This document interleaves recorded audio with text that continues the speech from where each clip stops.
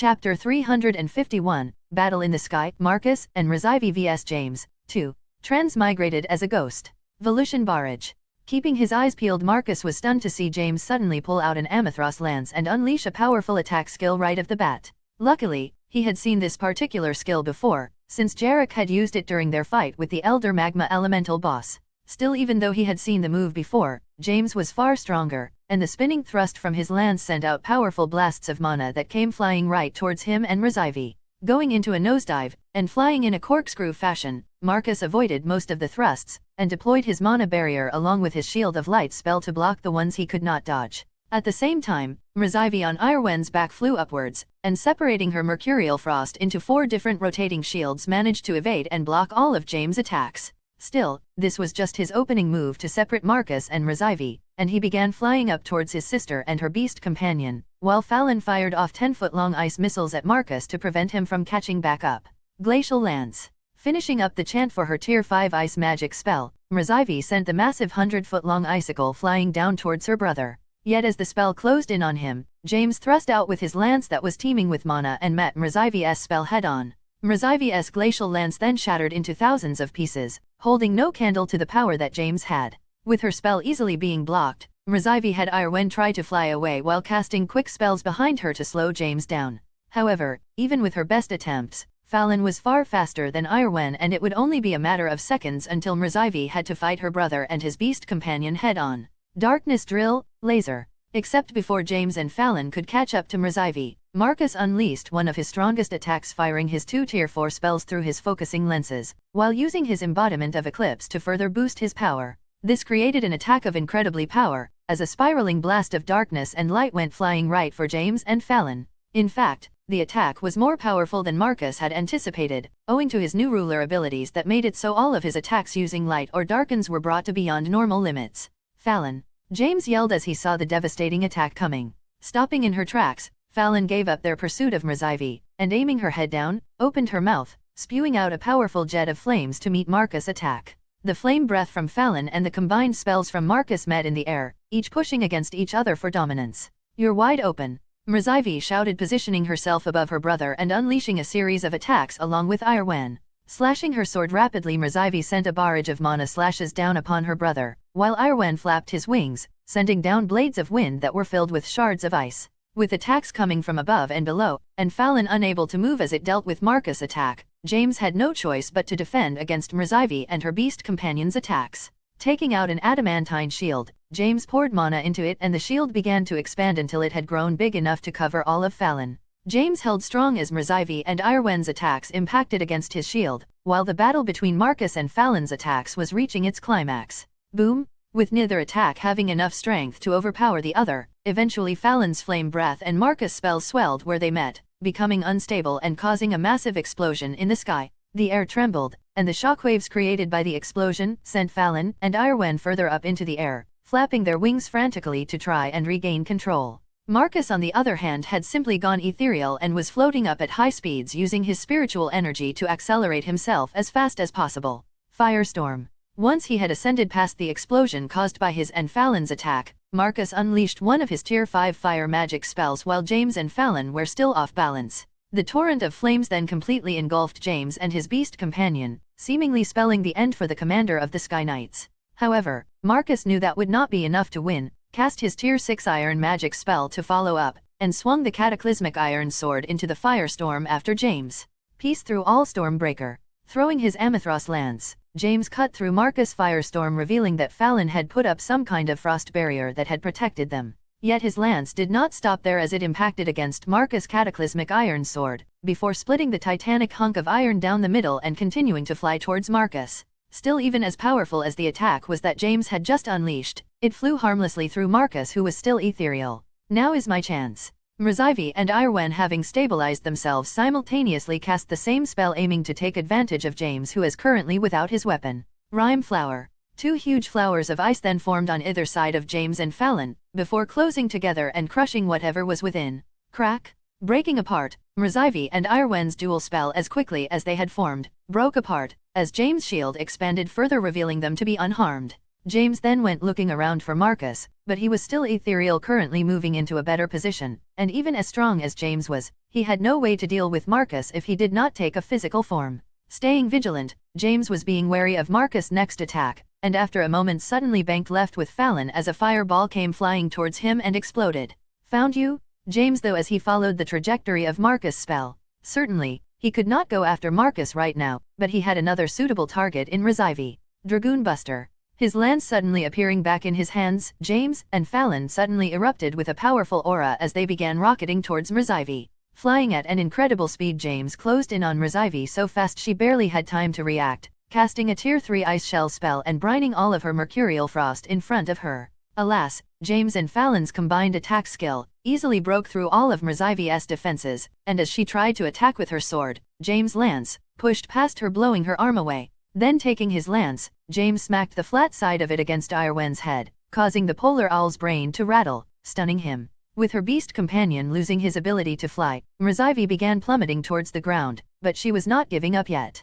Frigid Blast. Casting another Tier 5 ice magic spell, Mrzyvi swung her sword, channeling her spell through it, and sending it out infused with a mana slash. It was a powerful attack combining both her martial prowess and magic, and its timing was in perfect sync with Marcus. The two of them had kept up telepathic communications throughout the battle, allowing them to play off of each other and make openings. Yet as Mrzyvi's attack came from the front and Marcus from behind, James threw his adamantine shield behind him, and it expanded, blocking Marcus' combo Thunderbird and Flame Tiger strike spells. At the same time, he spun his lance around in a circular fashion, blowing away Mrzyvi's attack, before lunging forward and hitting her square in the stomach with the blunted end of his lance. Off. Having the breath knocked out of her, Mrzyvi went flying backwards, losing her grip on Irwen, and going into a free fall without her beast companion. Luckily, before she had fallen too far, Marcus reappeared and grabbed her out of the sky, and at the same time had used his spectral arm to pick up Irwen and prevent him from falling any further. I win, James said, as his lance was held above his head, poised to be thrown down at Marcus with blistering speed. Seeing this, Marcus knew he had indeed lost. He had seen how fast James' lance could travel when thrown, and it would be impossible for him to fly out of the way. That left his only option to be to return to his ghost form, but then Mrzyvi would take the attack instead. Nodding his head, Marcus said, "You beat us, there is nothing more we can do." Good, knowing when to give up is also an important part of battle, James said, as he lowered his lance, and he and Fallon slowly floated down to the same level as Marcus. Chapter 352, After the battle and talking with James. Transmigrated as a ghost. Persistent healing. With Mrzyvi still in his arms after catching her, Marcus applied his Tier 4 healing magic spell to fix up the light injuries she had sustained. "Thanks Marcus, I am feeling better now. Would you mind bringing me back over to Irwen?" Mrzyvi said once her stomach stopped hurting. Nodding his head, Marcus flew over to Mrzyvi's beast companion that had now righted itself after being hit on the head by James. "I am sorry Mrzyvi, it appears that I am still lacking," Irwen said, sullen that it had fallen unconscious for a bit and allowed Mrzyvi to fall. "It could not be helped. My brother James is one of the strongest warriors in the kingdom, and Fallon is at the peak of the epic grade, nearly as strong as a legendary beast," Mrzyvi said to console her beast companion. She had honestly never expected to win, and just having been able to put up a good fight was enough for her. "I suppose we should head back now. It appears we have attracted quite the crowd," James said, looking down at the people that looked like a swarm of ants. Following James' gaze, Marcus could also see that a small crowd of people had exited the castle, naturally curious about the battle that had just raged high in the sky. The five of them then descended back towards the ground, and as they got closer, many of the people cheered for James. Of course, a majority of the spectators had been his own men, and the rest were off-duty guards or knights that had been resting. "That was an excellent battle, sir," one of the knights under James' command said, when James and Fallon touched back down on the ground. "Yes, it was. My little sister and her friend really put up quite the fight," James said, praising Marcus and Mrzyvi. James then waved his hand at the crowd, while having Fallon rear up, to put on a little show. Many of his men, and some of the guards and knights began chanting his name, showing how popular he was with them. "Looks like your brother is well liked," Marcus said to Mrzyvi, as they landed down, and garnered almost no attention. "It only makes sense, he is known as one of the pillars that protects the kingdom." After they landed, James, Marcus, and Mrzyvi answered some of the questions that were posed towards them, and generally talked to those that had spectated their battle. Many of them were curious as to why they had suddenly taken to the air and fought, but once James had explained everything, all of his men nodded their heads, and looked expectantly at Mrzyvi and Marcus. "So, what did you think? Was it not fun to fight hand in hand with your beast companion, while flying high in the air?" James said, still hoping to coax Mrzivie to join him. Still, even though that battle had been informative, and Mrzivie could not say she disliked fighting while flying on top of Irwen, she had no intention of joining her brother. Sorry James, but I already have my path. Hearing Mrzivie's reply, James clicked his tongue, and his fellow Sky Knights also seemed disappointed to not have Mrzivie joining them. Well, I already knew what your answer would be, but I at least had to try. Now why do we not find a more private place to talk? You said you visited the Crystal Caverns and wanted to talk about them, right? With that, James and Mrzivie said goodbye to the people that had come out to watch their battle, and along with Marcus they went back into the castle and found a private room. Now how was it? Was it as great as you imagined it would be? James said as he sat down on one of the couches in the room. It was actually even better than I had ever imagined, a sight truly to behold. In fact, we found something that even you did not discover. Mrzivie then told her brother about how in the musical crystal room, and how they discovered the secret that played a beautiful song and unlocked a hidden passageway. And at the end of that passageway was another beautiful room with a shrine in it, that was actually a huge musical instrument. It was completely unexpected, but after we looked around and saw no one was home, we decided to have our lunch there. Mrzivie said, a bright smile on her face as she remembered the experience that ranked as one of the best in her life. However, what happened next in the story brought the mood down a bit as she told her brother about how they were attacked and then subsequently met a great spirit. Sorry that you ran into such a dangerous creature. When we were down there, we did not find anything of the sort, but I suppose that an intelligent monster of that level would know better than to attack an entire squadron of knights. James said, some regret on his face that he had been the cause for his sister to face extreme danger. No, it is fine. We pulled through somehow and got lucky that the great spirit Raisha showed up. Oh, but that is not all. It turned out that great-grandmother Era had been tailing us the entire time. Mrzivie then finished up retelling the rest of their adventure, though she did leave out the part where she kissed Marcus. I see, it sounds like the two of you had a good time. Maybe one of these days we can go there all together and really explore the place. We only scratched the surface, and who knows how deep it really goes. Ha, yeah right, with how busy you are I doubt we will ever find the time that. Mrzivie said, knowing that it would pretty much be impossible for her brother to get away for that long. Ah, never say never. One day we can get together with all of our siblings and go down together and make it a huge retreat. Hearing this, Mrzivie started laughing louder, since it would be difficult enough just for James to go, but all of them was a pipe dream so impossible she knew it would never happen, especially since there was bad blood between many of their siblings. How about we try to keep it down to just you? At some point that may at least be possible. Okay, it sounds like a plan. How about next spring? I will take some time off then once winter is over and things are less hectic. James said, surprising Mrzivie that he was actually making concrete plans. Are you sure? What about the Sky Knights? Will they be fine without you for so long? Yeah, I have not had a proper vacation in over a decade. Next spring, I will definitely take some time off. The Knights and the Kingdom can make do without me for a couple of months. After saying that, James and Mrzivie got to making plans, and when all things were set, the two of them had decided to go and delve into depths of the Crystal Caverns 1 month after the last snow had melted. Now is my chance. Marcus thought, seeing that Mrzivie and James had finished up their conversation. James, I hope you do not mind my asking, but what level are you? Naturally, Marcus had grown curious, and seeing as how his beast companion was level 57, he figured James must be even stronger. I suppose if you know it is not a big deal. Just do not go spreading it around, alright? Nodding his head, Marcus agreed to not spread James' level around, and it was not like he had any reason to anyway. I happen to be level 64. James said with a look of pride. He had worked hard to reach this level, and not many people would ever make it to the same or even higher level. In fact, the number of people that were around as strong or stronger than him, numbered in only the several dozen within the entire kingdom. That is pretty impressive. Only 10 levels under Theban. Marcus said, showing admiration for the strength that James had received. Only 10 levels, you say? The higher you got, more those 10 levels make more of a difference. I would prefer it if you did not compare me to an old monster like Theban or my great-grandmother. They are still in a realm far from where I am currently. James said, not wanting to be put in the same league as Theban or Arya. Okay, I understand. Oh, but there is one more thing.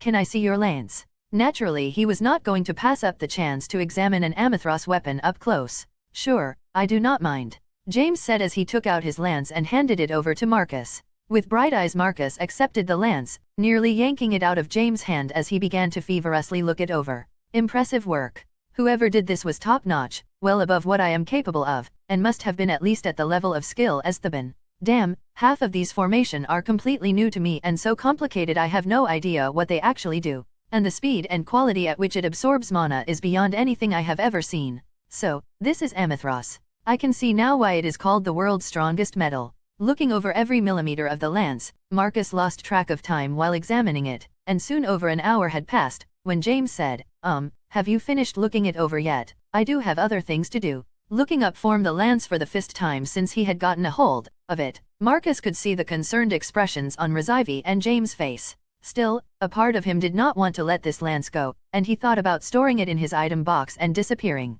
However, he knew that this action would be beyond stupid, since it would not only ruin his relationship with the kingdom, but Rzyvi as well. Here you go and thank you for letting me look it over. It certainly is a masterpiece, well beyond anything I could create right now, Marcus said as he handed it back to James. Yeah, it is one of the royal family's treasures.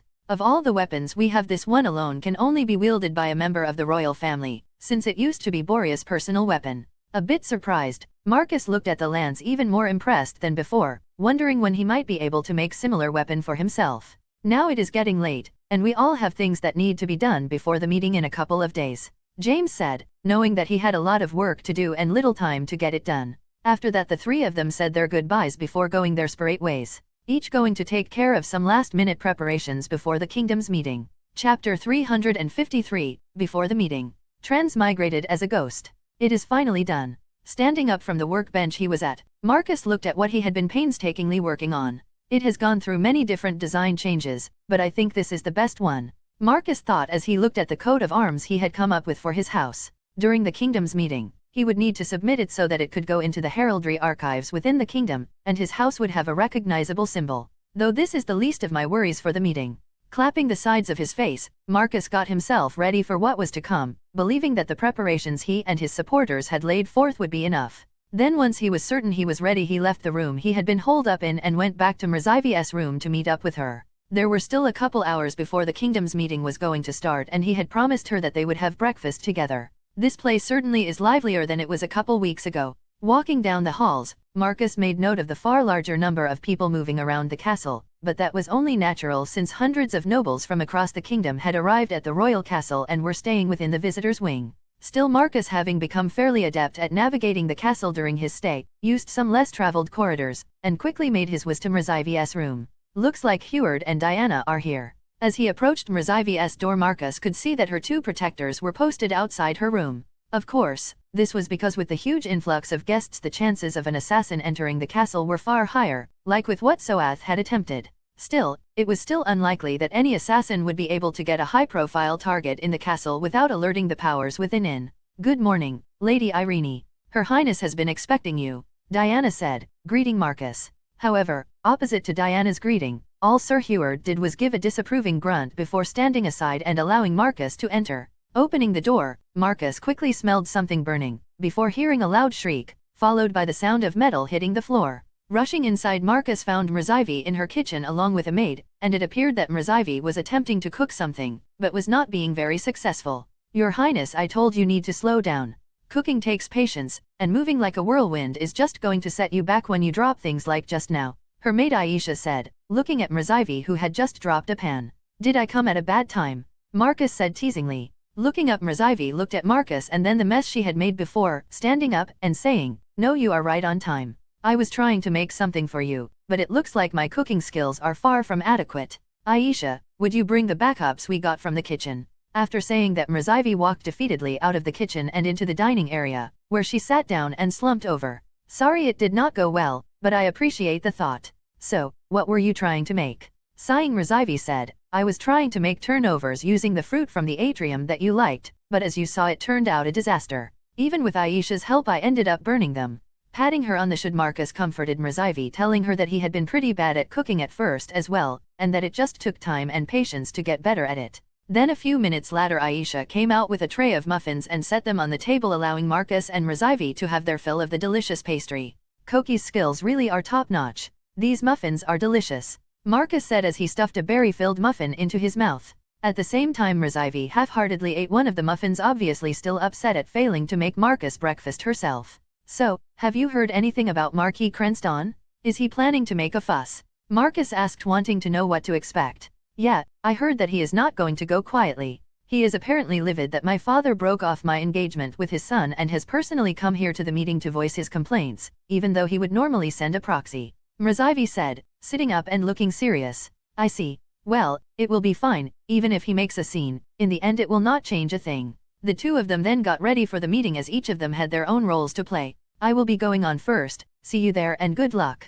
Marcus said, giving Mrozaivi a hug before leaving. After that he exited her room and began heading towards the Great Hall where the meeting would take place. Whoa! Entering into the Great Hall, Marcus could see that the once empty room he had seen when he first arrived was no more, and chairs, tables, and all manner of furniture were plentifully distributed throughout the room. And along with the furniture was a sea of nobles, many talking amongst each other, some having taken their places and sitting quietly waiting for the meeting to begin, and others having made it over to the refreshment area where they were enjoying what the kingdom had to offer. Ah, there they are. Spotting his friends, Marcus began navigating through the crowd, and soon made it to his targets. Adriana, Clarissa, it is good to see you here, Marcus said, walking up to his two friends. Turning around, the two of them smiled when they saw Marcus and waved him over, saying, Irene, it has been too long, come over here and we can catch up. Integrating himself into the group that Clarissa and Adriana were a part of, Marcus quickly noticed that some of the young knights he had taught a lesson to were there as well, and when they saw Marcus some of them shuddered.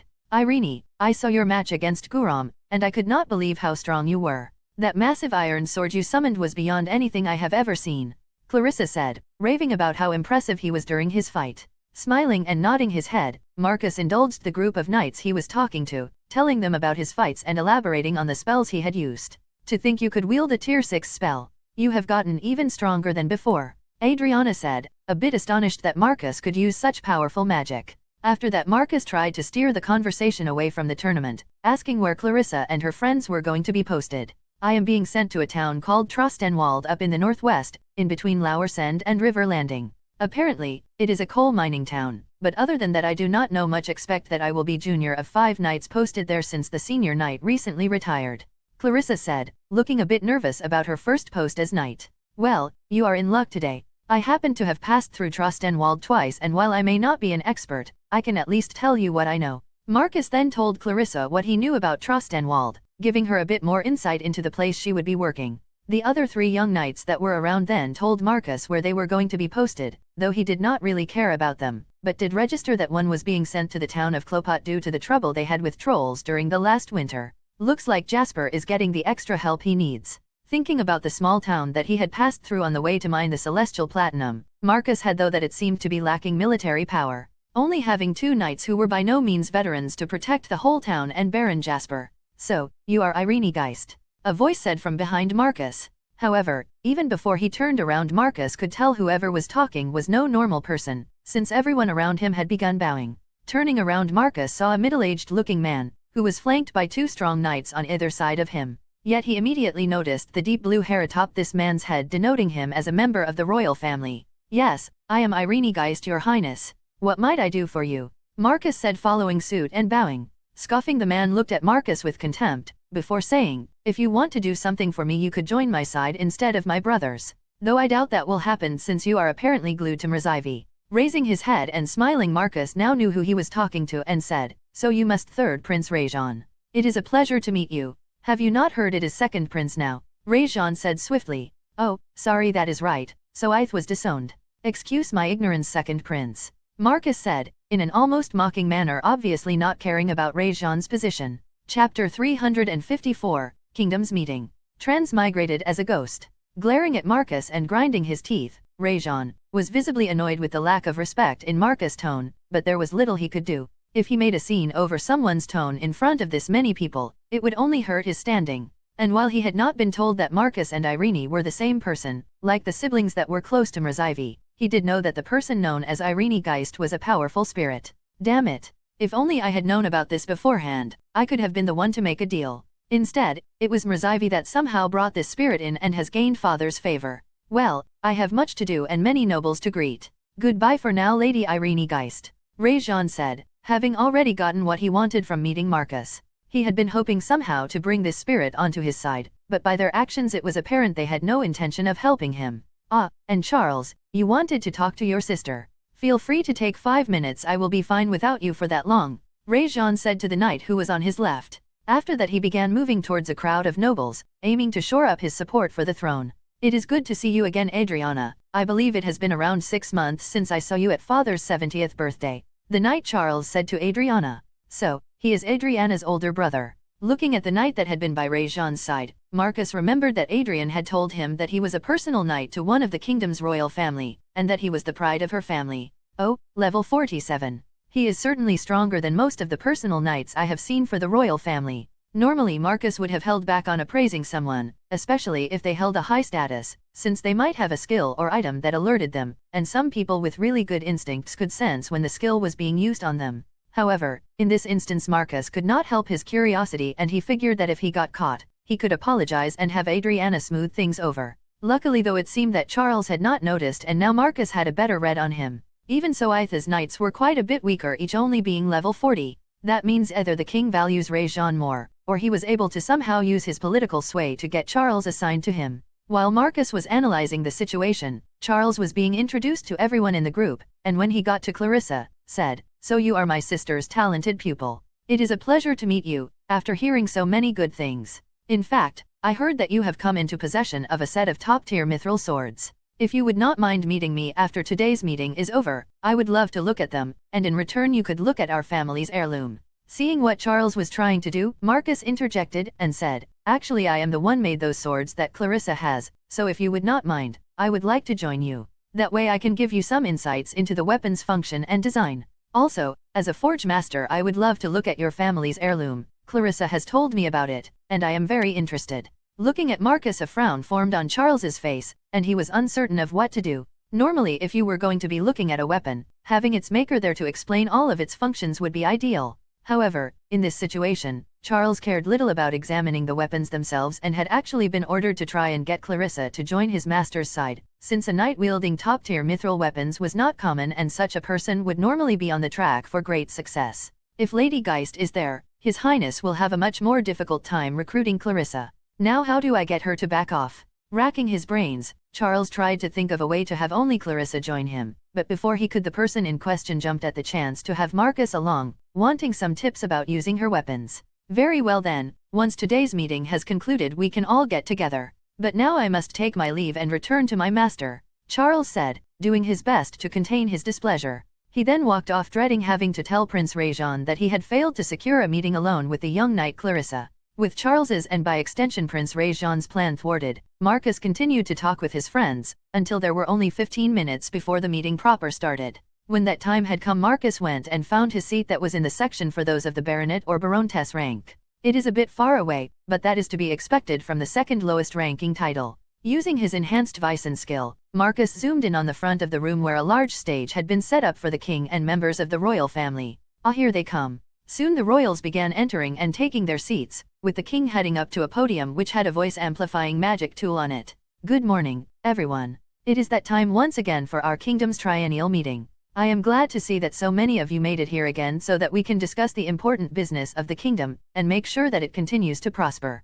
Now without further ado, let us get started." After saying that, the king pulled out a device Marcus had seen once before when he received his title of baroness. Except, well, unlike the one that Viceroy of River Landing had, the device in the king's hand was much more refined looking and had a gold pattern on it that formed a crown.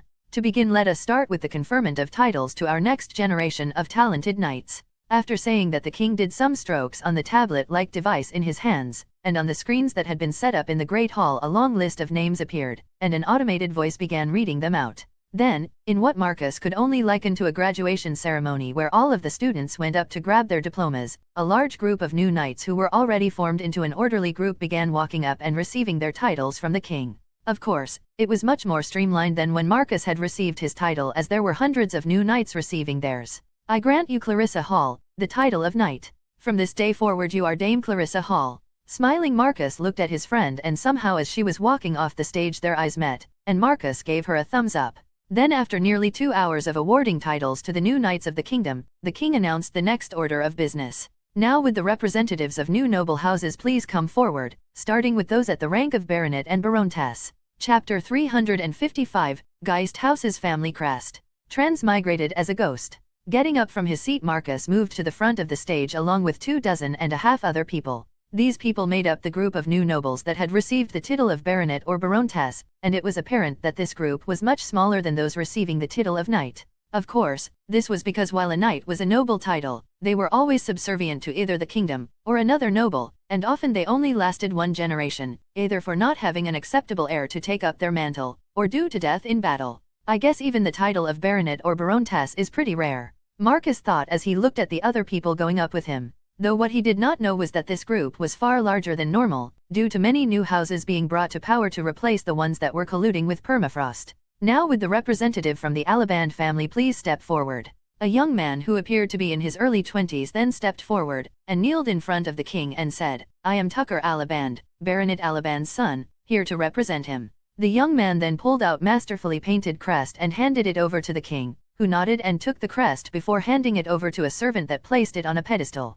After that the crest appeared on the screens that had been set up, allowing everyone in the room to see it. "As king, I now confirm the Alaband house's title of baronet. May you serve the kingdom well and prosper." Standing up, Tucker Alaband gave one last bow to the king before going back to his place and waiting for the rest of the baronet-ranked houses to go. One by one the new baronet and baroness houses had their family crests entered into the kingdom's archives, and each one of them was confirmed by the king. Of course, this was just a ceremonial confirmation, as the titles had already been awarded, but the less every new noble baronet or above had to be confirmed by the king. Would the representative of the Geist family please come forward? With his turn finally up, Marcus moved up in front of the king and like everyone else kneeled down, though he did give the king a knowing smile beforehand. "I am Baroness Irene Geist here to represent my family," Marcus said as he pulled out the family crest he had designed and made. However, unlike all of the others that were paintings or drawings, Marcus had made his out of metal. Taking the metal crest, the king raised an eyebrow when he saw what it was, but quickly regained his composure and handed it off so that the emblem could be displayed so that the other nobles could make a record of it.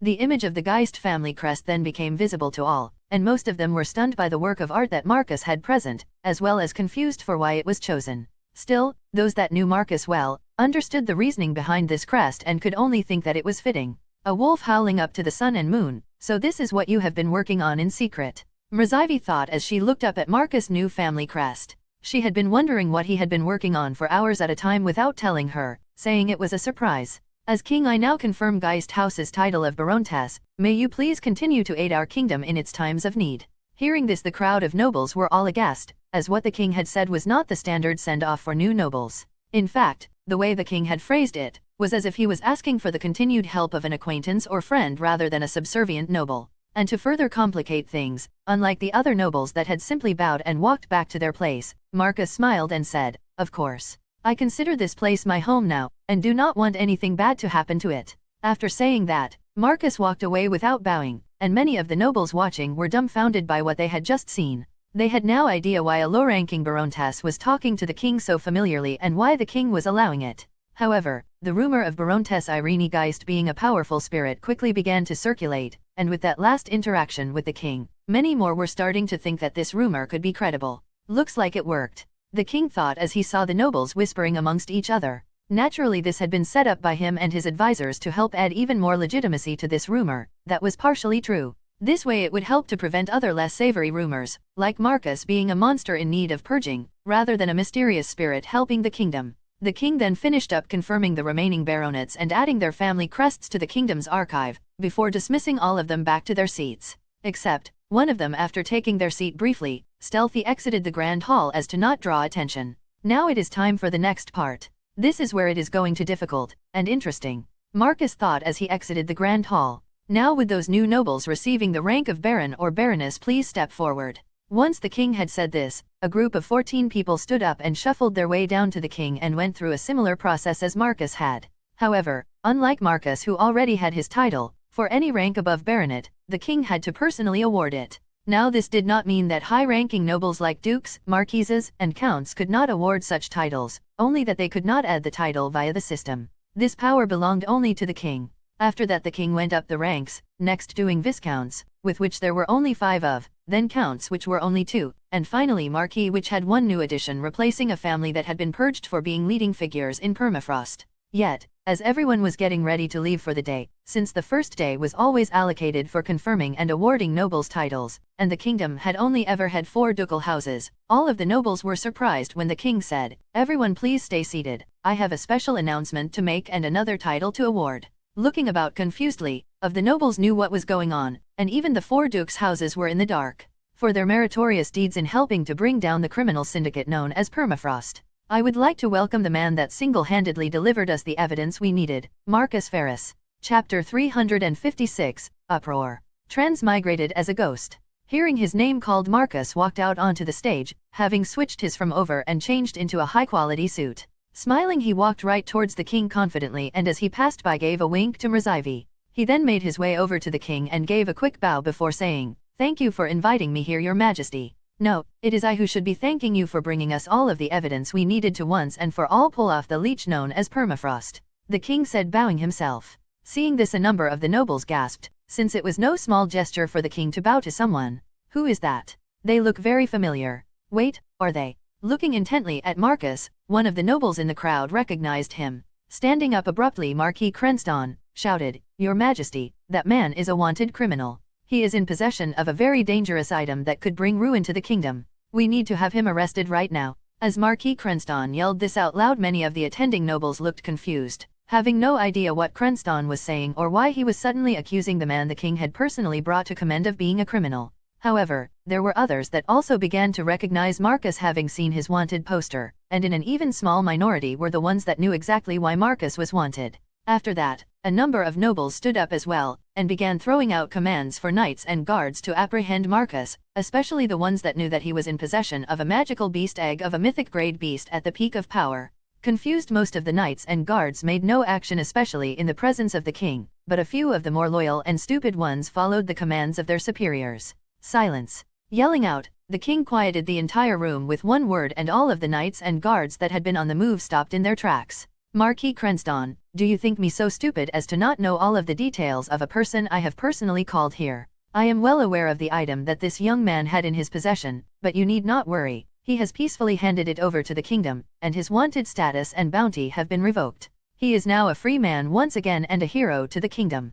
His help was invaluable for bringing down Permafrost, not to mention that he has in the past saved my daughter's life. After saying this, the king looked at Marquis Crenston sternly, telling him to back down, but to his surprise the Marquis remained standing and said, "Your Majesty, while I would normally not question you, in this case the security of the entire kingdom is at stake. That man Marcus Ferris was in possession of a mythic grade magical beast egg of the highest caliber, and I know that he had successfully formed a mutual seal with it. Even if you say he has handed it over, that means that it still exists and could one day destroy the kingdom. I ask that the egg, or if it has hatched the creature within, be brought before us and destroyed." Stating his demands, Marquis Crenston did not seem to be willing to back down, and following him a number of nobles stood up, some being afraid of a coming disaster brought on by a calamitous beast, others not wanting the royal family to gain the power of this beast, and finally some that were simply followers of those already standing. Clap!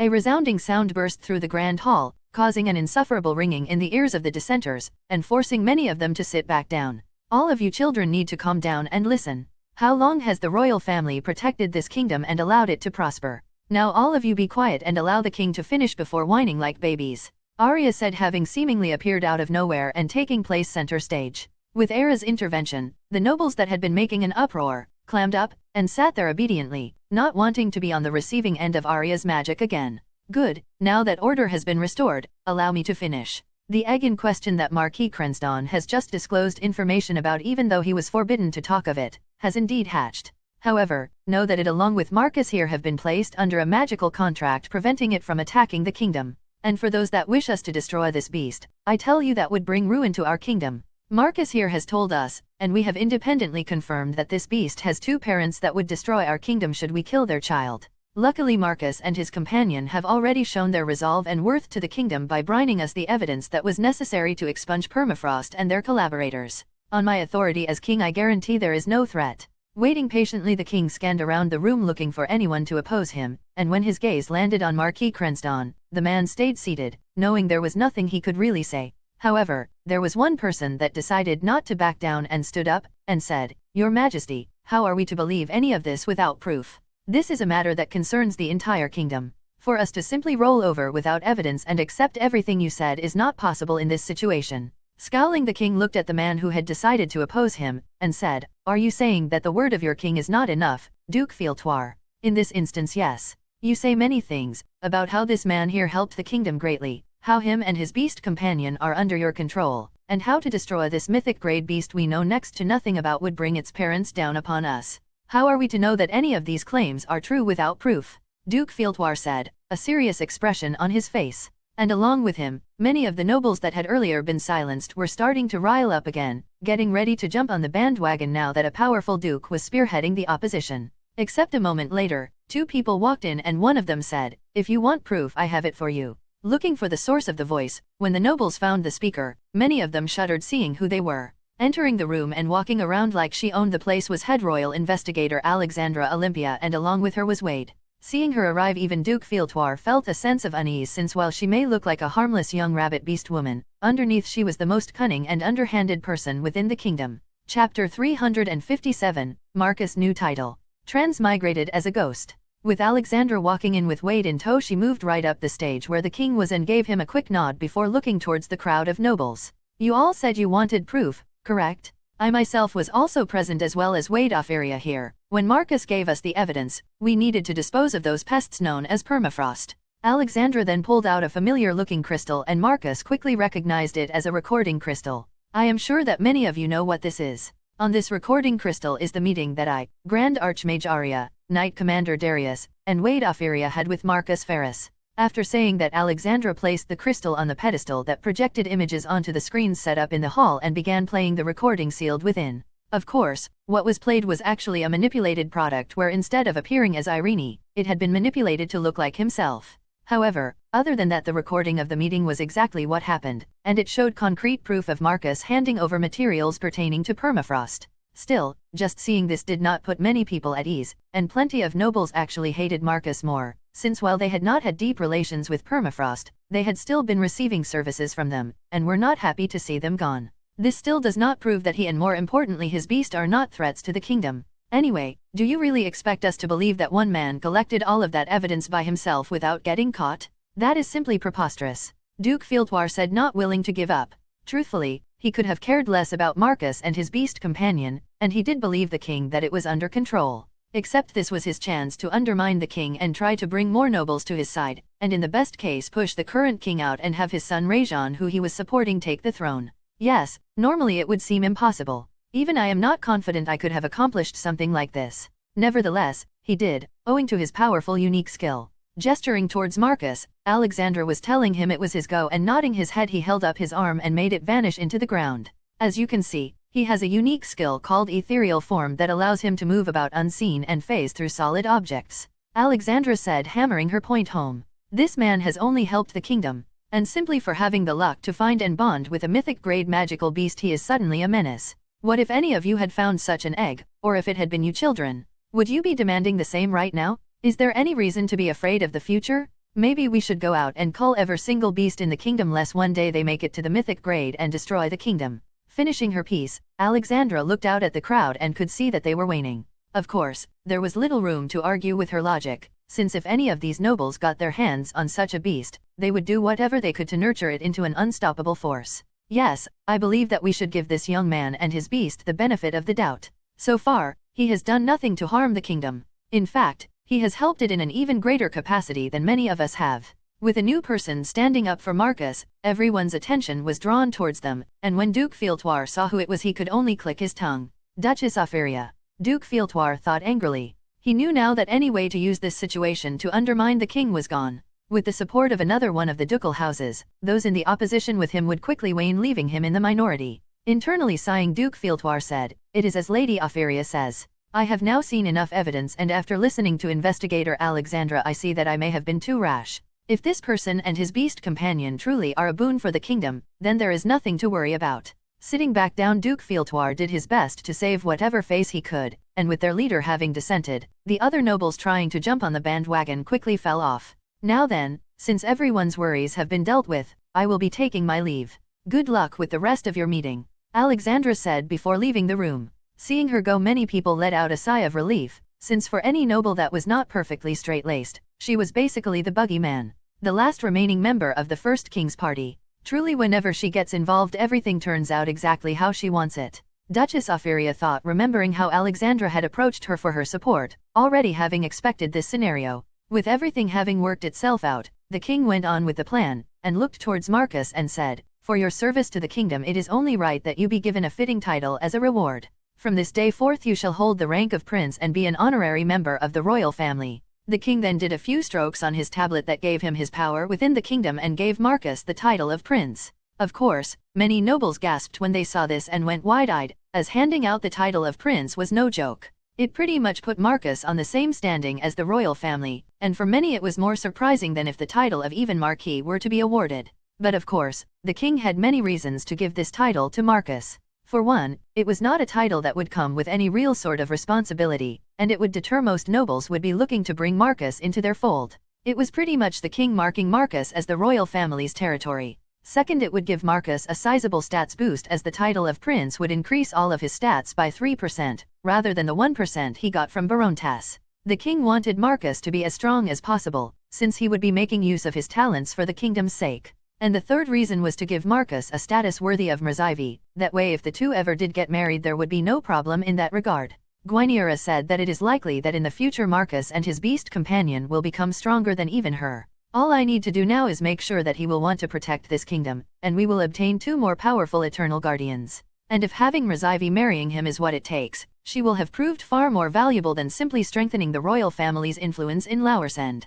The king thought with a smile. His first goal would always be the safety of the kingdom. And Marcus' strength was already high, but his potential could one day make him an unstoppable force. After receiving this new title, Marcus bowed towards the king and said, "Thank you, Your Majesty. It is an honor to receive this title and your praise. I will make sure to meet your expectations and live up to your standards." Raising his head, Marcus looked out towards the crowd of nobles, seeing that most of them still had confused expressions. Though some had greed in their eyes, seeing Marcus as a possible means for political gain, while others were already plotting his death for being the key player in taking down Permafrost. For them he had ruined their businesses, or they were no longer able to enjoy certain products that were deemed illegal, now that their suppliers were gone.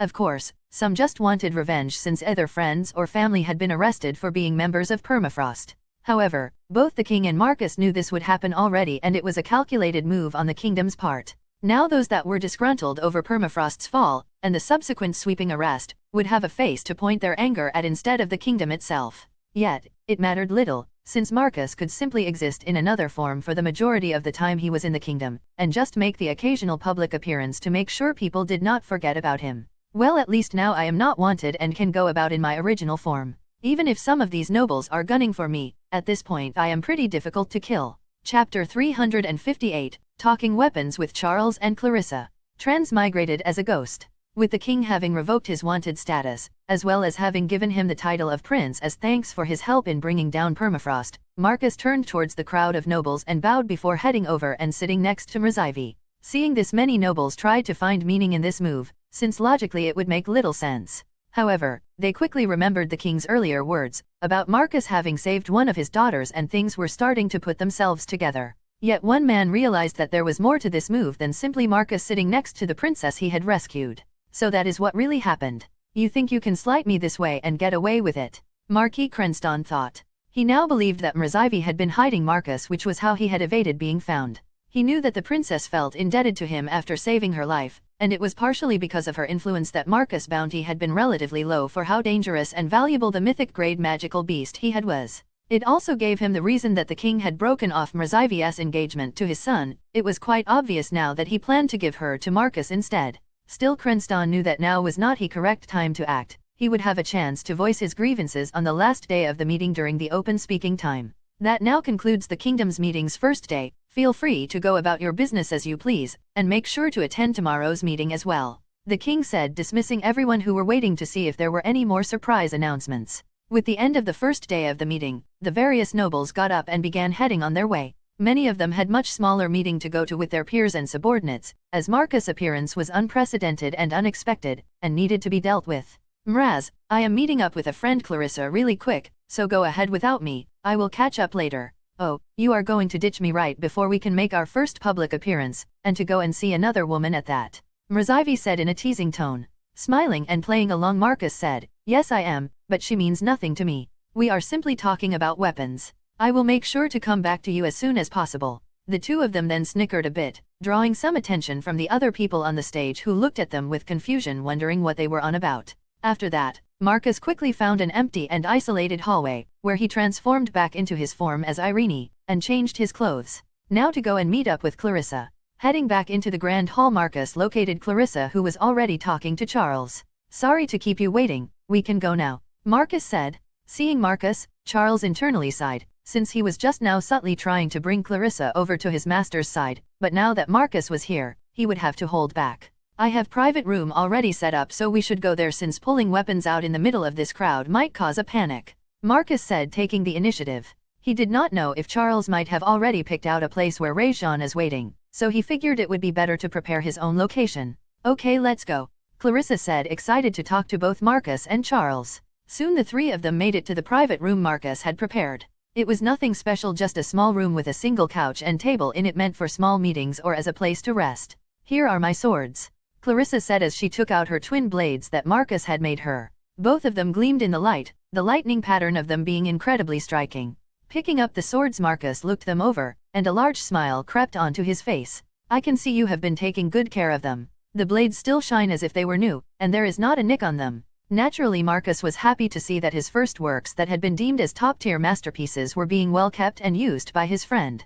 "Lady Geist, may I see them as well?" Charles said, not wanting to be left out when he was the one who proposed this gathering in the first place. "Sure," Marcus said, handing over the two swords. Looking them over, Charles was impressed by them, and even though he was not a forge master like Marcus, he still knew enough to recognize that the two blades were full of powerful enchantments. "These swords are full of complex formations I hardly understand, and some seem to be dual enchantments that work only when the two swords are used together. It appears that her value is not only in her combat strength but also her ability to make weapons." As he examined the two swords Marcus had made, Charles wished more and more that his master could somehow get him on his side. Not only had Marcus proved himself a force to be reckoned with during the tournament, but he was also a forge master of a high caliber. "So, when are we going to get to see the Harthen family heirloom?" Marcus said. "Oh yes, excuse me, I got caught up in looking at these two swords." After saying that, Charles pulled out an exquisite-looking bow that had a fireworks-like pattern all over it. However, this was not a run-of-the-mill bow, as its limbs were bladed, obviously meant for close combat.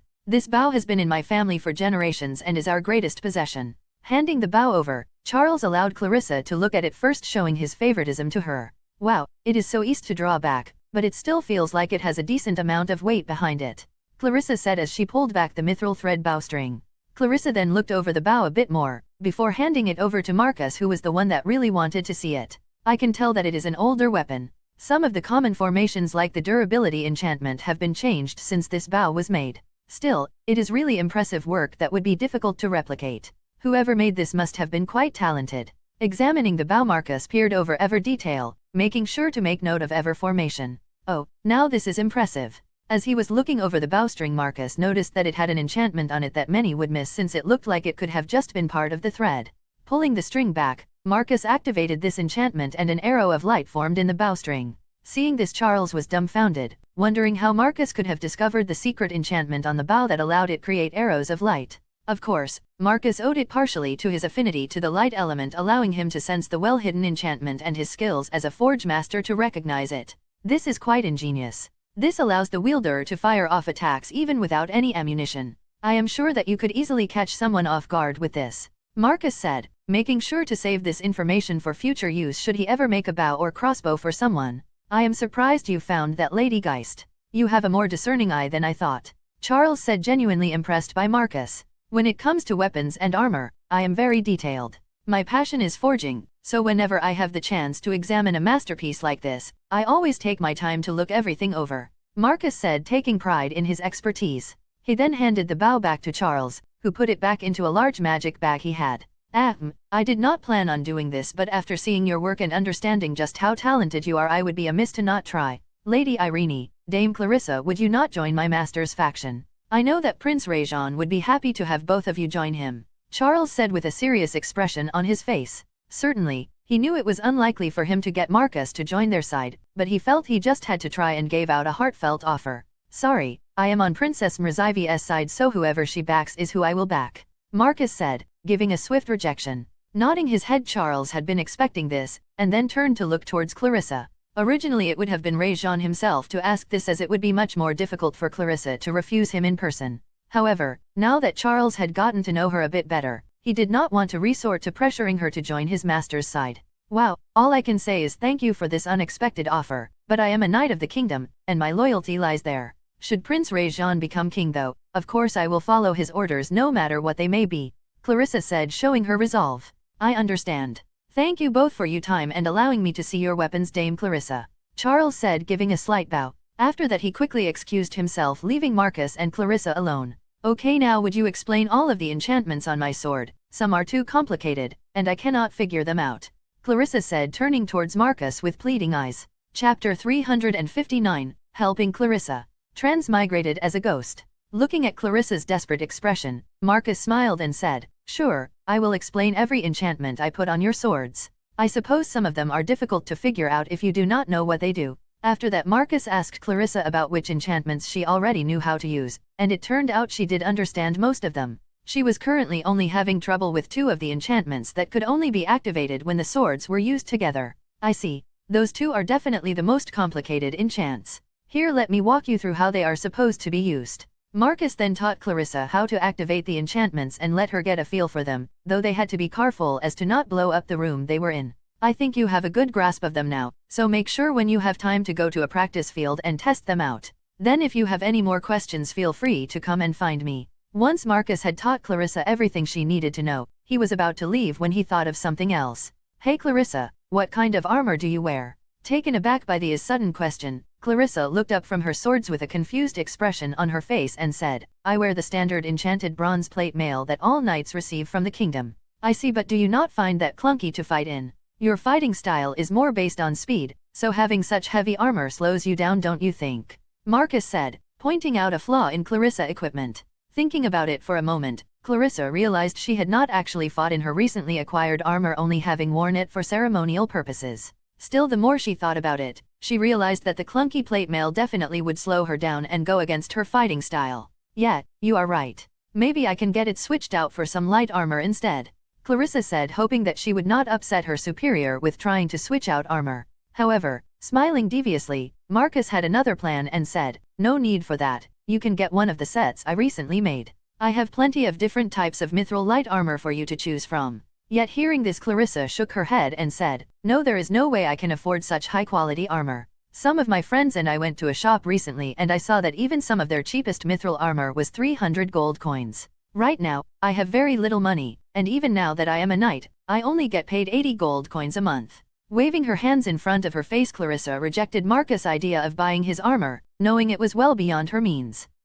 Even as a knight she does not got paid very much. Well, I guess it actually is a decent sum considering most places you can survive even with just a few dozen silver for a year if you are frugal. She is also a new knight, so she will probably make more as her years of service and level increase. Still, even though Clarissa made 80 gold a month, Marcus knew that it was not really enough to afford his armor unless she saved up everything for a year, and even then, it would still not be one of his better works. I understand, but you are my friend, so I can give you a discount, and just charge you for materials, and not aim for a profit.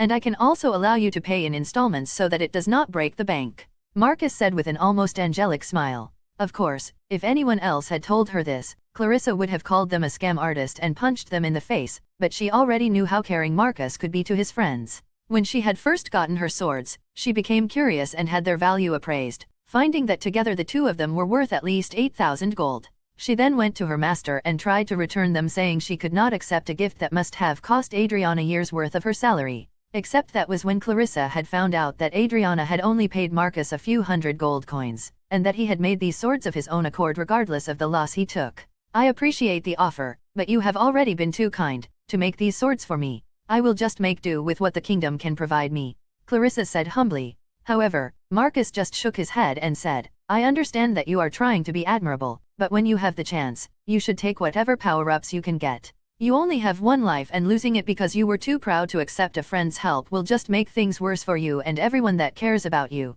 Staring sternly at Clarissa, Marcus was trying to wear her down into accepting his offer. He had already lost friends before, and he did not want it to happen again if possible. Okay, I will accept your help, but you must let me pay you the correct amount even if it takes me years. I do not want to feel like I did not earn what I have, Clarissa said resolutely. Got it. So once the kingdom's meeting is over, we will go to the Blazegram Forges shop, and you can pick out one of the sets of armor I made.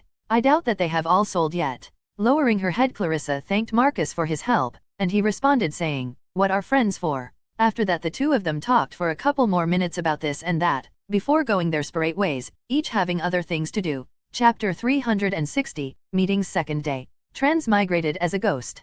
Having finished up his gathering with Clarissa and Charles, Marcus headed back to Mrziv's room. Except when he arrived, he found an unexpected group had gathered there. Among them were all of the princes and princesses in the same faction as Mrzivi, and it seemed they were having an intense discussion. A perfect timing, Marcus. We have some last-minute details to iron out, Frostein said as he entered. Sitting down, Marcus listened to what they had to say, and nodded along. So, at tomorrow's reception after the meeting you will go around with Mrzivi and myself, and we will introduce you to the nobles on my side. That way everyone will know where your allegiance lies. Understood, Marcus said. He knew that Frostein wanted to show him off as the mysterious new honorary prince the king surprised everyone with. This would tell all of the nobles that Marcus, who seemed to have won the current king's favor, was supporting Frostein to be the next monarch. We may drive a few nobles away that hate you for bringing down permafrost, but your mysterious allure will bring plenty more forward. Oh, and Mrzivi, I recommend you stay close by, you know how shrewd those nobles can be.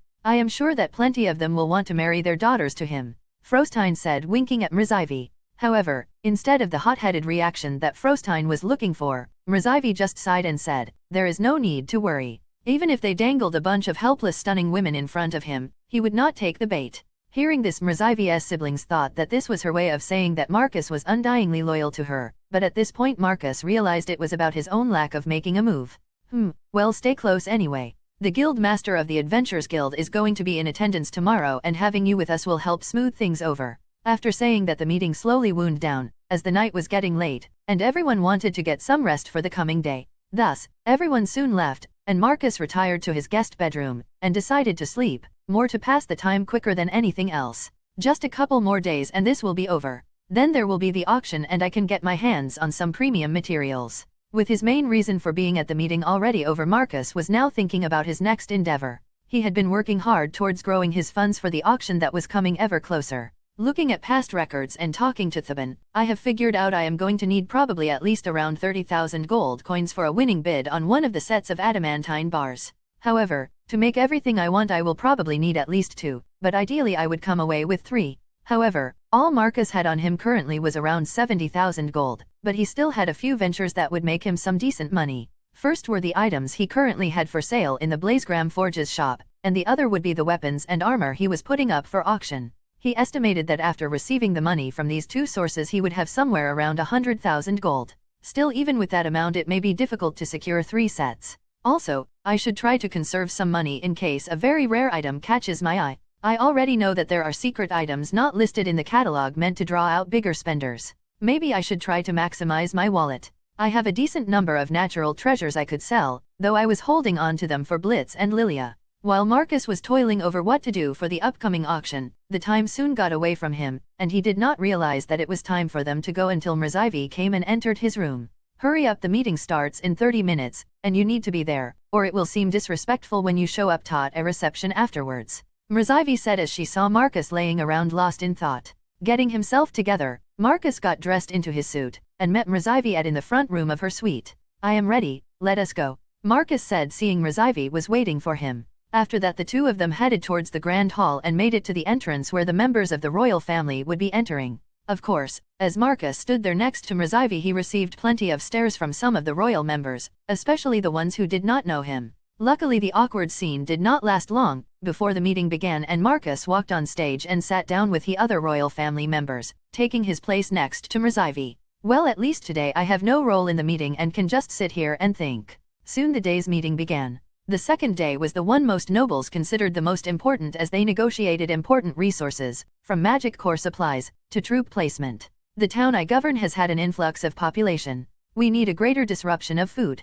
Wait, just because the city my family governs has not been attacked in 30 years does not mean we need less cores. We demand that we receive our share. What would we do if a monster or beast rampage happened? River Landing recently had to defend against a massive siege from an ice ant colony. The town was nearly overrun because our defenses are not up to par. We may be situated far in the north and are not threatened by the kingdom to the south, but this recent event goes to show we are far too underprotected. The Great Gome Woods is teeming with powerful beasts and monster within its depths. and while it may not be common for any of them to come down to River Landing, this recent incident shows just how vulnerable we are. Discourse along these lines continued for hours as the nobles argued about what resources they needed, or about who was paying more or less taxes. Certainly, the royal family, who was the heart of the kingdom, did their best, but in the end, there are always limited resources even for a prosperous kingdom, and some territories were upset about how little they had received. Ah hey. Letting out a big yawn, Marcus could care less about what was going on. Even though he was a noble, he had no territory of his own and had no need to receive any sort of resources from the kingdom. Still, he did get a good kick out of watching the Viceroy of Lauersend, Marquis Crenston, squirm as troops, magic cores, and food supplies were diverted away from his city. This came from a two-pronged problem, one from the mass exodus from when the giant beam of light and darkness hit Marcus and scared a number of people away from the city, and the other came from allocating more resources to River Landing. That was the first major settlement in between the kingdom and the wilds to the north. Eventually the day's meeting came to a close as the allocation of resource had been settled, leaving some nobles satisfied while others were steaming. And with the second day's end came a reception where people could talk amongst each other and enjoy the hospitality of the royal castle. Chapter 361, Reception. Transmigrated as a ghost. With the second day's meeting over, the nobles and royals in attendance began making their way out of Grand Hall and to their respective destinations. Some had small meeting to attend, others simply wanted to go and rest after the long day, but most were heading to the reception that was being held. And along with those, majority of people was Marcus, being dragged along by Frostein's group. This was their time to show off Marcus as supporting them, and it was also his first public appearance. Well, his first as himself. This is going to be a pain, but I will have to make it through. At the very least I can finally be myself again, Marcus thought as he entered into the reception hall. Immediately his group, that consisted of the royal siblings that were supporting Frostein, were assaulted by nobles of all sorts trying to talk to them, and especially find out more about Marcus. This went on for quite a while, and Marcus was pretty much paraded around the reception to make the acquaintance of the nobles that had thrown their support towards Frostein. However, not all of their encounters were completely cordial, as eventually Marquis Crenston came over to them, a glass of wine in his hand and his face red. "You seem to be enjoying yourself, Prince Ferris. To think that you would have a beautiful princess on either side of you. You must be a truly blessed individual," Crenston said, not hiding the displeasure in his tone. Sighing, Marcus put on a fake smile and looked at the pest that had just appeared and said, "Sorry, I do not believe we have met before. I am indeed Prince Ferris, and who might you be?" A vein bulging on his forehead, it was obvious that Marquis Crenston was livid to see Marcus pretend not to know who he was, when he had stolen away his son's fiancée. "You know damn well who I am. I know that you were scheming with her, and somehow got the king to break of her engagement with my son," Crenston said, pointing a finger at Mrzivy and practically frothing at the mouth. His anger had been stewing inside him ever since he got the message from the king that Mrzivy would not be marrying his son. And now that alcohol had lessened his inhibitions and the objects of his fury were right in front of him, he had lost control. Still, his outbursts were not winning him and sympathy from anyone, as every noble knew that this was not the time or place to voice grievances such as these. "Oh, I see you must be Marquis Crenston. Yes, Mrzivy did tell me she was to be engaged, but that she convinced her father that her talents would be suited better elsewhere than being some no-names trophy," Marcus said, an innocent smile on his face, not admitting to being involved in any way. At this, Crenston lost it and lunged at Marcus. He was already on edge from losing so many resources normally sent to his territory, and he knew he was now going to have less money to fuel his lavish lifestyle. This, along with the broken engagement, were enough to already have him livid, but Marcus' commits were the straw that broke the camel's back, and the alcohol in his system prevented his better judgment. Except even as Crenston lunged at him, Marcus made no move. He had already collected some information on Marquis Crenston and knew he was only level 27, and that he was by no means a fighter. His level had been attained by having his knights subdue monsters for him to kill, giving him an inflated level that did not actually represent his actual strength. So, as Crenston slammed into Marcus, he just stood there like a rock, and the Marquis bounced off him in an almost cartoonish manner. "Are you okay there, Marquis Crenston? It seems that you have tripped," Marcus said, not even acknowledging that he had attacked him. Shakily standing back up, Crenston looked at Marcus angrily, trying to think what to do next, when a hand appeared on his shoulder. "Marquis Crenston, are you doing all right? It appears that you took a nasty fall there." Looking back at this newcomer, Marquis Crenston notices that it was Duke Fieltoir, and his face went pale. He and the Duke were in the same faction, and Duke Fieltoir was the leader of it, and not a man to upset. Coming to his senses a bit, Marquis Crenston nodded his head and excused himself, fear of Duke Fieltoir overcoming his anger. "It appears that the Marquis has had a bit too much to drink. Allow me to apologize on his behalf," Duke Fieltwar said, to Marcus, Mrzyvi, and Frostine. After that he quickly left himself, catching up to Marquis Crenston and making sure he did not embarrass himself again. Well, that was certainly odd and unexpected, Frostine said. Nodding their heads, Marcus and Mrzyvi could only agree but decided to just leave it be, as there was nothing the Crenston could really do at this point. After that they continued moving around the reception talking to different nobles either to solidify or gain support. Oh, there he is, Frostine said, spotting the guild master of the Adventurers Guild main branch within the royal capital. Meeting with him today was one of her main goals as she wanted to foster a good relationship with him. Looks like we have found him at the right time too. He seems pretty happy talking to Knight Commander Darius, Mrzyvi said, seeing that the two of them were talking together like old friends. The three of them then approached the duo whose statuses kept most people from coming near, and Frostine said, "Hello Knight Commander Darius, and Guild Master Leonard, it is good to see the two of you again." Turning towards Frostine, both of them smiled and Darius gave a slight bow before he said, "It is good to see you as well, Princess. Did you need something from me?" "Oh no, it just seemed that the two of you were having a lively conversation, and I had not greeted either of you yet. So, what were the two of you talking so excitedly about?" Frostine said, integrating herself into the conversation. Darius then nodded towards Leonard, urging him to continue the conversation. "Oh, we were just talking about some of our past encounters together. I believe we had just started talking about when we battled that ice behemoth that went on a rampage some 20 years ago. Maybe you heard about that, Princess Frostine." Nodding her head, Princess Frostine definitely remembered it since she had been a young teenager when it had happened, and it had caused quite the uproar in the kingdom. "Oh yes, I recall that event. It was quite terrifying to hear that a small town in the eastern part of the kingdom had been completely leveled by a terrifying monster. Luckily the two of you spearheaded an assault against it, Darius leading the kingdom's troops and Guild Master Leonard bringing in reinforcements from the Adventurers Guild. And if I remember correctly, after it was defeated it was not long before you were given the title of Knight Commander. That is sort of what happened, though the records certainly do not say how close we were to all being wiped out. I mean, when a level 73 monster goes on a rampage it can be difficult to stop," Leonard said, laughing as he remembered the experience. "Yes, if it weren't for Popsco wrestling with it for a couple minutes while we recovered our strength for one last attack, I am sure we would have been finished," Darius said with a nostalgic look. "There you go again talking on about that big bear of yours. Yes, he is an impressive beast, but at the end of the day he was not even able to put a scratch on that ice behemoth, and only held out for so long because of his heavy resistance to cold and bludgeoning attacks." Yet as the two of them seemed ready to gear up for a long argument about the usefulness of the Knight Commander's beast companion, Frostine cleared her throat to get their attention and said, "I almost forgot. I need to introduce my sister and her friend to you, Guildmaster Leonard.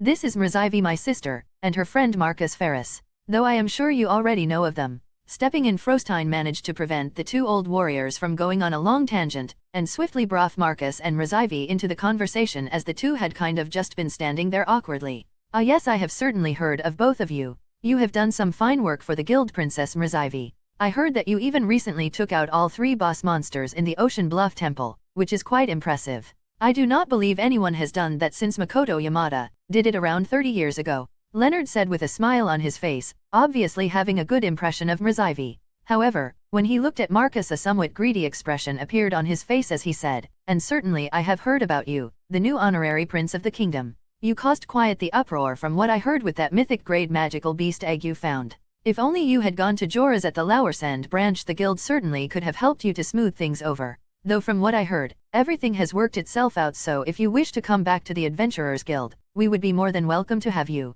Chapter 362, Reception's End. Transmigrated as a ghost. Once Guild Master Leonard finished giving his not-so-veiled recruitment offer to Marcus, he looked expectantly waiting for his answer. Of course, Marcus felt little need to join back up with the Adventurers Guild as himself, since his persona as Irene was a higher rank, and would draw less attention. Also, Marcus could tell that a major reason that Leonard was showing such an interest in him was more towards Roxine than himself. Yeah, right, if I had gone to Jora's and tried to get the guild's protection, at best they would have taken her away, and at worst, I would have been shoved in a weighted barrel and tossed into the middle of the sea, Marcus thought after hearing what Leonard had to say. Certainly, for the most part the guild was an above-board organization, but they still crave power above all else, hence why their strongest members basically become citizens of the guild rather than wherever they originated from. So, Marcus was certain that they would have much rather taken Roxine away from him and given her to one of their leading members than help him out. "Thank you for the offer, but as much as I enjoyed my short time as an adventurer, I have other endeavors to work on right now. Maybe in the future I might jump back into it again." Politely refusing Leonard's offer, Marcus made sure to leave the possibility of a future return since he knew that Frostein was trying to foster good relations with the guild and by extension Leonard. I see, I suppose that is understandable, Leonard said, looking slightly disappointed. After that the five of them continued conversing mostly about perilous encounters and adventures they had experienced, until Frostein said, Guild Master Leonard, you have been in charge of the Adventurers Guild in our kingdom for nearly 10 years now, and I am sure that you are aware that my father intends to abdicate within 5 years. I know this may be forward of me, but would you and by extension the guild give me your support? Having beaten around the bush long enough, Frostein felt the time was right to just come out and ask, knowing that like most adventurers Leonard had a straightforward personality.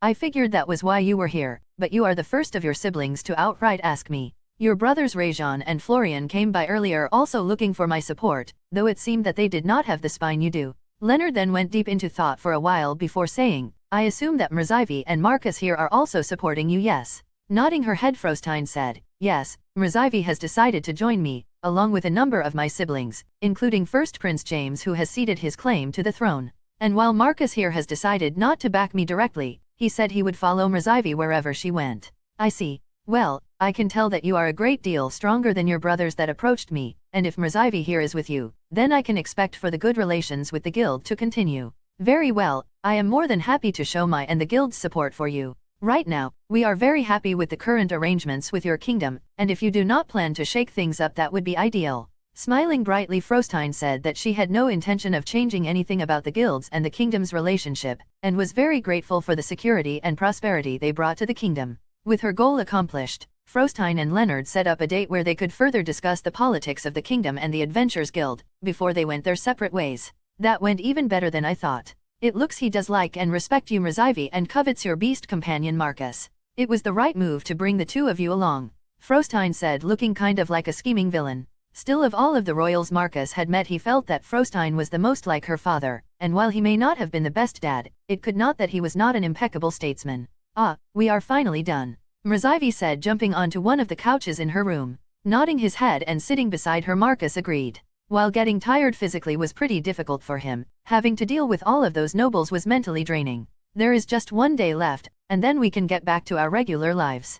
Oh, and how has it gone getting me permission to enter the archives? Marcus said, wondering if Mrzyvi had made any more progress. We have both been granted access, though in a limited capacity. There are certain areas that we will not be allowed to view, though that is normal since there are some items that only the current monarch has access to. Mrzyvi said, a smile on her face. A moment later an expression of remembrance came over her and she said, also my great-grandmother sent me a message saying she wants to meet you in 3 days at the Golder Spire. I think that she is going to give you access to the spells archive now that you will be working for the kingdom, even if in a limited capacity. Hearing this, Marcus' eyes practically started sparkling, as he began imaging all of the powerful new spells he could add to his arsenal. Great, tell her message received. Also, when will I be getting a sending stone of my own? I only have the one that Quillen gave me, and it exclusively connects to his. I think that my father is currently having one made for you, one that has especially long-range communication abilities. You know, the farther its range and the more other stones it can connect to, the longer it takes to make. Mrzyvi said, shrugging her shoulders. Well, talking to all of those nobles has got me worn out, so I am going to go and recharge my batteries. See you tomorrow, Marcus said as he headed back to his room. Yeah, see you tomorrow and good night, Mrzyvi said as he left, though she was not sure what recharging batteries meant. Chapter 363, End of the Kingdom's Meeting. Transmigrated as a ghost. Soon the next day came, and as before, Marcus attended the meeting with the royal family sitting down at the front next to Mrzyvi. And just like the other 2 days, the third day had a theme, and that was foreign relations. The kingdom of Boralia, while only bordered by one other kingdom, still did trade with many of the kingdoms to the south, and some that were on the continent to the west. This day also dealt heavily with the Adventurers Guild, which was almost like a foreign nation in and of itself. That is why I will be giving mine and the Adventurers Guild's backing to Frostein Boralia, Leonard said, endorsing Frostein at the end of his speech. Hearing this, many nobles began clamoring amongst each other, and looking over, Marcus could see the distressed look on Rajan's face. Looks like everything is shaping up nicely for Frostein to be the next ruler, Marcus thought. However, as the day continued on, someone Marcus recognized came up to speak. Hello everyone, as many of you know, I am Viscountess Bianca Skalbeck, and the current ambassador of the Ice Elf City, Gleenriata. After giving her introduction and saying a few pleasantries, Bianca looked out seriously and said, I know that in the past our two civilizations fought, and it has taken decades of hard work for us to build back up what was lost. But myself, and the leaders of my village have decided to take another step forward.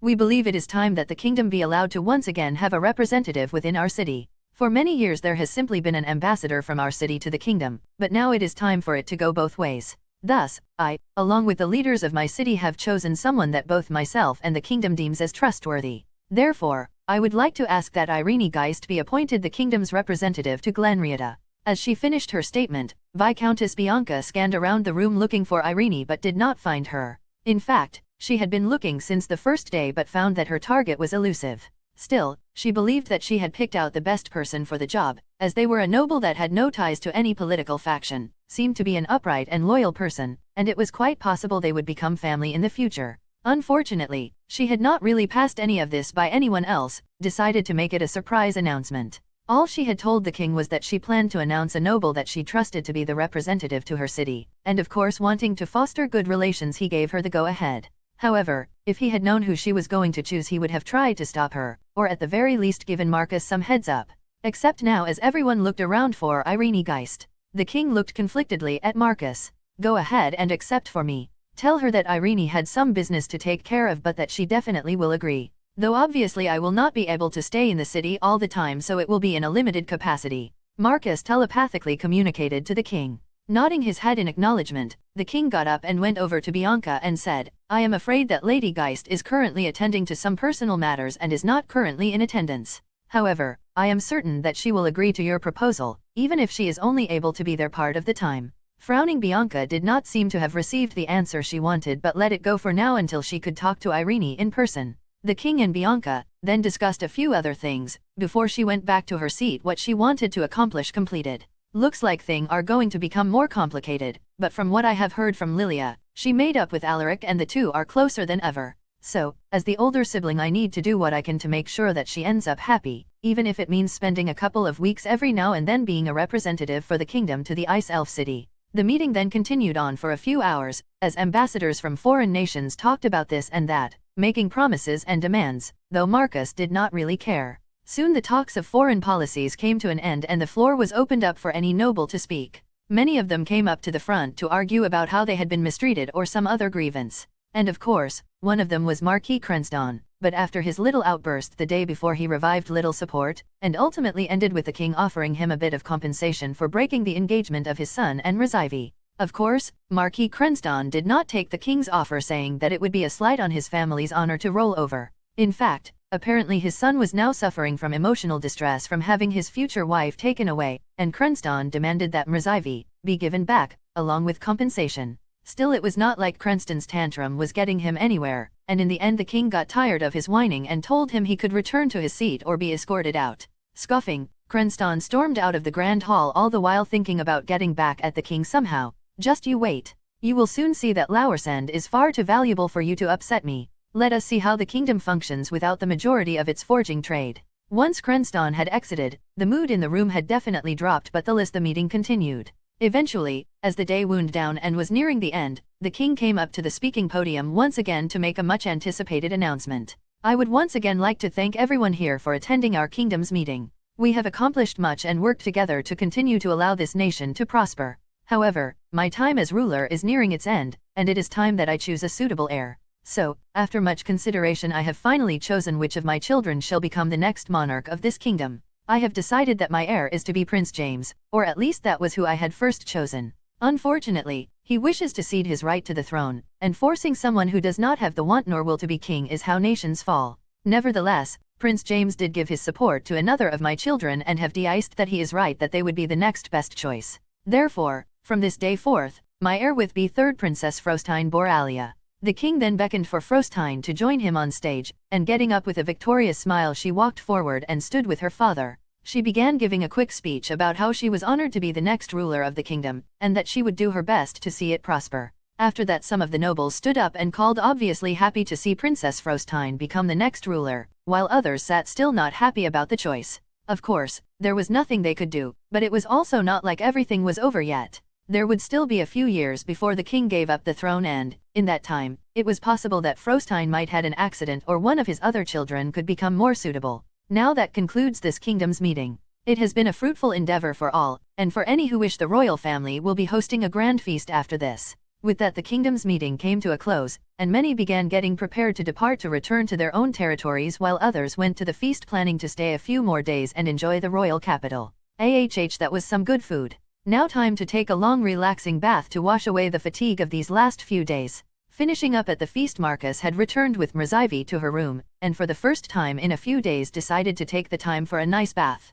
Yep, the warm water feels great, and is replenishing my weary soul. And now that the kingdom's meeting is over, I can finally get back to accomplishing some of my goals. Though I suppose I will need to go and see Bianca soon, to figure out my new role, but if it's for Lilia's sake, I would do almost anything. Oh, I also cannot forget to visit Arya. Haha, soon I will have plenty more spells under my fingertips. Giddy to have everything going his way, and distracted by the flowing warm water, Marcus did not notice when the door to the bathroom slowly opened and closed again. However, the person who had entered soon made their presence known as they stood in front of him. "Would you mind if I joined you?" Mrzivie said to Marcus, surprising him as he looked up and saw that she was not wearing anything. Chapter 364, A Night to Remember, R18. Transmigrated as a Ghost.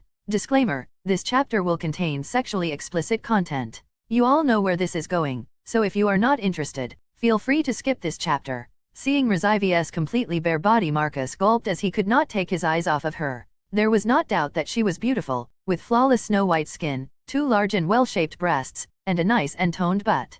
And while normally Marcus had become pretty much immune to being attracted by the allure of the female body due to his time spent in Irene's form, and his lack of desire as a ghost, staring at the woman he had come to love was entirely different. He could feel the desire to be with and embrace her growing, as he stared, nearly mesmerized by her. "I will take your silence as a yes," Mrzivie said with a smile on her face, before sliding into the large tub with Marcus. "At first, when Guinevere told me that the men from your world were not very proactive, I thought she was exaggerating, but it seems she was right. I tried to give you signals and make myself vulnerable, but you never made a move. For a bit I thought maybe you just were not attracted to me, but seeing you now, I know that I had nothing to worry about."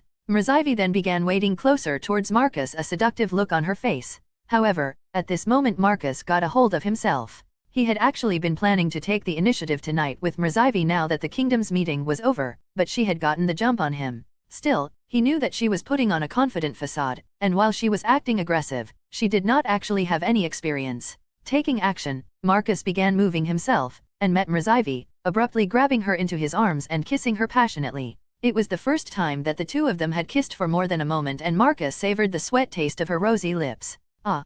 Pulling back, Mrzivie let out a tantalizing sigh, and her face was beet red from the water and the long and passionate kiss she had just shared with Marcus. Marcus could see she was breathing heavily, and he felt that he could even hear her heart beating rapidly. "Mraz, I know you think I have not been very bold, but I wanted to respect your wishes, and not rush you into anything. So, if you are not absolutely sure, we should stop now, because if we continue, I doubt either of us will be able to stop." Smiling, and leaning close against Marcus, Mrzivie brought her lips up to his ear and said, "That day at the shrine I already decided I would be yours. So, hurry up, and take me." With Mrzivie's undisputed consent, Marcus gave into passion, and began kissing her again. However, as the two of them kissed, he used his hands and began caressing her body. He started with her chest, getting a handful of her 2 large breasts, and as he touched her, a soft moan escaped from Mrzivie's lips. After that, he slowly made his way towards her pink tips and gently rubbed them, causing Mrzivie to shudder and take a deep breath. Yet Marcus was just getting started, as he brought one of his hands down, gliding along Mrzivie's abdomen until he made it past her waist, and to the entrance of her maidenhood. As he began touching her down there, Mrzivie let out a cute, surprised squeak, but she made no move to resist and quickly relaxed again in Marcus' embrace.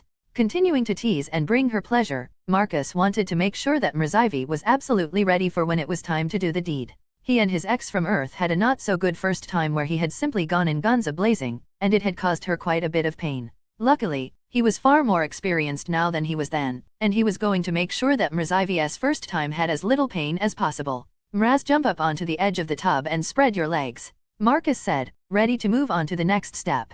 A bit embarrassedly, Mrzivie hopped up out of the water, her breathing still a bit ragged from Marcus' earlier touching. She then did as Marcus had asked and slowly spread open her legs, revealing her glistening pink private place. With Mrzivie leaving herself completely exposed, Marcus moved in closer and began kissing her thighs, before slowly making his way to her honeypot. When he placed a kiss upon her precious area, Mrzivie let out a seductive moan that made Marcus want to push her even further. After that he continued to use his mouth and tongue to pleasure Mrzyvi, until she was breathing raggedly and prepared for what was to come next. Seeing Mrzyvi huffing and puffing, her face flushed red and looking at him with expectant eyes, Marcus jumped out of the water and up onto the edge next to her before pulling her into his embrace. Mraz, I am going to start now. At first there might be a bit of pain, and if you need me to stop, just tell me. Nodding her head, Mrzyvi gave her confirmation, and having already reached her own limit, moved her hips towards Marcus. With Mrzyvi ready and unable to wait any longer, Marcus picked her up and slowly inserted his rod into her. AHH. Letting out a yelp of pain and pleasure,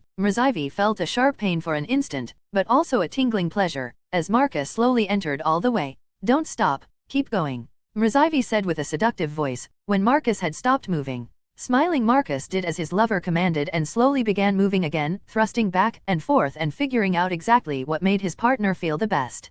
Then once Mrzyvi was starting to get used to it, Marcus started to speed up, and reached his hand down and began stimulating her pleasure button. This practically drove Mrzyvi mad as she began groaning and moaning loudly as waves of pleasure assaulted her body, until she let out a cry of ecstasy as she climaxed. Panting heavily, Mrzyvi felt a sense of blissful warmth come over her after having reached the height of her pleasure. It was a feeling that was difficult for her to describe, but she knew that it was nothing like anything she had felt before, and that it gave her a great sense of euphoria. And feeling Mrzyvi trembling and hearing her erotic panting, Marcus felt as if a fire was lit inside of him, and he began thrusting again and doing all he could to make Mrzyvi and himself feel good. The two of them went on for hours, as Marcus brought Mrzyvi to her peak over and over again, until she could take no more. I can't anymore, Marcus. I am done, Mrzyvi said, still breathing heavily from their last round. Smiling, Marcus picked Mrzyvi up off the ground and gave her a loving kiss, before sliding back into the bath with her. Both of them then sat in the warm bath cleaning themselves off and relaxing after their many rounds of lovemaking. How was it? Mrzyvi asked as she leaned her back against Marcus and let him wrap her in his embrace. It was great, the best I have ever had, Marcus said as he held Mrzyvi tightly. And truthfully it was, though he was not actually sure how his new form worked. With his unique skill, master of soul and body, he created a form that functioned mostly like a human body, and while it did not have any negatives that most humans had, it certainly had all of the positives. I see, so I was not your first though. Well, I figured, since otherwise you would not have been so good, Mrzyvi said with a bit of dejection in her voice. Sorry Mraz, I was a healthy young man back in my old world, so I had a few relationships before finding you. But, since coming to this world, you are certainly my first, and my all-time favorite, Marcus said as he caressed the side of her face. Sinking deeper into the tub, Mrzyvi allowed her head to rest against Marcus' sturdy chest and took a hold of his hand in hers. Marcus, I love you, Mrzyvi said as she closed her eyes and enjoyed laying against him. Hearing this, Marcus felt what seemed like the thump of a heartbeat throughout his soul, and bending his head forward, he placed a kiss on Mrzyvi's forehead and said, I love you as well, Mraz. The two of them then sat there in the warm tub, enjoying the blissful feeling of staying in each other's embrace for a few more minutes, before hopping out and getting dried off. After that, the two of them went to Mrzyvi's room and slept in the same bed for the first time, both of them smiling from ear to ear, having a blissful night to remember. Chapter 365, Into the Kingdom's Archives.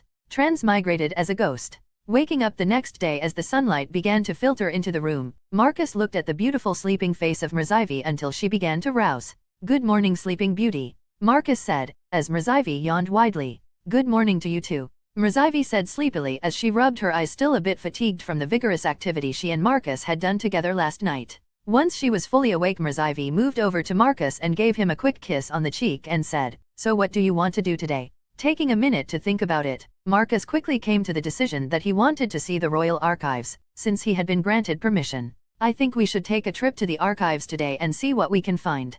Oh, but first, how about I make you some breakfast? After saying that, Marcus got up and went to the kitchen that was located within Mrzyvi's royal suite, and fixed her a fruit salad made up of natural treasures and a delicious omelette made with the best ingredients he had. Here you go, Your Highness, breakfast is served, Marcus said while giving an exaggerated bow. Oh, so formal now, when you were calling me by my nickname so passionately last night, Mrzyvi said to Marcus teasingly. However, as soon as she said that, her personal maid Aisha walked in to hear her, and looking between Marcus and Mrzyvi, her expression was that of complete shock. Oops, Marcus thought as he saw Aisha. As far as she knew, the only one here other than Mrzyvi was her friend Irene Geist, yet there was Marcus, the new honorary prince, standing there flirting with the princess.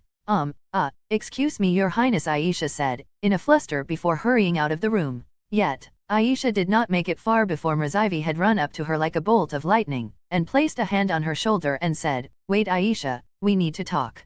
Dragging Aisha back into the dining room, Mrzivie sat her down, and her maid looked around nervously wondering what was going to happen. Naturally she had heard horror stories of maids seeing things they were not supposed to, and then suddenly taking trips to the countryside never to be seen from again. Of course, she doubted that Mrzivie would do this since they were actually quite close and considered each other friends, but the thought did cross her mind. "Sorry that you had to learn about us that way Aisha, but Marcus and I are in a relationship, and we would like it if you would keep it a secret," Mrzivie said with a pleading expression. "Does the king know?" Aisha asked, knowing that Mrzivie and Marcus could get into trouble if they were found out and the king had not accepted their relationship.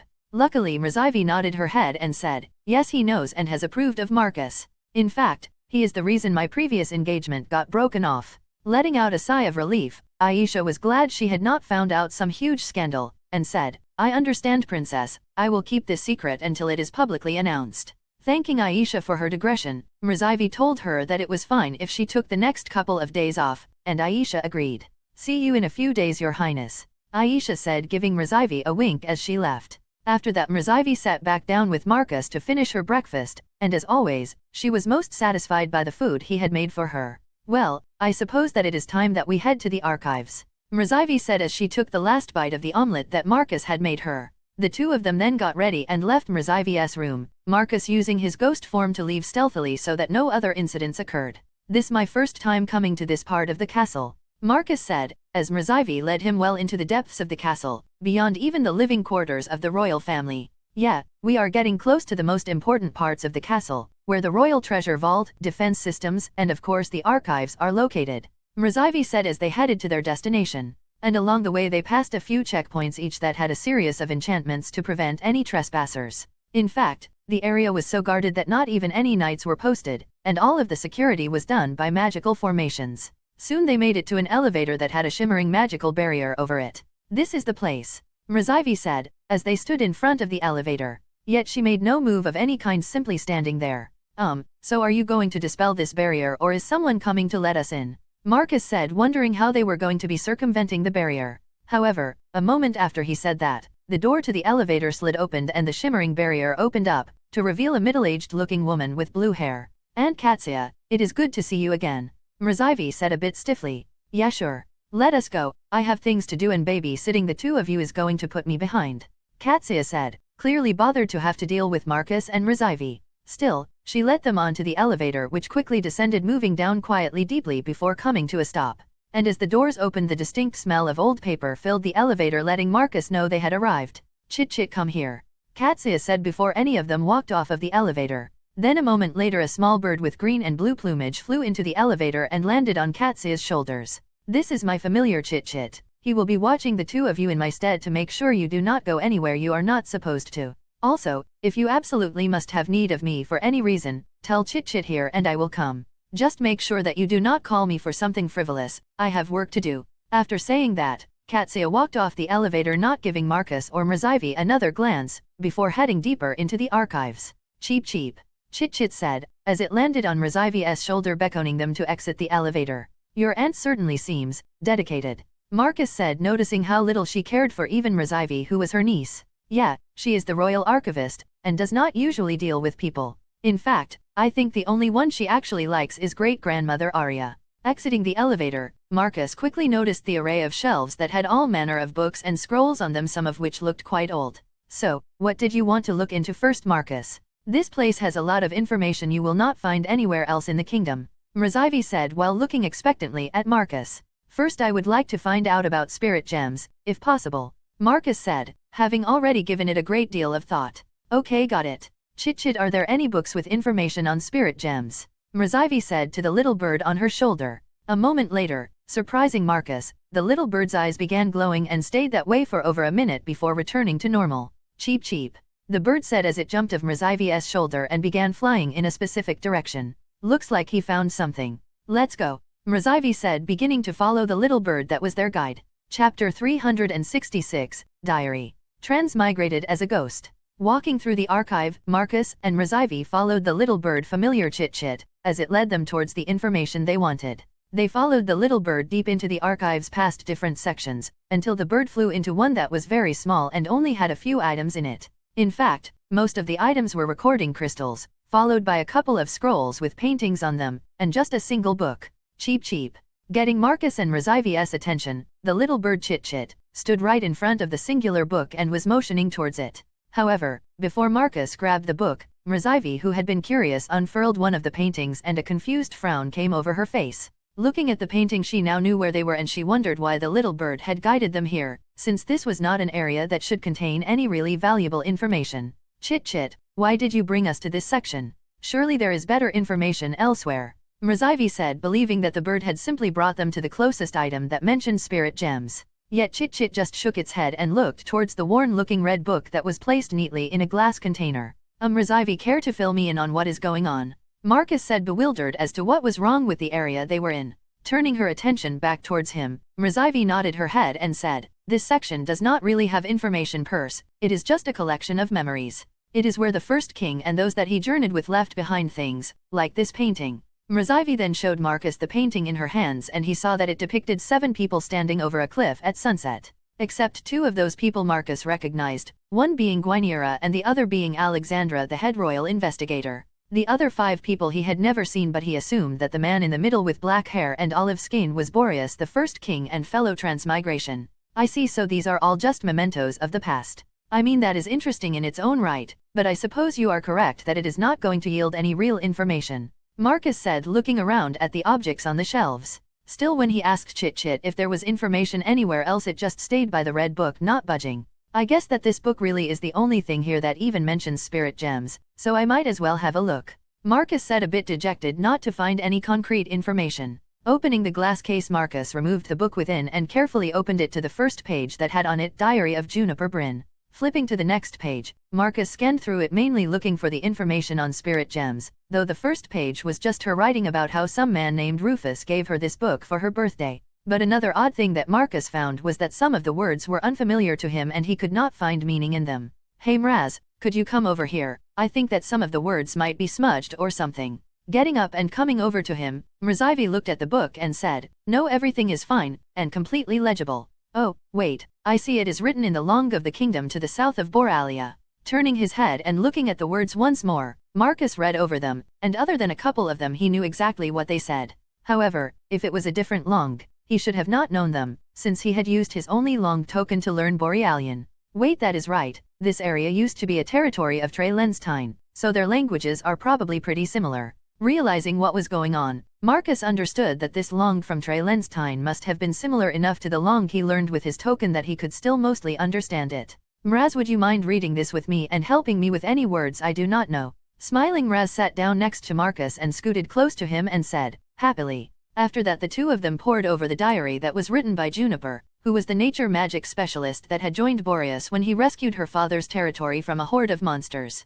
Looks like she ended up with a bit of a crush on the first king, Marcus said, as they read through the diary, and plenty of mention of Boreas were made, and quite a few of them were about how handsome he was. Yeah, but we know it did not work out since he ended up with Gwyneira, Mrazyvi said. And as they continued to read, they found the point when Gwyneira joined Boreas and his party, since she was lovingly mentioned as that dragon bitch by Juniper. Reading her diary, apparently at first Juniper did not trust Gwyneira, thinking she had used some sort of charm to seduce Boreas, but as time went on and she got older, her little crush waned, and she talked fondly about all of her companions, including Gwyneira. Nevertheless, eventually they did find what they were looking for, and as they made it to a section that was about their time in the Great Gome Woods dungeon, and they found an item that when apprised came back as spirit gem uncommon. Today we found a beautiful spring in this hellhole, and at the bottom of it was this gem that Boreas appraised and said it was a spirit gem with a grade of uncommon. Except that was all he got, which is weird since his skill normally gives more detailed information than that. However, that gem was not all, along with it was a baby nature spirit. And to my surprise she took a great liking to me, though she seems to hate Gwyneira. Reading on, Marcus and Mrazyvi looked for more information on the spirit gem, but all they got was speculation, that maybe it was the crystallization of power from the spirit world, or it could possibly be the heart of a powerful spirit or such things. Looks like we are not going to find what you wanted to know, Mrazyvi said, as it seemed that any solid information was not going to be obtained. It is fine, I knew it was a long shot anyway. Next time we see Quillen I can ask Ariel if she knows anything, and if that fails, one day I can make my way to the spirit world and find out. Though there is something else I want to know, if Juniper is dead now, what happened to this spirit? Getting back into the diary, the two of them read more and more about Juniper and her life, and the spirit she contracted with that she named Salvia.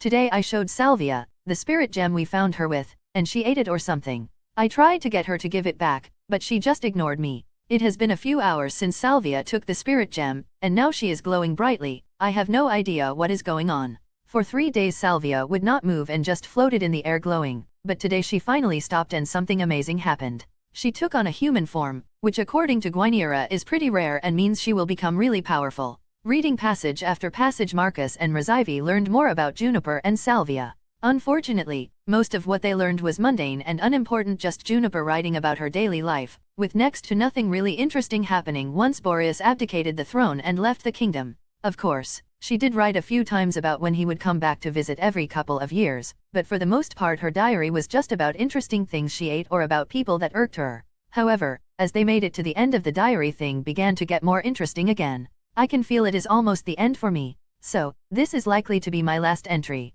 I just wanted to put down that I had a good life and am ready for it to be over. Of course, Boreas, Guinevere, and Alexandra said they would get a rejuvenation item for me, but I feel like I have had a good life and am ready to see what is next. I am not like Boreas, who evolved into a being that can live for a very long time, or a dragon like Guinevere. And Alexandra received the blessing of immortality, so she also does not understand. I have lived for over 400 years, which is far longer than most, and I am happy with my life. Still, I do regret that I will be leaving Salvia, since she sees me as a mother. After reading that, Marcus thought that it would be the last entry, but as he turned the page, there was one more, which told him about what happened to the spirit and Juniper. Salvia read my diary and begged me not to die, but I told her that I was ready, and that I had no intention to extend my life any longer. And while it took me a little while, I did manage to console her and get her to see things from my perspective. Except what she asked me next was far from my expectations. She said she wanted to protect my legacy and would become the eternal caretaker of the atrium that I designed. I told her that she should focus on her own life, but she is as stubborn as me. So, we have made a plan to merge her with one of the trees in the flower garden, where she will be able to protect and empower every other plant within the atrium. Though to do this she will need what remains of my power, and I will need to bury myself under the tree and willingly give all I have left to her. Finishing that last entry, a small stream of tears flowed down Mrazivi's face, and Marcus himself felt a sense of sadness. Still, they had both learned a lot from reading this book, and while they had not obtained what they were originally looking for, a past question of theirs had been answered. So now we know what that amethyst blossom tree really is. Chapter 367, Archives Exploration. Transmigrated as a ghost. After finishing Juniper's diary, while they had not found any answers as to what Marcus had really been looking for, they had found out a few other interesting things. I suppose we should go and visit the amethyst blossom tree again and see if we cannot get in contact with Salvia. I know it is a long shot, but she might know more about spirit gems, and at the very least I would like to see what happened to her. Yeah, that is a good idea. But to think that tree housed such a secret and one of the king's founders was buried under it, Mrazivi said with a complicated expression. However, before we do that there are a few more things that I want to look up, Marcus said before walking back over to Chit Chit, who had been waiting patiently. Chit Chit, I am looking for books with information on spirits, would you guide us to them? Marcus said to the little bird. Cheep cheep. Chit Chit said before taking back off and leading the way. TCH.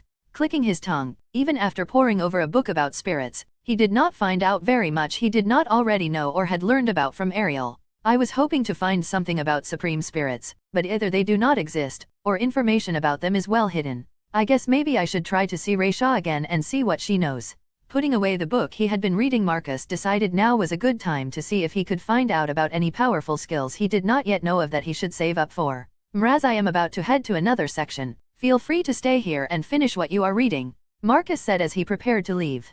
Okay, I will catch back up with you when I am done reading here, Mrazivi said to Marcus while she read through a book about different types of beasts. Lead the way, Chit Chit, Marcus said to his little bird guide. Following the familiar who was his guide, Marcus was quickly brought to a section that had lists of different skills. Of course, Marcus could look through the expansive skill list offered by the system, but only for skills he ever had enough points to purchase. So, now that he had a pretty good set of core skills, he was looking for powerful and rare ones like Mana Thief, that would push him over the top. Nope, nope, nope, this one. Looking through the different books and scrolls, Marcus soon found a small journal that was titled, Useful Skills at High Levels. And when he opened it up, he found that as he thought this little book had been written by Boreas himself, probably after he had saved up a bunch of skill points in order to see most of the available skills. However, when Marcus started reading, a frown appeared on his face, since the largest and most comprehensive section were resistance skills that he already had or were not very useful to him as a ghost. There were things like poison resistance and petrification resistance, and while he knew that the former already did not work on him, he doubted the latter did either. Still, there were some good ones to make note of, like charm resistance, since he had been on the receiving end of a vampire's gaze, and while he had shrugged it off, it was possible a powerful charm could work on him. I already have both physical and magic resistance, which he has as the top two, but let me see what else I can find. Turning the page, Marcus was pretty satisfied with the skills he had made note of from the resistance section, but the next section made his eyes bulge. Stat enhancing skills. Becoming almost giddy, Marcus looked at this page that had only 5 skills listed with great interest. He had looked for stat enhancing skills before but had turned up empty and thought that they may not exist. Herculean strength, sharp reflexes, unshakable vigor, expanded mind, blazing spirit. Reading through the 5 skills, Marcus made special note of the 2 that would raise his spirit and intelligence score, since he felt those 2 would give him the greatest boost in power. Still, as he kept reading, he became a bit sullen, as apparently each of these skills was, as Boreas put it, hell of expensive or otherwise obtainable only through skill orbs. Still, I will need to keep them in mind. Even though they only raise a stat by 1% per skill level, that is still a sizable increase, especially the higher you go. Having located some very useful skills indeed, Marcus moved on to the last page that had rare skills that were apparently almost bordering on the power of a unique skill. And as Marcus looked them over, he did find Mana Thief among them, along with plenty of other interesting skills he thought about obtaining. However, after reading through this list of skills, Marcus now had a new problem. He had far more skills that he wanted to purchase in the future, but only a limited number of skill points. Well, I have written down all of the ones I want in the future. Maybe tonight I can go through and put them in some type of actual order I should get them in. After having spent hours going through the skills area of the archive, Marcus decided next to see what he could find out about the Great Gome Woods, and more importantly the dungeon within it. I see. Yeah, if you entered a place like this you better be extra prepared. As Marcus read more about the dungeon within the Great Gome Woods, he came to understand more why even Theban, as strong as he was, had his spirit broken, and why Juniper called it a hellhole.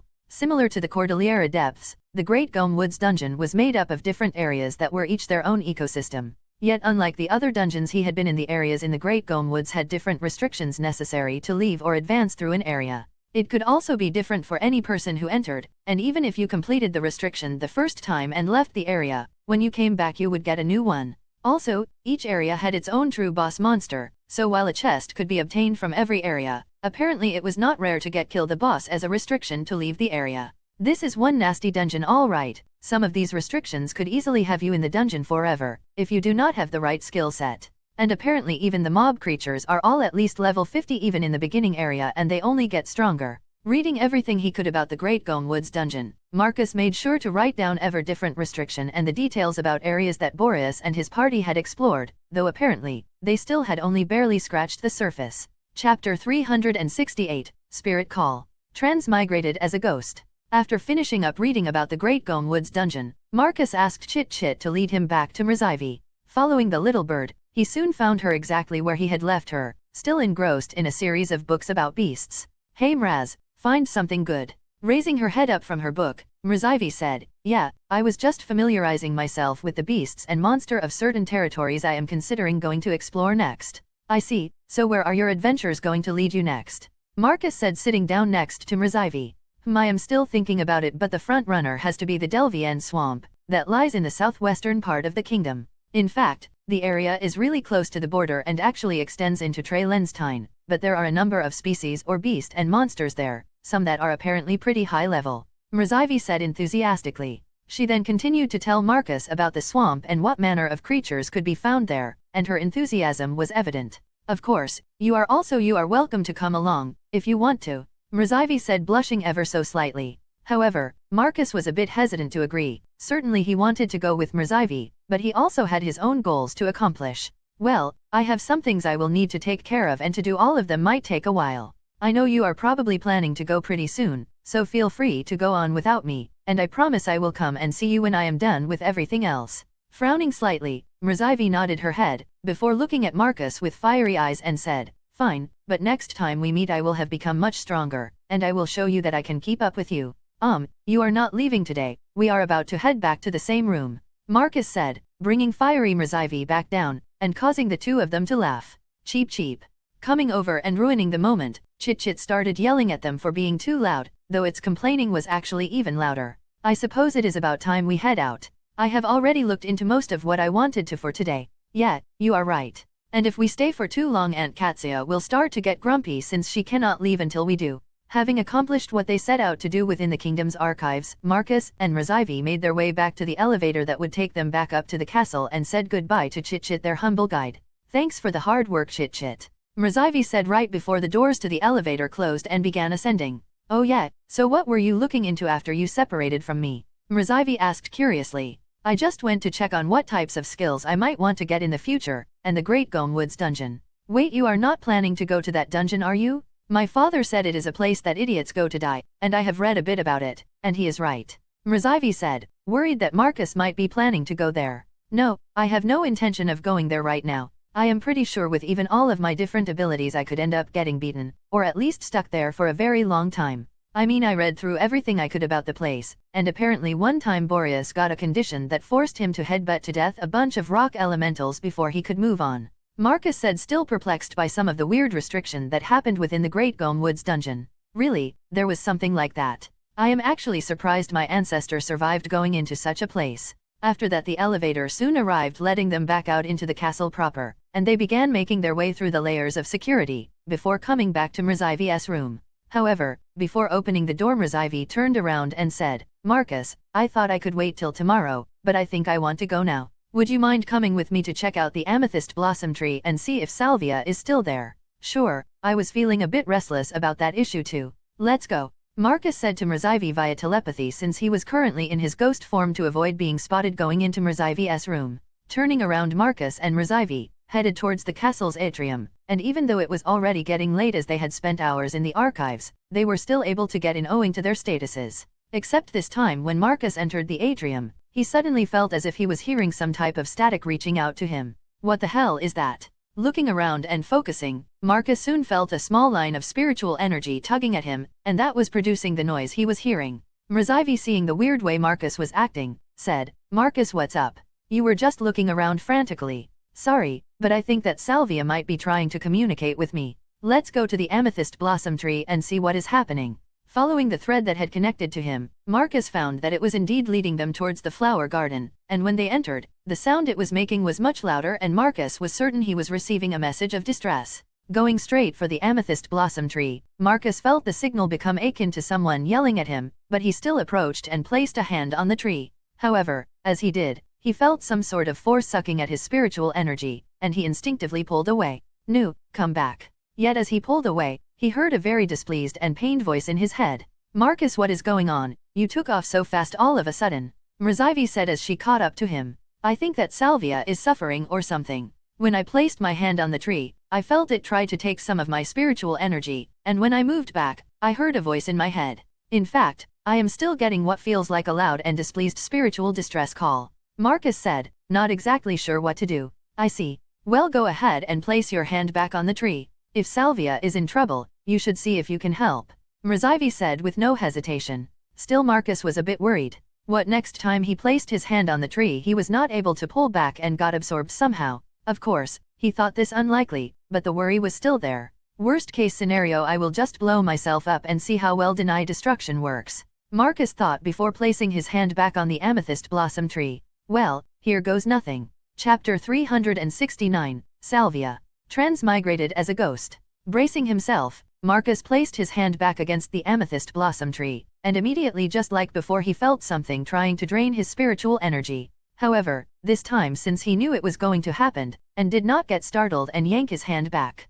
The amount of energy being taken is not very much now that I am really paying attention. Maybe I can speed this up by channeling my spiritual energy. Feeling the vast sea that made up his spiritual energy, Marcus slowly began pouring it out, and allowing the amethyst blossom tree to absorb it. And after around 5 minutes of taking in Marcus' spiritual energy, the amethyst blossom tree began glowing, and soon a number of new flowers began growing on it, except they were pitch black, and when they fell off, instead of dissolving into the ground, they turned into mist and dissipated into the air. Continuing like this for roughly 30 minutes, Marcus felt that he had depleted nearly 90% of his spiritual energy, but the amethyst blossom tree, or more precisely salvia, seemed to show no signs of stopping. Okay, that is enough, Marcus said as he pulled his hand back, away from the tree. Yet as he did, he heard a very disappointed voice that did not seem to want him to stop. You done, Marcus? Mrzivy asked him, seeing him pull away. Yeah, I have given about all I have to give, though I think that Salvia was not satisfied, judging by the tone of her voice. Wait, you heard her? Mrzivy said in astonishment. Looking at her, Marcus realized now that the voice he heard must have only been transmitted to himself. Who said you could stop? But a moment before Marcus could explain what he had heard to Mrzivy, a voice that they could both hear resounded through the area and its displeasure was obvious. Then as Marcus and Mrzivy turned around, the amethyst blossom tree shimmered and the form of a beautiful woman with purple skin appeared out of it. Huge. Mrzivy and Marcus both thought at pretty much the same instance, when they saw the well-endowed form of Salvia. However, what Salvia did next surprised Marcus, and caused Mrzivy's blood to boil. She floated right up to Marcus and grabbed his hand, and a soft glow could be seen between the two of them before Slavia said in an almost seductive tone, your energy really is good. Hands off, Mrzivy said, rushing up, getting jealous and trying to push Salvia away from Marcus. Except as she ran into her, Mrzivy passed through as Salvia was in her spiritual form and not currently tangible. Salvia, right, would you mind releasing me? Marcus said, as he had already tired to pull away, both while tangible or ethereal, but Salvia had matched him and would not let go. She also had an iron grip he could not break by force alone, and while his spiritual energy was draining slower now that he was not freely giving it, Salvia was still taking what little he had left. No, you have only filled me up by half, and I still need more, Salvia said, not letting up at all. We both said let go, Mrzivy said, coming back and this time channeling her spiritual energy. And if she had been in a focused state of mind, she would have noticed that her spiritual energy was stable and not shaky, but she was too busy trying to rip Salvia away from Marcus. Ugh. Unfortunately, when Mrzivy got her hands on Salvia, the nature spirit knocked her away with one of her arms, sending Mrzivy flying into one of the walls. Embodiment of Eclipse, dark form. Seeing Mrzivy get hit, Marcus, who was trying to remain calm, immediately went into a rage and prepared to attack Salvia. Ow. No longer being able to hold on to Marcus as the dense darkness energy of his supreme skill covered his body, Salvia let go and jumped back, as darkness courting properties were one of the natural enemies of nature-based beings. I thought I sensed someone familiar. Turning his head towards the newcomer that had just appeared, Marcus saw Guinevere, standing not far away and looking at Marcus and Salvia. Marcus, could I ask you to stand down? I am not sure what Salvia did to O. As Guinevere was about to tell Marcus to calm down, she spotted Mrzivy, pulling herself out of a wall, and quickly understood why Marcus was acting so hostile. Big sis Guinevere, he was bullying me, Salvia said, running up to Guinevere and hiding behind her like she was not the one who had started this. Of course, even though she was playing the victim, Guinevere quickly grasped the whole situation, and as Salvia got close, she hit her on the head, which caused Salvia to yell, ouch. Big sis, what was that for? Salvia said with a betrayed expression as she rubbed her head. You know good and well what that was for. Who gave you permission to hit one of my descendants? And from the looks of it, you did quite a bit to offend Marcus here as well. Now apologize, Guinevere said, scolding Salvia. Looking teary-eyed, Salvia turned towards Marcus and Mrzivy, and bowed her head before saying, I am sorry, your spiritual energy just tasted so good I lost control of myself. I have been barely keeping on for the last 30 years, and when I finally found some hope, you completely ignored my distress signal the first time, so when you came just now, I felt that it would be my only chance.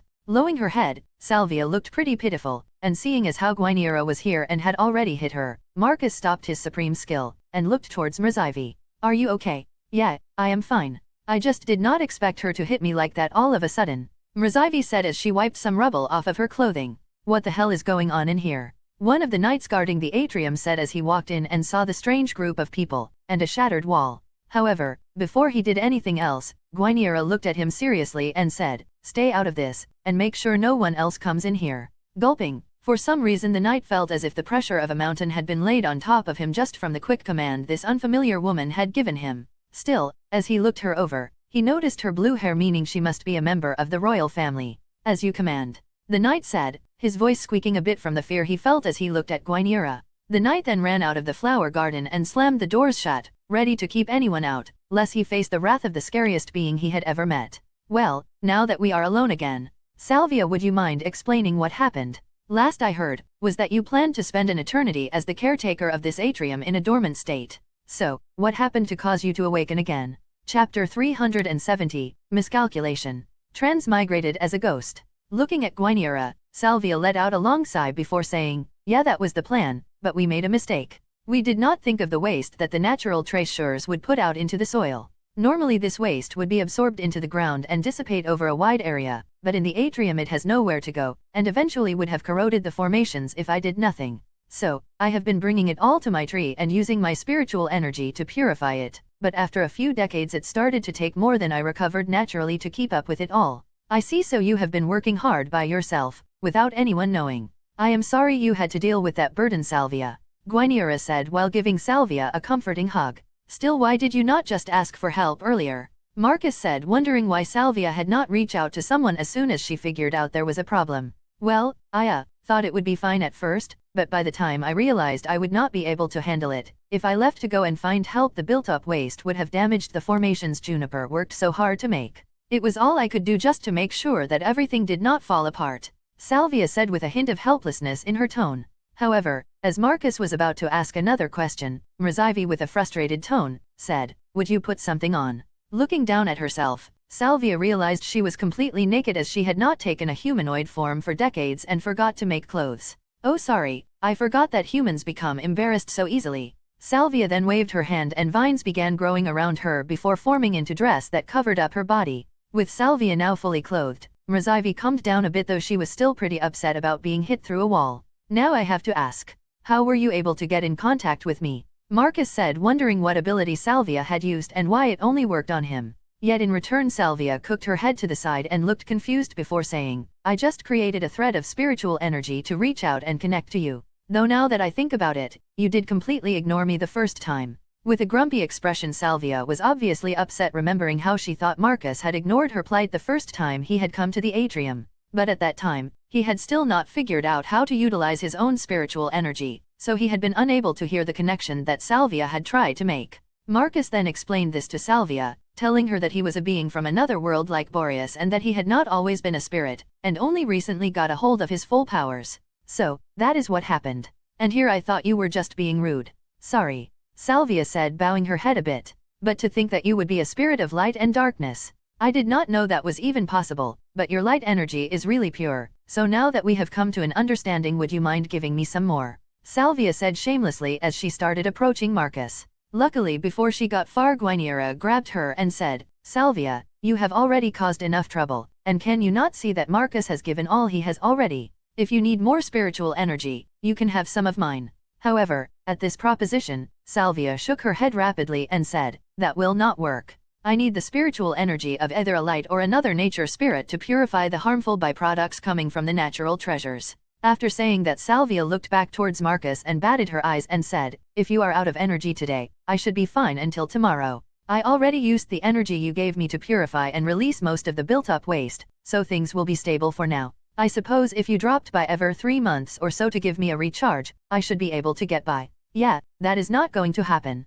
Marcus thought. He already had more than enough responsibilities to deal with, and having to always make sure he was nearby would be a pain. Also, he could tell that Mrazivi was not thrilled about the idea, as her impression of Salvia was currently pretty bad, and Marcus could not blame her. Sorry, I cannot be your battery for the rest of eternity. Is there not some way that we could fix the formations or some other way to help you out? Unfortunately, Marcus did not receive a positive response as Salvia said, I do not know how to fix it. Maybe if Juniper were still here, she could figure it out, but I am not good with stuff like magic formations. And I guess if you can find a different light or nature spirit, they could supply me with the excess energy I need.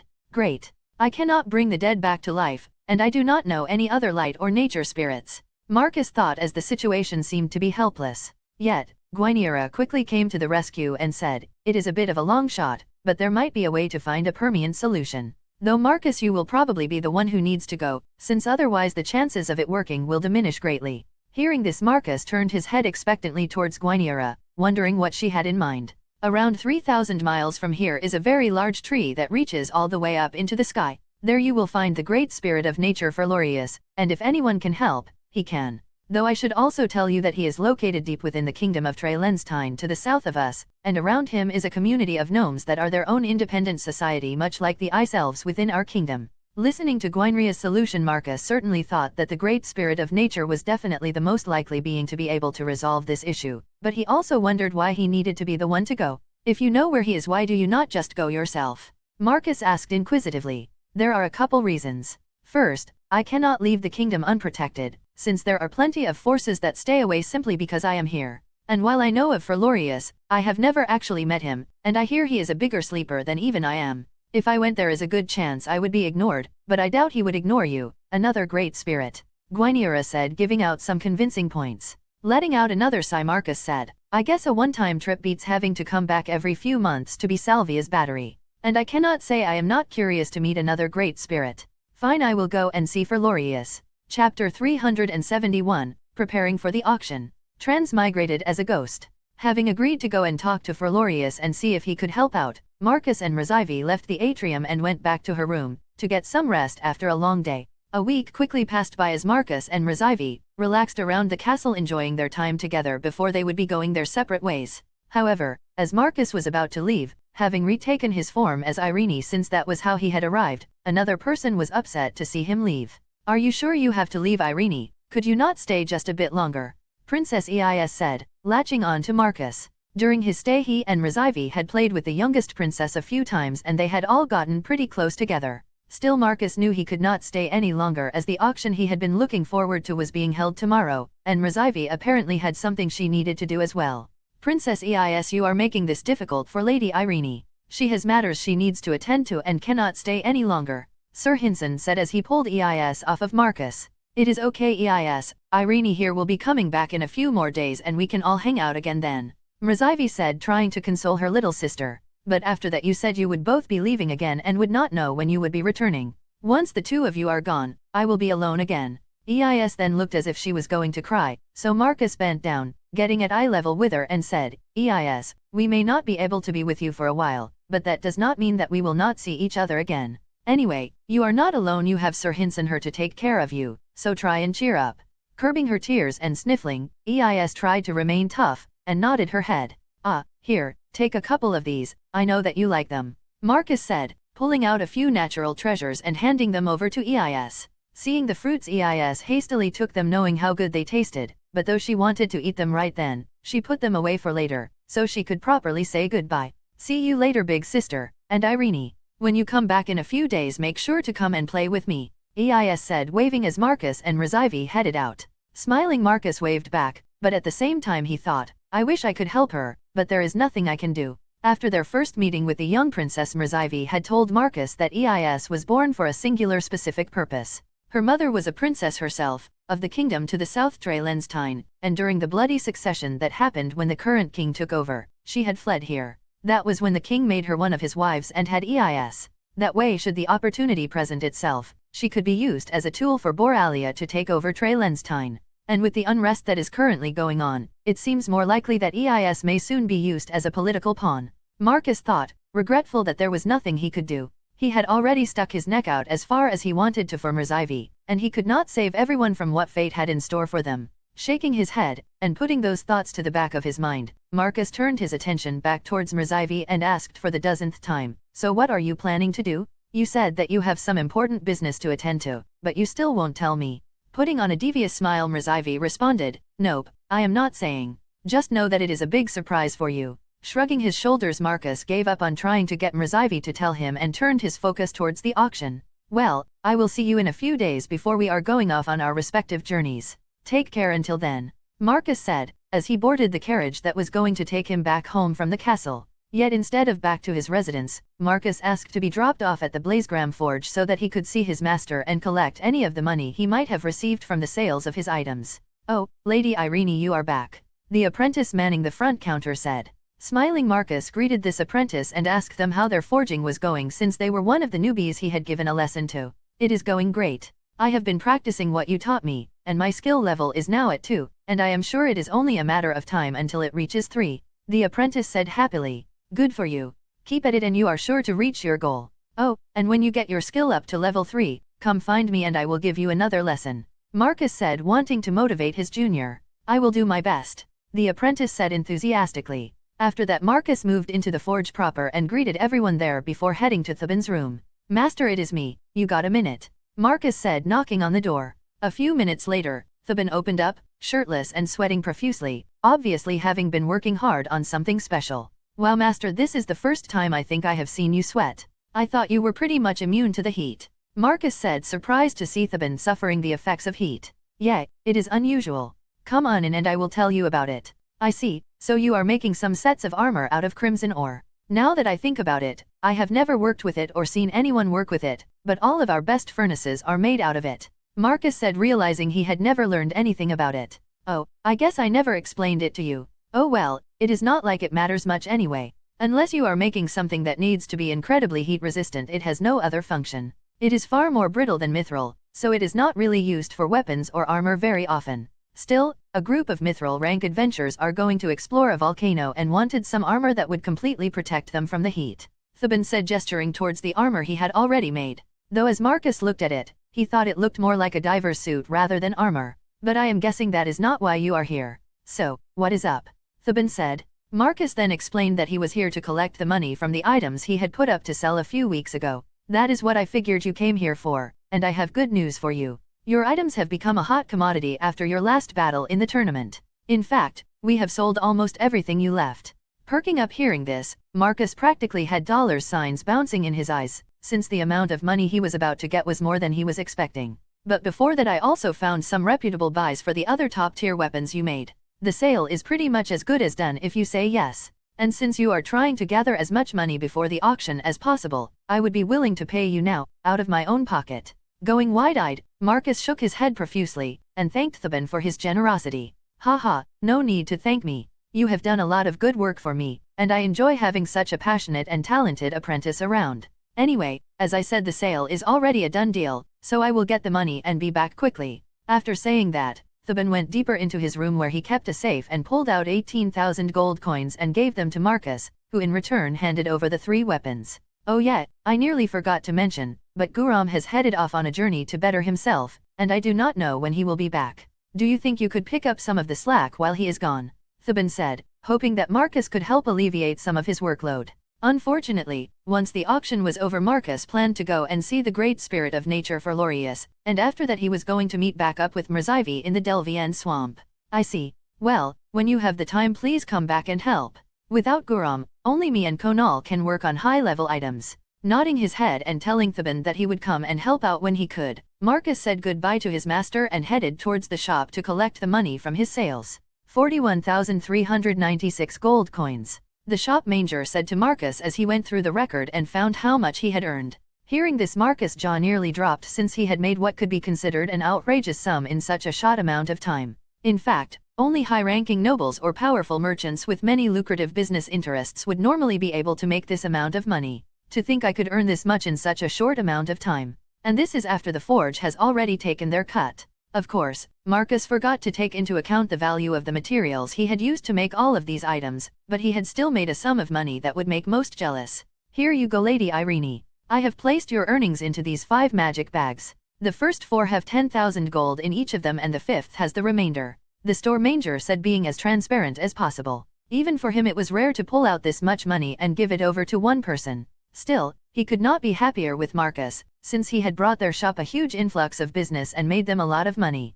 Thank you very much, Marcus said, as he grabbed the bags of money while feeling quite giddy. Now I have nearly 130,000 gold, which should be enough. And I should be able to get at least 25,000 from the items I have up for auction. I highly doubt anyone will have as much and be willing to pay top dollar for those adamantine bars. They are as good as mine. Chapter 372, Start of the Auction. Transmigrated as a ghost. With all of the funds he could get together collected, Marcus was quite happy with the amount he had obtained. He was now certain that even if the competition was fierce to obtain the adamantine bars, that he would definitely get at least 2 of the 5 sets of 3 ingots. I doubt that anyone else is going to be willing to drop 50,000 gold coins on an item that normally does not exceed 30,000. Heading back home, Marcus arrived back at his estate around lunchtime, and his numerous employees greeted him happily upon his return.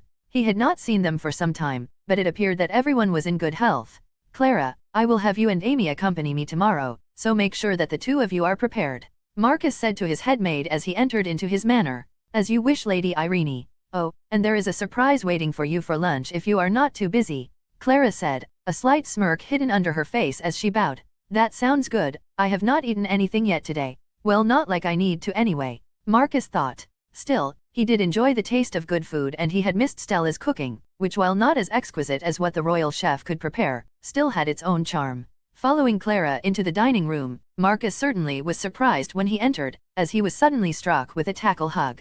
Big sister, Lilia said elatedly as she jumped at Marcus. Returning her hug, that had nearly knocked him over, Marcus said, Lilia, it is good to see you as well. Genuinely surprised, Marcus had not been expecting Lilia to return, since she was still supposed to be in school. After giving Lilia a long hug, the two of them sat down at the dining table and began eating the special meal prepared by the staff for Lilia's return. I see, so you finished your exams early so that you could come and see me again and accompany me to the auction. But how did you do? You did not mess up on your studies because you were in a rush. Yet it seemed that Marcus had nothing to worry about as Lilia pulled out a card that had her grades recorded on it, and all of them were well above the average, with all being above 90% other than math, which she had gotten an 81 in. A perfect score in magic and combat training. That is great, Lilia. It looks like all of your hard work paid off. Now the only thing you need to work on is math, but you still did pretty well, since it is not your strong suit, so no need to beat yourself up over it, Marcus said, making sure to acknowledge Lilia's efforts. Smiling and laughing slightly, Lilia was obviously pleased by Marcus' praise, and was all that much more motivated to keep doing her best. Once they had finished their lunch, Marcus scooted closer to Lilia and asked her, so how is it going with Alaric? Hearing this, Lilia began blushing, but she still nodded her head and said, after we made up, things have been going good. He even invited me to come with him when he visits the Ice Elf City next spring. Oh, did he now? Well, I will make sure that I am here to go with you, Marcus said, naturally not planning to let his little sister go to a whole other city unsupervised. That also reminds me that I need to go and see Bianca, since I did agree to become the kingdom's representative. Marcus then made a mental note to go and see Bianca after the auction to find out the details of his new position. Also, your birthday is coming up soon. So, what did you want to do for it? If there is anything you want, I will do whatever I can to make it happen, Marcus said, wanting Lilia to have a great birthday. Actually, Alaric and his family are throwing me a party at their house. But before we go, if you would make me the normal breakfast, that would be all I need. Smiling, Marcus patted Lilia on the head, and said, if that is what you want, then that is what I shall do. Oh, but do expect some other gifts from me as well, and to attend your party. After that, Marcus and Lilia spent the rest of the day hanging out and catching up with everything the other had been doing. It was a good time for both of them, and they stayed up chatting until it became late and was time for Lilia to go to bed. Good night, Lilia. I will see you tomorrow and we can go to the auction together. Leaving Lilia's room, Marcus went back to his own, and sprawled out on the bed. Yet instead of sleeping, he decided to think. He had a great deal to accomplish in the coming days, and he wanted to mentally sort out everything he needed to do. And as he thought, the hours quickly went by until the first light of dawn shined through, and it was time for them to get prepared to go. Going to Lilia's room, Marcus woke her up and the two of them had a quick breakfast before making their preparation for the auction. I have the silver card Amelia gave me and all of my money. Ah, I nearly forgot. I need to grab the snacks that Stella made for us. Having grabbed everything he needed, Marcus made his way down to the front entry where Lilia and Clara were waiting for him. Are you both ready to go? Marcus said, wanting to confirm that there was nothing left to be done. Yes, Lady Irene, everything is prepared and Amy is waiting outside with the carriage, Clara responded. Lilia also nodded her head, and the three of them exited the manor and got into the carriage that was being driven by Amy and pulled by Blitz. Lilia, that dress looks good on you. When did you get it? Marcus said, noticing the very beautiful yellow dress he did not remember getting for her. I got it when me and my friends went out shopping together a couple of weeks ago. Actually, Alaric bought it for me, Lilia said a bit bashfully. So they are already to the point where he is buying clothes for her. Kids certainly grow up fast.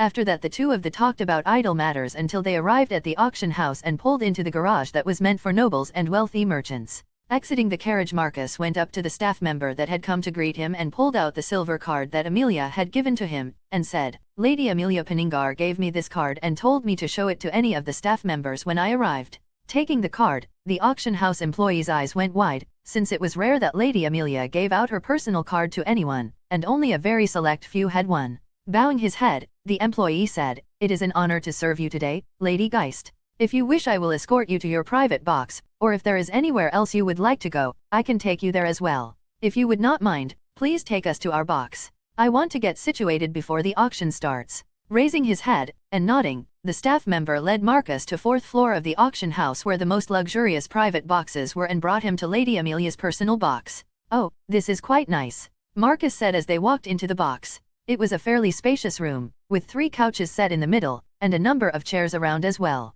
Plus, there appeared to be a stocked bar, with many different types of beverages and food items. However, the most impressive part was the viewing screen where the items up for auction would be displayed along with information about them. Of course, there was also a large window that looked down onto the auction hall, but it was enchanted to keep anyone from looking in to make sure that those in the private boxes had their privacy. Lady Geist, this tool will allow you to make bids on any item you wish for. Simply channel some mana into it and speak, and your bid will be heard, the staff member said as he showed Marcus how to work the magic tools within the box. And should you need anything from the auction house, simply press this button here and someone will come to aid you. Thanking the employee for his help, Marcus told him he would be fine now and that he could get back to his work.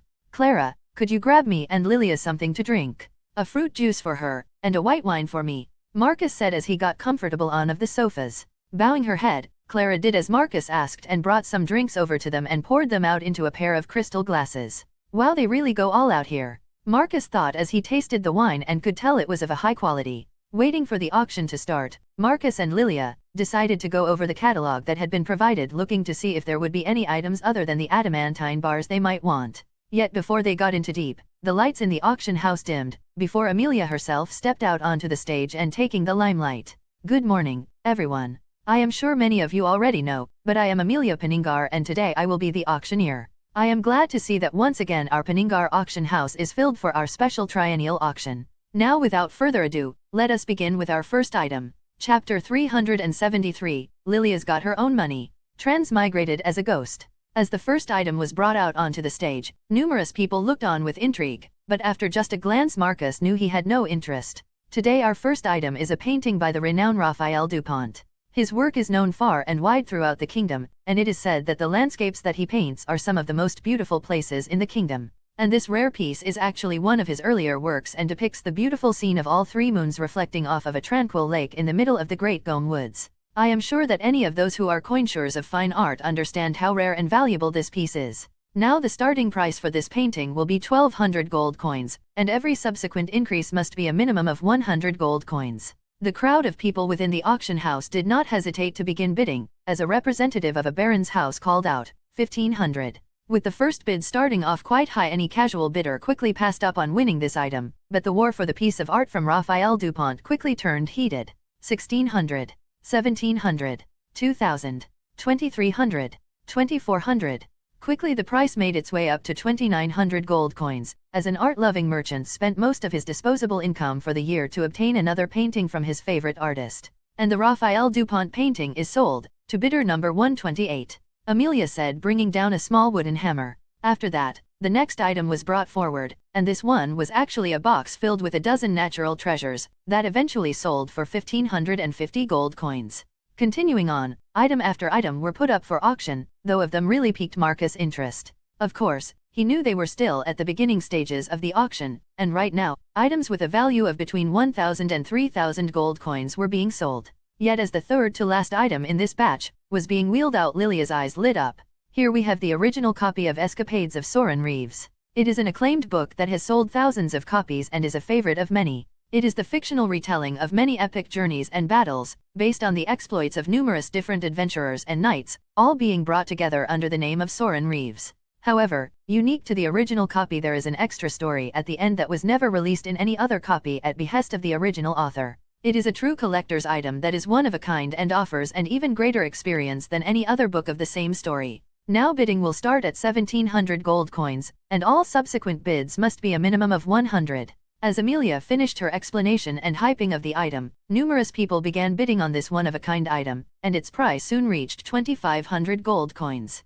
However, surprising Marcus, Lilia grabbed the magic tool that allowed them to bid, and spoke into it and said, 2600. With shook on his face, Marcus had never expected Lilia to just start bidding on items and figured that if she wanted something she would simply ask. And along with Marcus' surprise, many people looked towards the private box that had been silent this whole time and wondered who might be in there, as anyone who knew anything about the auction house knew that it was Amelia's private box. Still, Marcus had a bigger problem to deal with than all of the gazes pointed at his box, as he looked towards Lilia and said, "Lilia, what are you doing? You cannot just start bidding on items out of nowhere. If you want something you need to ask me first. I only have so much money and there are some items I absolutely have to obtain, so I cannot be spending it on random items that catch your fancy." For the first time, his well-behaved little sister had gone and done something to upset him, and it had really shocked him. Of course, if any other person's child or younger sibling had done this, they would have been in for the scolding of a lifetime, since 2,600 gold coins was not a small sum for most.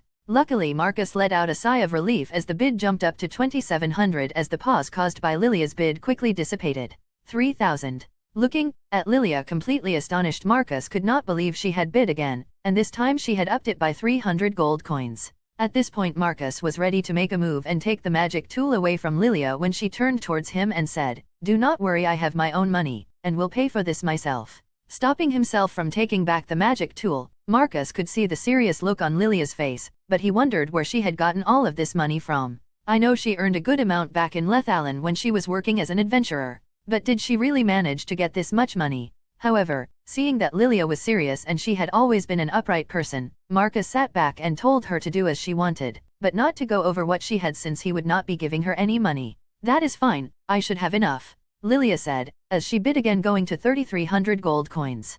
Congratulations to our esteemed guest in box number 11 for winning the original copy of Escapades of Soren Reeves for 3,600 gold. Your item will be sent to you during our intermission, Amelia said, as she eyed her own box. Of course, she knew exactly who was inside, and also knew that Marcus had come here totally for the express purpose of buying adamantine ingots. I wonder why Lady Irene wanted that book so badly when she is going to need her funds to purchase the adamantine ingots that should easily exceed 25,000 gold coins. Naturally, Amelia had no idea that it was actually Lilia who had bid on the book, and that apparently, she had enough money to afford such an item. "Lilia, do you actually have that much money? Where did you get all of it?" Marcus asked, wanting to know where his soon-to-be 12-year-old sister got a hold of 3 years' worth of a new knight's salary. "Yeah, that is almost all I have, but I have been saving up," Lilia said to Marcus with a smile on her face. After that, she explained to Marcus about all of the money she had made in Lethallen, taking the most profitable requests she could, and since their return to the capital she had been using her time off to work as an escort.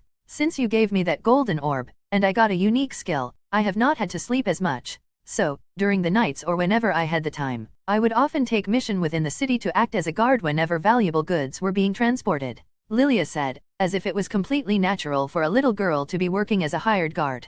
In fact, Lilia had actually started to make a name for herself, since it was unheard of for someone so young to be a gold-rank adventurer and be accompanied by 2 rare-grade magical beasts. Also, she had actually repelled a great number of thefts against valuable goods being moved through the city, brining her even more renowned. Rubbing his head, Marcus was not sure if he should commend or admonish Lilia for her work. He understood all too well the loneliness of the night when being unable to sleep, and most of the time he would simply go out to his forge and work if he did not feel like sleeping. "I trained Lilia up and gave her that unique skill so that she could take care of herself when I am not around. Still, can I really accept her going out in the middle of the night and fighting all manner of ruffians?" Toiling with this problem for a couple of minutes, Marcus ultimately decided to let Lilia do as she pleased. She had been successful so far, and even if he told her to stop, there was little he could actually do to prevent her from taking requests without taking drastic actions that were likely to cause her to resent him. "Lilia, seeing as you just spent most of your money on that book, would you mind telling me why you wanted it so badly?" Nodding her head, Lilia said, "Yeah, it is because that is mine and Alaric's favorite book, and I wanted to give it to him as a gift." Sighing, Marcus could not believe that Lilia had just dropped that much money on a book simply to give it away. But it was her hard-earned money, so who was he to tell her what to do with it? "Lilia, just be careful with your money in the future. You never know when you might need it," Marcus said, wanting to give her just a bit of advice. The first part of the auction then soon wrapped up, and the first intermission started so that people could get up and move around, but more importantly so that the already purchased items could be obtained. Chapter 374, 374. Transmigrated as a ghost. With the start of the first intermission, Marcus decided now was the right time to pull out the snacks that Stella had made. "Impeccable work as always," Marcus thought as he took a bite out of fruit tart. Passing over a few snacks to Lilia, The two of them enjoyed a bit of leisure time before a knock was heard from the door, and a voice called out, "The item that you have won is ready." After the staff member said that a panel in the wall next to the door opened as they waited for the payment for the item Lilia had won the bid on. A bit surprising to Marcus, who was still slightly skeptical if Lilia had that much money, she quickly pulled out a bag full of gold coins and placed it in the compartment. The compartment then closed and a moment later reopened with the book that Lilia had won. She then cheerfully took a hold of the box the book was sealed within and ran back over to the couch and quickly opened it. Opening the book, a big smile appeared on her face, and she quickly but carefully flipped through the pages until she got close to the end and there were only 30 pages left. "There really is another story," Lilia said with excitement. And once her initial exhilaration began to wear off, she started reading the book intently. I have not read that book, but if Lilia enjoys it that much, maybe I should ask her to borrow it before she gives it to Alaric." With Lilia engrossed in her very expensive book, Marcus passed the time by sampling all of the different drinks that were provided in the room, until the next part of the auction began. Welcome back, ladies and gentlemen. I hope that you all enjoyed the refreshments we have available and were happy to obtain the items you have won. However, our auction is far from over and the next part is full of wondrous items that anyone would want to obtain. Now to start things off, we have an item that we normally would not bring out this earlier and could easily be the headliner of one of our seasonal auctions. After saying that, Amelia motioned towards the left of the stag where the next item in question was being wheeled out on a cart and was placed within a clear box. A skill orb.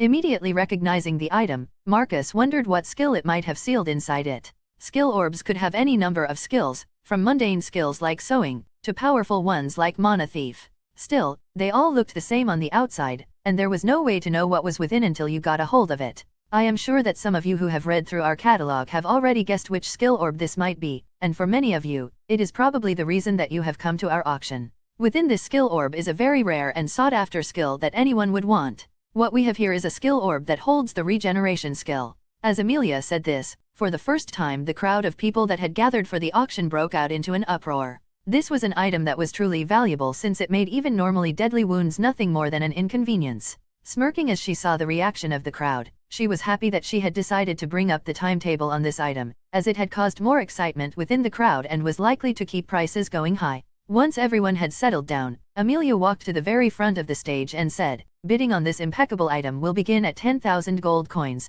and any subsequent increase must be in values of at least 500 gold coins. Now let the bidding begin." 15,000. Right out the gate, someone from one of the private boxes gave out a commanding bid that increased the price by 50%. However, while this might normally scare some people away, for an item as rare as this, there was no way that they would give up without a fight. 16,000. 19,000. The bid on the regeneration skill orb quickly rose to staggering levels, greatly blowing out the prices seen in the first part of the auction had not exceeded 4,000 gold coins. 34,000. When the bid had reached 26,000, once again the private box that had started the bid brought up the price once again, making it more than triple the starting price. The auction floor that had been abuzz with people bidding quickly wrecked into silence, as most did not have enough money to compete anymore, and those that did knew it was best to conserve their funds for the later items that should be even greater. Are there no more bids? Have you all given up on this once-in-a-lifetime opportunity to obtain one of the most valuable skills? Amelia said, trying to drum up some more interest in one of the auction's big-ticket items. Well, I suppose it has already slightly exceeded what we estimated. Amelia thought, seeing that no one else was making a move to bid.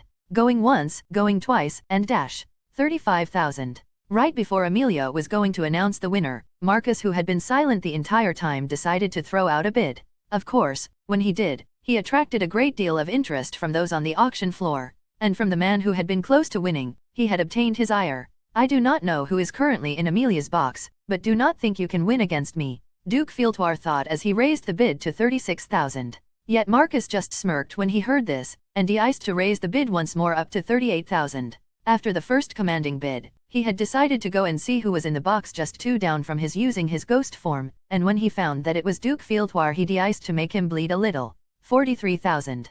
Duke Fieltoir practically yelled. He wanted his competitor to know he was serious, and if they bid again, he would allow them to have this item, forcing them to spend a fortune. However, no other bids came, and Duke Fieltoir won, though he was not happy that he had spent the upper limit he had set for this item. That is what you get for trying to have Roxine executed. Marcus thought, still bitter about what Duke Fieltoir had tried to do to him. After the regeneration skill orb, the next items in the auction were steadily brought out. And while of them matched the value of the regeneration skill orb, they still all sold for high prices, in part owing to the fervor brought out by the regeneration skill orb. Oh, it is finally time, Marcus thought with a smile on his as he saw the next item that was being brought out. Chapter 375, that's right, spent your money. Transmigrated as a ghost. Watching the next item being brought out, Marcus was feeling a sense of anticipation. Our next item, as I am sure all of you can see, is a top-tier mithril spear. It is a powerful weapon that any spear-wielding knight or adventurer would want to have. And while it has no elemental abilities, the other enchantments more than make up for that. Amelia then had one of the auction guards pick up the spear and demonstrate some of its powers. Looks like she has attracted a good amount of attention with that little demonstration, Marcus thought, seeing the intense stares that many were giving his spear. It was practically the perfect weapon for a pure warrior that used the spear, and its quality was just about as high as a mithril weapon could go. As you all can see, it is an impressive weapon that would serve any wielder well. However, I am sure some of you are wondering who could have made such an excellent spear. This spear is actually a very recent creation by who could be considered the most up-and-coming forge master in the kingdom, Lady Irene Geist. I am sure that most of you have heard of her, but for those of you who have been living under a rock, she is the most recent apprentice to the kingdom's greatest forge master, Theban Blazegram. After giving her opening speech to hype up Marcus and his weapon, Amelia gave the crowd a minute to discuss amongst each other, because there was one exploit of Marcus she had not mentioned. Naturally, almost everyone currently in the auction house had either seen or heard of Marcus' battles in the tournament. I heard that she beat her fellow senior apprentice Guram in the tournament, and that her work is actually superior to his. Yeah, you are right, I saw the match and it was spectacular. She apparently is even able to use a tier 6 spell and used that to blow Guram away. Hey, we cannot forget about her fight against Quillen. That was easily the best in the tournament according to most people, and her mithril scythe held up against his sword that had in an earlier match cut right through adamantine. As many different people began talking about Marcus and rumors floated abound, Amelia could only smile at the interest that had been generated. Well, without further ado, let us begin the bidding on this top quality item. The starting price is 4,500 gold coins, and any subsequent bids must be at least 300 gold coins. And wasting no time, as soon as Amelia had finished speaking, the bids came pouring in. 4,800, 5,100, 5,500, 5,900. Soon the bid had risen to over 7,000 gold coins, well within the normal market value of such a weapon, but it still had plenty of momentum and seemed to soon be going to reach higher. Yet before it went any higher, Marcus placed a bid of his own, wanting to try something. 7,500. Once again garnering the attention of the crowd, many looked up at the box where the mysterious high bidder who had so far abstained from most items was located. However, Amelia, who knew Marcus was in there, frowned when she heard him bid. Currently it was his own item up for auction, and while it was not unheard of for people to try and raise the prices on their own items, it was certainly frowned upon. Yet what happened next made her realize why Marcus had done so. 8,000. Immediately after Marcus bid, Duke Filtoir made a bid of his own, wanting to force Marcus up after fighting him over the regeneration skill orb. I see, so that is what she is doing. I suppose that it makes the most sense to test on her own item to minimize any possible loss, Amelia thought, figuring out Marcus' motivation. Of course, while she thought that Duke Filtoir was just being petty, truthfully it was Marcus who had started this, since he had no intention of winning the regeneration skill orb. But he was the only one who knew that. Looks like I was right. He plans to try and force my bids up, so that I lose more money. Well, let us see who will win this game of chicken. After that, Marcus once again bid, bringing it up to 8,500 gold coins, and as he expected, Duke Filtoir raised the bid once again to 9,000, thinking that Marcus really wanted this item. Except after that Marcus went completely mum, no longer bidding as the price had already gone above normal market value, and his experiment had proven fruitful. Still, to both Marcus and Duke Filtoir's surprise, another person bid again, and looking down into the seats below, Marcus saw a grizzled man who was obviously a seasoned warrior. Sold, to bidder number 16, for 9,300 gold coins. Well, I suppose I would rather have one of my weapons end up in the hands of someone who will make good use of it, rather than Duke Filtoir's, Marcus thought, seeing the elated expression on the man who had won his spear. With the bid for his spear finished, Marcus, now knowing what Duke Filtoir was up to, decided to see how far his adversary was willing to go in their game of cat and mouse. Sold to our esteemed guest in box number 11 for 7,100 gold coins. Slouching back into his couch, Marcus was feeling conflicted about the item he had just won, since it was the latest item that he and Duke Filtoir were fighting over. Well, I still forced him to buy 4 other items a bit over their value, so 4 out of 5 is not bad. And anyway, I have made sure to only bid on items I do not mind having, and a small item box skill orb for Lilia will be useful for her. Coming to terms with the money he had just spent, Marcus knew he still had a sizable amount of funds left, and that he had more to come with the sale of his remaining items. Oh, speak of the devil, Marcus thought as he saw the next item being brought out. This time it was one of his sets of armor that were contained within a pendant one could wear around their neck. If my spear was able to go for over 9,000 gold, I wonder how much my armor will get. For our next item we have another masterpiece by the forge master Irene Geist. However, this time we have a set of armor instead of a weapon. Amelia then paused and held out the pendant, that certainly did not look like armor, and almost everyone thought that for the first time during the auction she had made a mistake. Yet before the crowd's confusion had reached its peak and people tried to point out her mistake, Amelia put on the pendant and activated it, causing a set of chainmail to unfurl and affix itself to her body. As all of you can see, sealed within that pendant was a full set of chainmail that can quickly cover your body. It is also enchanted to fit all sizes as any high-quality armor should be, so no need to worry for whoever may win this item. And I have personally tested its abilities and can say they are top-notch, having plenty of unique enchantments that will keep you safe from any number of attacks. The starting price for this impeccable armor will begin at 6,000 gold coins, and all subsequent increases must be at least 300 gold coins. Now, let the bidding begin. Chapter 376, finally it is here. Transmigrated as a ghost. With the bidding for his top-tier mithril chainmail underway, Marcus sat back happily as the price continued to soar. Sold, to bidder number 57, for 11,800 gold coins. Smiling Marcus was quite content with the price his armor had gotten, and he was looking forward to how much his final two items were going to make. It seems that putting them up for auction was the right move. Even after the 12% cut the auction house takes, I have already earned over 18,000. Very content with how things were going, Marcus leaned back and began drinking the wine he had found to be the most to his liking, and relaxed. The rest of the middle part of the auction continued smoothly, and he decided to hold back on his antagonizing of Duke Fieltoir for the rest of the auction. He had already forced the Duke to spend plenty of his money and the Duke had won their last match, so he was hoping that would satisfy him. Ah, here we go, Marcus thought, seeing the halberd he had made come up next. And like the previous times his items had come up, Amelia paid special care to promote them, and as a result the price did increase even further than normal. 13,000. Surprise on his face, Marcus could not believe how high his halberd's price had shot, since it was now nearly over twice its normal market value. However, it had risen this high as a number of people in the private boxes seemed to want it, as well as a few high spenders down below. This was because of the ice magic enchantments etched into the halberd, and especially the one that actually allowed it to absorb a certain amount of power from cold-based attacks. Of course, anywhere else the halberd would not have made it so high, but in a kingdom that was cold and icy for more than half of the year, a weapon like this made a huge difference. 14,000. With the bid being raised by another 1,000, even the most fervent bidders felt the pressure on their pocketbooks, and the bid of 14,000 soon won Marcus' halberd.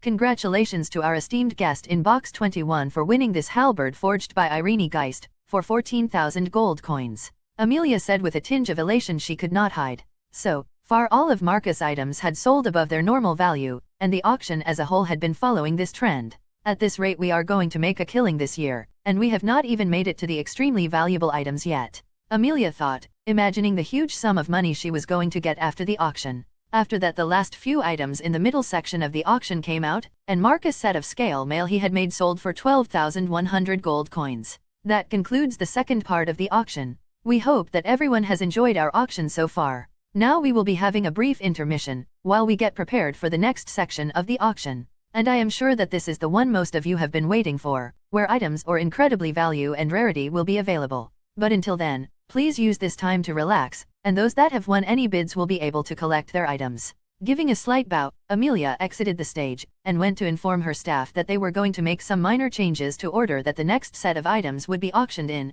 as there was a certain item she wanted to go first. Waiting in his box, Marcus was reading the book Lilia had won, and he could see why his little sister had taken such a liking to the story, even after just the first couple chapters. However, as engrossed as he was in reading, when the knock on his door came, Marcus carefully placed the book down, and practically warped up to the door. The compartment in the wall then opened and Marcus deposited the 7,100 gold coins he had spent for the small item box skill orb. A few minutes later the compartment reopened, with the skill orb sealed within a clear box, along with a bag filled with his earnings from the 4 items he had auctioned were within. With his item and money in hand, Marcus sat back down on the couch next to Lilia and placed the box containing the item box skill orb in front of her. Here you go Lilia.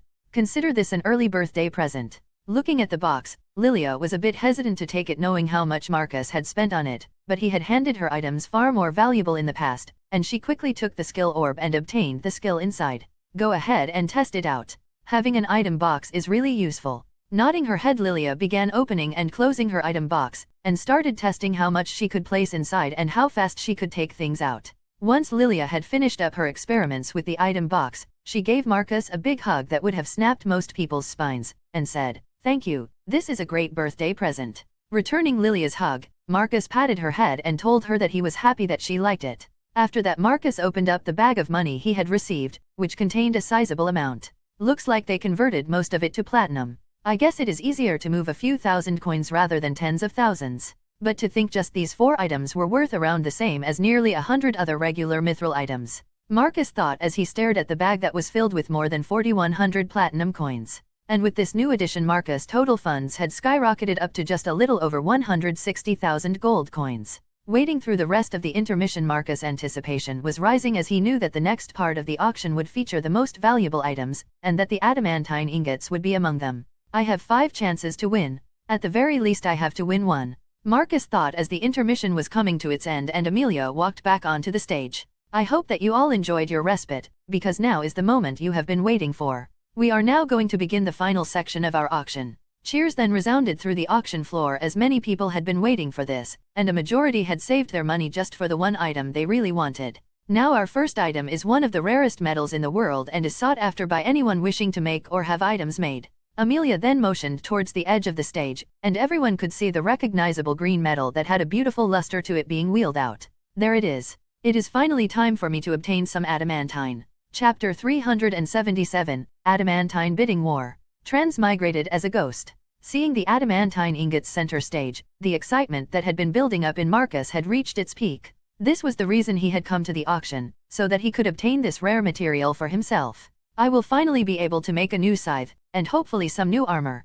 I have been working on designs for weeks now, and these adamantine ingots are the only thing left that I need. Our first item, as many of you will recognize, are 3 ingots of adamantine. Each of these ingots comes to us from a group of adventurers who wish to not be named. But do know that each of them comes from a dungeon's chest and are of the highest quality. Now I am sure that many of you out there would want these ingots, to make weapons or armor, or maybe even as a decoration, as their green luster is quite appealing. Amelia said, trying to raise interest. However, as Marcus heard the last part, he thought, if I ever find someone using adamantine as a decoration, I will haunt them. As Amelia continued to draw out her speech before the bidding started, it could be said that her tactics were very effective and many people's anticipation to bid was rising, and Marcus was certainly one of them. Come on already, we all know what it is. Hurry up and let us bid. Luckily Marcus did not have to wait much longer, as Amelia said, the bidding will start at 15,000 gold coins, and all subsequent increases must be at least 1,000 or more gold coins. Now let the bidding begin. 32,000. Marcus said right as the bidding began. He wanted everyone to know that he was serious, and by starting with such a commanding bid that was more than double the starting price and slightly above the average value of past winning bids, he had done so. And it certainly was an effective tactic against most, as many people that had come here to bid on the adamantine had only just enough to secure a normal winning bid, and Marcus had inched out their upper limit. Yet, even then, there will still other serious contenders that, while surprised, were not going to back down just yet. 33,000. A man down in the auction hall said. TCH? Clicking his tongue, Marcus was a bit miffed that someone was still willing to outbid him, but when he looked down and saw who it was, he knew he was in for a fight. Conal. Damn, I should have known he would be here. I guess probably most of the best forge masters are here hoping to get their hands on some adamantine. Moving to make another bid, Marcus was surpassed when another bid came out, this time from one of the private boxes. 35,000. Jumping up another 2,000 gold, the adamantine ingots had now reached their usual upper limit, but Marcus made note of something else. The box that had just bid had been silent the entire rest of the auction, meaning that they were likely here for the express purpose of obtaining the adamantine. Looks like I am in for a fight. Marcus thought, seeing that he was going to have some fierce competition. 36,000. Bidding once again, Marcus took the lead, and as he looked down, he could see the conflicted look on Conal's face, but it appeared that the other forge master had decided to tap out and wait for the next batch to come. Naturally, he knew that there would be 4 other sets of adamantine ingots for sale, so there was no need to go all out on the first batch. 37,000. Unfortunately, the other mystery bidder did not seem to want to back off, and was just as intent as Marcus on winning this bid. 38,000. Marcus said, raising the bid again. Still his opponent was not going to stop and raised the value up again, this time to 40,000. However, it was at this point that a sinking feeling began to overtake Marcus. No, it couldn't be, he thought, connecting some dots. And taking a moment, Marcus put down the magic tool that allowed him to bid and opened up his mind. Certainly, he could not make a telepathic connection with someone he could not see, but he could reopen one that was already made. Mraz, is that you bidding on the adamantine in box 3? Marcus said, sending out a telepathic message. Then for a moment there was silence, before he heard, Marcus? Yeah, I am in box 3, and I am bidding on the adamantine for you. Wait, don't tell me. Are you the one in box 11? Yes, I am in box 11. We have been fighting each other. Marcus sent back. Sending back a mental groan, Mrazivi could not believe how much money they had inflated the price by bidding against each other. Sold to our esteemed guest in box number 3, for 40,000 gold coins. Amelia said, as both Marcus and Mrazivi had lost track of the auction as they were having a mental conversation. Luckily, no one else tried to outbid Mrazivi while she and Marcus were occupied talking, and she came out the winner. So, this is the important business you had to attend to. Yes, it was supposed to be a surprise. Don't you remember I promised I would get you some adamantine when you decided to sacrifice your rewards for winning the tournament to help me? Mrazivi telepathically said to Marcus, a bit exasperated by their current situation. Yeah, but I lost, so I thought that the agreement was null. So, what if you lost? You still broke off my engagement to that bastard Krenston, and you have given more happiness than I ever thought I would have. Of course, I was still going to repay you as we agreed. Sighing, Marcus realized now that he should have told Mrazivi that he would also be participating in this auction. That way they could have avoided this situation. Sorry I made you spend so much, and thank you. Marcus said, happy to see how much Mrazivi cared about him. It is no real problem. It does not look like I would have had enough to get you 3 sets as I had planned anyway. Mrazivi said, a slightly forlorn tone. Yet hearing this gave Marcus an idea. Mraz, how much money do you have on you? A bit perplexed by this question, Mrazivi said, I have around 96,000, which is the majority of my saving from my years of adventuring and the funds I have been given as a member of the royal family. Though now 40,000 of it is already committed to that last bid. So, I have around 56,000 now. Why do you ask? Smiling deviously, a plan to guarantee that between the two of them they would be able to get at least 4 of the sets of adamantine ingots, began to formulate in Marcus' head. Mraz, I am sorry I ruined your surprise. But now we have the opportunity to work together to make sure we get as much adamantine as possible without much of a fight. Chapter 378, Marcus' Strategy. Transmigrated as a ghost. So, what do you think? Marcus telepathically said to Mrazivi after telling her his plan. I mean, it could work. It will depend on how much other people really want the adamantine. Then are you in? Yeah, I am, but even I have limits, so do not expect me to pay more than 40,000 gold for another set. Mrazivi said, telling Marcus where her bottom line was.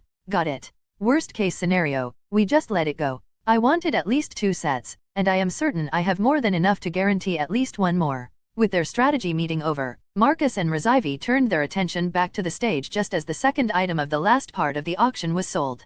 Congratulations to bidder number 57 for winning this lesser elixir for 22,000 gold coins. Hearing the end of the bidding for the second item, Marcus turned his attention back towards the stage, not wanting to miss the next set of adamantine ingots. And he did not have long to wait, as just 3 items later there they were. Our next item is, as I am sure you can see, another set of adamantine ingots. However, unlike the last set, these come from the kingdom's only mine that is controlled by the crown, who graciously gave them to our auction house to raise money to fund the building of a new highways system, to allow for ease of travel across the kingdom. Now, bidding will begin at 15,000, and as last time, all subsequent increases must be at least in values of 1,000 gold coins or greater. Let the bidding begin.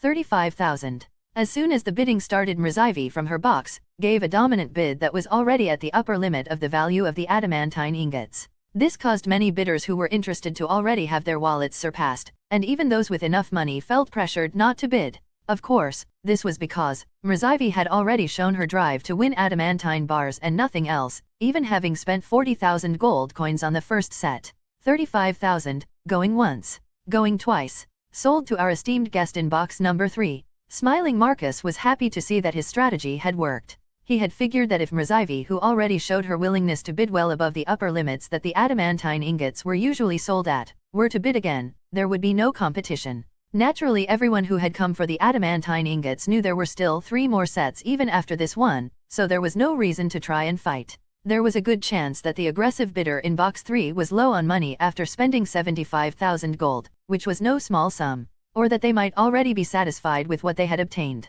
Unfortunately for them, Marcus planned to make away with 4 out of the 5 sets, and only leave the last one for them all to fight over. After that, Marcus waited patiently, watching rare item after rare item be auctioned, though he held himself back from purchasing them. He had a goal, and he wanted a very large safety net in case someone decided to fight tooth and nail against him. Looks like it is time, Marcus thought as he saw the next batch of adamantine ingots being wheeled out onto the stage. And like the previous times, its opening price was placed at 15,000 gold coins, and bidding had to be in at least 1,000 gold coin increments. However, just as Mrzyvi had done last time at his direction, Marcus planned to make sure that no one else wanted to bid against him and started out strong.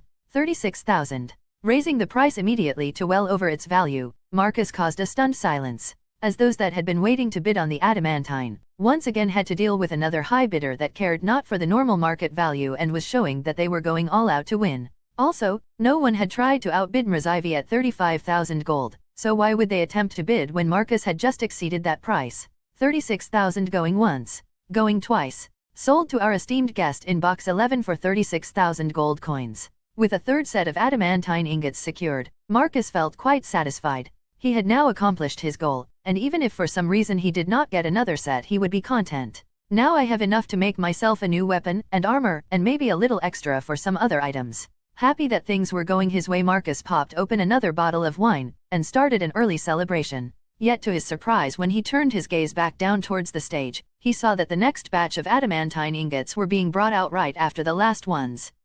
I was not expecting this. Time to take a different approach then. Sitting back in his seat, Marcus decided to let things play out a bit this time instead of coming out immediately with a high bid. He did not want some other bidders to get frustrated and start fighting him fiercely, so he was going to refrain from bidding at the start. Let the bidding begin, Amelia said after giving her usual speech about the adamantine ingots. Except no bids came, as everyone looked towards Marcus and Mrzyvi's boxes, waiting to see if they would take the initiative once again. But, after a moment of silence, hope began to well up inside the other bidders that wanted to obtain some adamantine, and the bids started coming in. 20,000. 22,000. The bids then steadily began to increase, until they slowed down around the 30,000 mark. However, as the finally 3 bidders were fighting to see who would win, Marcus picked up his magic tool that allowed him to bid and said, 34,000. After having waited, allowing the other bidders to let go of some of their frustration, Marcus had come back and raised the bid by 3,000 gold coins. Looking at his box, the 3 remaining bidders, one of who was Konal, were astonished. They had thought that the high bidders in the 2 boxes were satisfied, but now Marcus had come back to try and win another set of adamantine. Still, as much as it was a bit demotivating, 2 of the remaining bidders had decided that they would not back down, and the bid was soon brought up to 36,000. I thought this might happen. Now that there is only 1 set left after this one, those that truly want some adamantine are not going to back down easily. 38,000. Bringing the bid up another 2,000, and now well above the upper limits of its usual price, Marcus was hoping to dissuade the other 2 bidders. Alas, Konal was not about to give up here, as like Marcus he had come here prepared to spend a great sum of money to get his hands on some adamantine. 40,000. With he bid raised up to the same price that Mrzyvi had spent on the first set, Marcus was now left with the choice of spending even more or waiting to see if he could get the next set. I guess I will let him have it. Putting his magic tool down, Marcus decided to not bid anymore. He did not want to spend more money than he had to if possible, and if he was going to lose to anyone, it was best that it was Konal. Congratulations bidder number 39, for winning these adamantine ingots for 40,000 gold coins. Having won the adamantine ingots he had come for, a satisfied smile could be seen on Konal's face, even though he had paid a premium for them. I will just have to get the last batch, Marcus thought, reformulating his plan that had gone a bit awry. Continuing on, the auction brought out many different rare items, from skill orbs to batches of natural treasure, and even a couple of adamantine items started to appear towards the end. Still Marcus ignored everything, waiting for the final set of ingots. Here they are, he thought, seeing the last adamantine ingots being brought out. Ladies and gentlemen, as you can see here, our auction house has had quite a number of adamantine bars this year. However, this here is the last set that we have, and anyone who wants them, this is your last chance. Now the same as the last sets, the starting bid will be 15,000 gold coins and subsequent bids must be at least 1,000 gold coins more. After saying that, Amelia went quiet and allowed the bids to flow in. 38,000. Not wanting to play any games this time, Marcus started off strong, bidding above what most had. And while there were still some that wanted the adamantine and had enough money to continue, they did not want to pay such an excessive price. There were other places and times that adamantine could be obtained, and paying nearly 10,000 gold over its normal price was not worth it for most. Yet there was one person that was not going to give up just yet, and from one of the other boxes another bid came through. 40,000. Hearing this, Marcus let out a low groan, as he had not wanted to spend any more money unless necessary. 41,000. Still, he had come here for a reason and was not going to give up easily. Yet, whoever he was bidding against now did not seem keen on giving up, and soon the price had risen to 46,000. With the price having risen so high, Marcus sighed before putting down his bidding magic tool. I have already secured 3 sets. I have enough for now and can get some more later. Giving up on the final set of adamantine, Marcus let the high bidder in one of the other boxes win it, as he had still achieved his goal, and a 4th set would have only been icing on the cake. After that, the last few items that were in the auction's catalog were brought out, until the final one, which was a powerful staff that boosted water magic, was sold for 69,000 gold coins. Well, as I am sure that any of you that have read through our catalog know, that was the last item we have listed. But, as always, we have saved a few very special items for the very end of the auction. These items are all exceedingly rare and one of a kind. And this year, we actually be auctioning 5 such items in honor of the 50th Kingdoms tournament that concluded a few weeks ago. Chapter 379, the first 3 secret items. Transmigrated as a ghost. After Amelia had announced that there were 5 secret items that were up for sale, everyone looked even more intently at the stage, waiting to see what the first of these beyond rare items would be. Of course, while these items had not been publicly revealed, there were whispers of what might appear, and plenty of people had come only for these items and had been saving their money to try and win one. Then when Amelia could see that the auction goers' anticipation had reached its peak, she had the first of the 5 items brought out. Sitting atop the cart that was used to bring items on stage, everyone could see a beautiful circlet made of some type of wood that was letting of a slight glow and had 5 incredibly pure elemental crystals incorporated into it. I see that this item has attracted quite a bit of attention from all of you. I am sure many of you are wondering what this item may be, and let me tell you, it is something truly special. Its origins are unknown, coming to be in our auction house from beyond the sea, but I have taken to calling it the Crown of Nature. This circlet contains within it an immense and great power that could rival even an archmage. Some of you with more discerning eyes may have even noticed the 5 elemental crystals that are a part of this item. Amelia then took a moment to pick up the circlet and hold it aloft while spinning it so that all 5 of the elemental crystals would be easily visible. With this item, anyone who wears it will be able to cast the system's tier 1 through 4 spells of the elements, fire, water, earth, air, and lightning, thrice per day. However, that is not this circlet's main power, as it also imbues the wearer with the nature magic skill at level 5. Truly this item is one of a kind and would bolster anyone's power. In fact, this item is so rare and unusual that it was difficult for our auction house to place a price on it. So, we have decided to simply start the bidding at 50,000 gold coins, and see where the bids take us. Now for all those of you who might want this item, let the bidding begin. As soon as Amelia stopped talking, the bids came flying out like rain in a storm. 55,000. 58,000. 65,000. Quickly the price of this item soared up to around 90,000 gold coins, which was a price only the wealthiest people or companies in the kingdom could afford. Of course, one of the bidders was Duke Fieltoir, who felt he could not pass up on such a powerful item. Except, even as impressive as this item was, Marcus, who still had the majority of his money, did not bid. He actually had little use for this circlet since he already had numerous magic skills at level 5 and 1 at level 6. Also, he was certain that Amelia would not have the most valuable of the 5 secret items come first, and that it was likely that the last one would blow this circlet out of the water. Eventually the circlet settled at 94,500 gold coins, being purchased by an individual in one of the private boxes, far blowing out the previous high from the water magic enhancing staff that had come before it. Naturally, an item that gave someone a level 5 skill of any kind would be very precious, but one that gave a magic skill was in an entirely different league, not to mention that it also came with the ability to cast spells from the 5 most common elemental magics. However, there actually was a caveat that Amelia had not mentioned, and that was that the circlet took a great amount of mana to activate, so if it was given to someone with a low level hoping to bolster their strength, they would find the results lackluster. Still, for anyone of a suitable level with enough mana, it would make an excellent tool that would make them more versatile.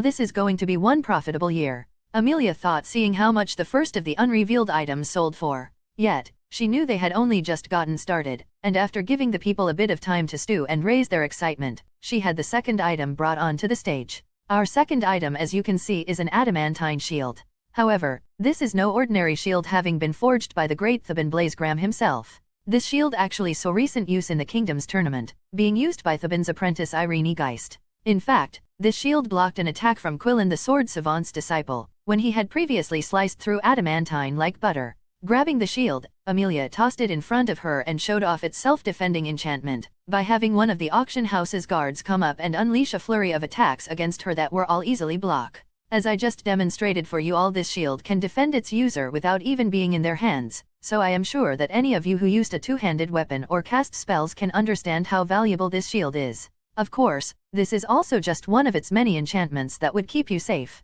Now, for an item of this quality made by the greatest forge master in the kingdom, the starting price will be 45,000 gold coins. Now who will be the one to take home this superb item that falls only just below the highest tier of adamantine items? Once the bidding started, the shield that Marcus had once briefly used began to increase in price, quickly passing 50,000 gold coins, and then 60, until it had passed 70,000, and people quickly began to drop off. Sold, to our honored guest in box number 14, for 78,000 gold coins. Looking at the shield that had protected him against Quillen's opening strikes, Marcus felt a bit regretful that he did not win it, but he knew that ultimately that shield would not be as valuable as the next items. It was a good shield, but it already did its job for me. Anyway, I plan to make all of my own gear, and one day I will make an even better shield than that one. Rekindling his passion, Marcus said farewell to the shield that gave him a fighting chance against Quillen and promised one day to make an even greater item. After the shield that Theban had made was taken off of the stage, this time Amelia did not wait and had the next item brought out immediately.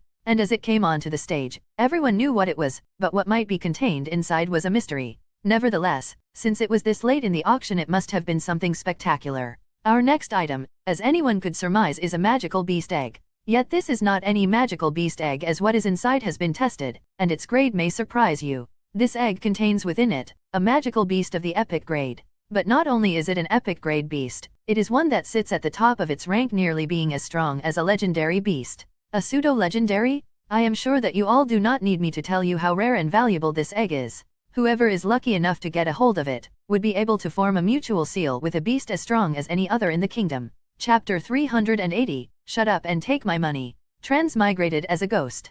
Looking at the magical beast egg that was center stage and had everyone's attention, Marcus contemplated on whether to buy it. It was certain to be a very powerful beast that was sealed inside, and there were only 2 other items after this one. Still, he decided against it for 3 main reasons. The first being that he already had Roxine, who far outclassed whatever could be in that egg. The second being that he did not want to raise another beast when he already had Blitz and Roxine to take care of.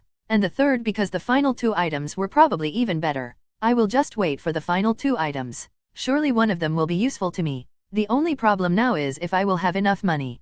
Quickly the magical beast egg soared up in price, having started at 53,000 gold coins, and finally stopping when it hit 98,600. It was an impressive number, just edging out the previous high from the powerful circlet that had been the first of the hidden items. With the magical beast egg having been sold, Amelia quickly had the second to last item brought out, planning to keep up the momentum that the auction house had going. Looking down at it, Marcus wondered what could be so special about it, since it seemed like a completely normal black cloak. However, for it to be the second to last item in the highest profile auction in the kingdom, it must be something incredible. I can see from the looks on all of your faces that you are wondering what this cloak is. Certainly, it just looks like any run-of-the-mill cloak you could pick up just about anywhere for only a couple of silver. But let me tell you, its looks are deceiving. Amelia then picked up the cloak and put it on, and a moment later she completely disappeared. An invisibility cloak, is that all? Of course, Marcus was not the only one thinking this, as while a cloak that made someone invisible was great and all, it really did not stand up to the other items that had been showed before it. Heck, it was not even in the same league as the items shown in the later parts of the auction, like the adamantine bars, being more in league with the items shown in the middle section. I can see that of you are very impressed. But do you honestly believe that this is a simple invisibility cloak? Now let me ask you this, can any of you find me? Amelia said, challenging the members in the audience. And it was after she said this that some of the higher level people in attendance realized that they could not find her even when using their detection skills. Then after waiting a few moments, Amelia appeared behind one of the stronger looking people in the audience, who was currently looking around frantically for her. No need to look so hard, I am right here, Amelia said, startling the man that had been looking for her. Yes, As all of you just witnessed, this cloak does not grant simple invisibility, but also hides your presences. Even those with the keenest of hearing, or with the ability to sense heat fluctuations will not notice you while wearing this cloak. It can hide you from almost any presence-sensing skill, Amelia said as she walked back onto the stage. Hearing this, those at the auction were starting to see the value of this cloak, and while no one thought it was at the same level as the other secret items, it was still pretty strong. Yet, Amelia was not done yet, and a smile crept onto her face as she saw the growing interest in the cloak she was currently wearing.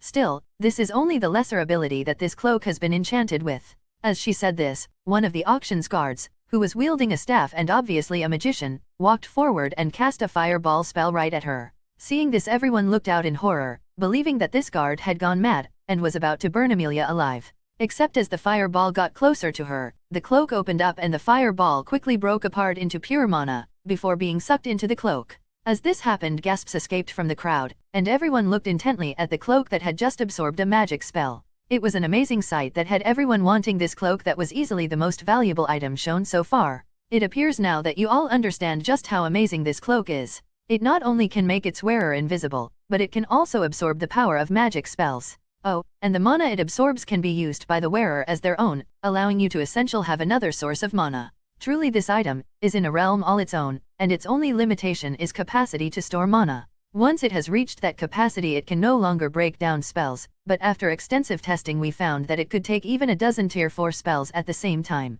Hearing this, everyone went wild. They wanted to know where this item had come from, how it was made, and everything else they could about it. Please calm down everyone, I will answer your questions shortly, Amelia said, trying to get the situation back under control. As for where this item came from, I am afraid we do not know. A traveler traded it to us for one of the items in our vault some 2 years ago, and as for how it was made, unfortunately even the best in the kingdom when we asked them about were unable to tell us. However, we did learn that the material used to make the cloak comes from the fur of a mythic grade beast. Once Amelia had explained everything she knew about the cloak to the auction goers, things began to settle down. Now, it seems that all of you are at the end of your patience, and since I have demonstrated the main powers of this cloak, let us begin the bidding at 80,000 gold coins. After saying that, Amelia let the bids come in. And come in they did. Any and everyone with enough money began bidding, and the price quickly made it up to 100,000 gold coins and showed no sign of stopping anytime soon. 120,000. Raising the bid up by 15,000, Marcus had determined that this item was certainly worth having, and he was ready to spend every coin he had on it. This is why I did not go all out on that last set of adamantine, because I knew something like this might appear. Yet even after raising the bid by a large margin, those with even more money did not stop, and quickly the price had gotten to 125,000 gold. 127,000.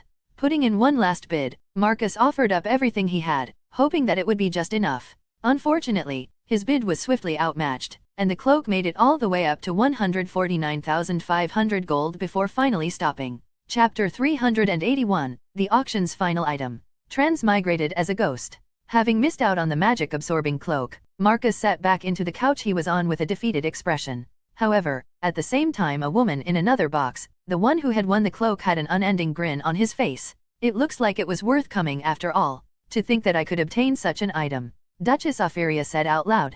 Certainly, she had just spent the majority of her wealth on this one cloak, but more money could be earned while items like this only appeared very rarely. Now I wonder who I should let use it first. Should I let Wade have it for his work as an investigator, or should I let Gideon use it as another layer of protection? Well, either way, I have secured another artifact for our family, Duchess Opheria thought, trying to best gauge where this new item would benefit her family the most. Still, while Duchess Opheria reveled in obtaining the powerful cloak, everyone else felt a sense of bitterness that they could not obtain the item. And of course, it was not for lack of trying. Everyone had gone all out with their bids, not holding anything back, and Duchess Opheria had won simply because she had the most money left. In fact, many people were beating themselves up over earlier purchases that had made it so they did not have enough money to win the last item, one of which was Marcus. Damn, if I had held back on buying the adamantine, I would have been the winner. Ugh, but I came here for the adamantine to begin with.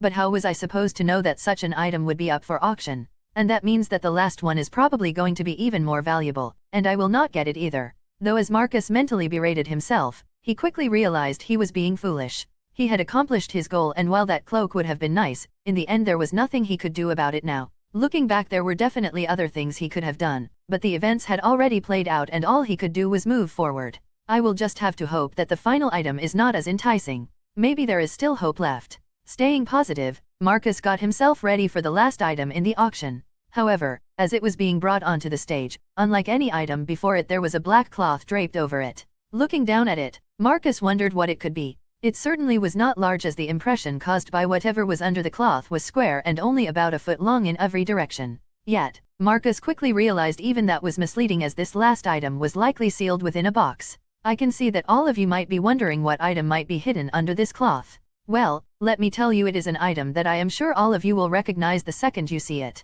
After saying that, Amelia pulled back the cloth over the final item up for auction, and sitting in a clear box, was a golden orb. A unique skill orb. Marcus said out loud as he saw what the final item was. Naturally, many had the same reaction as him, and a stunned silence soon followed. It appears that we were right to save this for our last item. We had toiled quite a while between this and the previous cloak, but for the recognition that this orb brought, we just had to have it as our final item. Amelia then picked up the box the orb was in and held it aloft so that everyone could get a better look at it, and to build up the excitement in the crowd. This unique skill came to us fairly recently, as a retiring adamantine adventurer sold it to us so that he could live out the rest of his life in luxury after many years of perilous adventuring. Now I am sure that all of you would like to know what skill is within this orb. Although as all unique skills, its name only gives a basic understanding of its powers, the one within this orb is called Winter's Grace. As the name of the unique skill that was sealed within the orb was announced, many people began talking, speculating on what it might do. And with a name like Winter's Grace, it definitely had some sort of cold-based powers.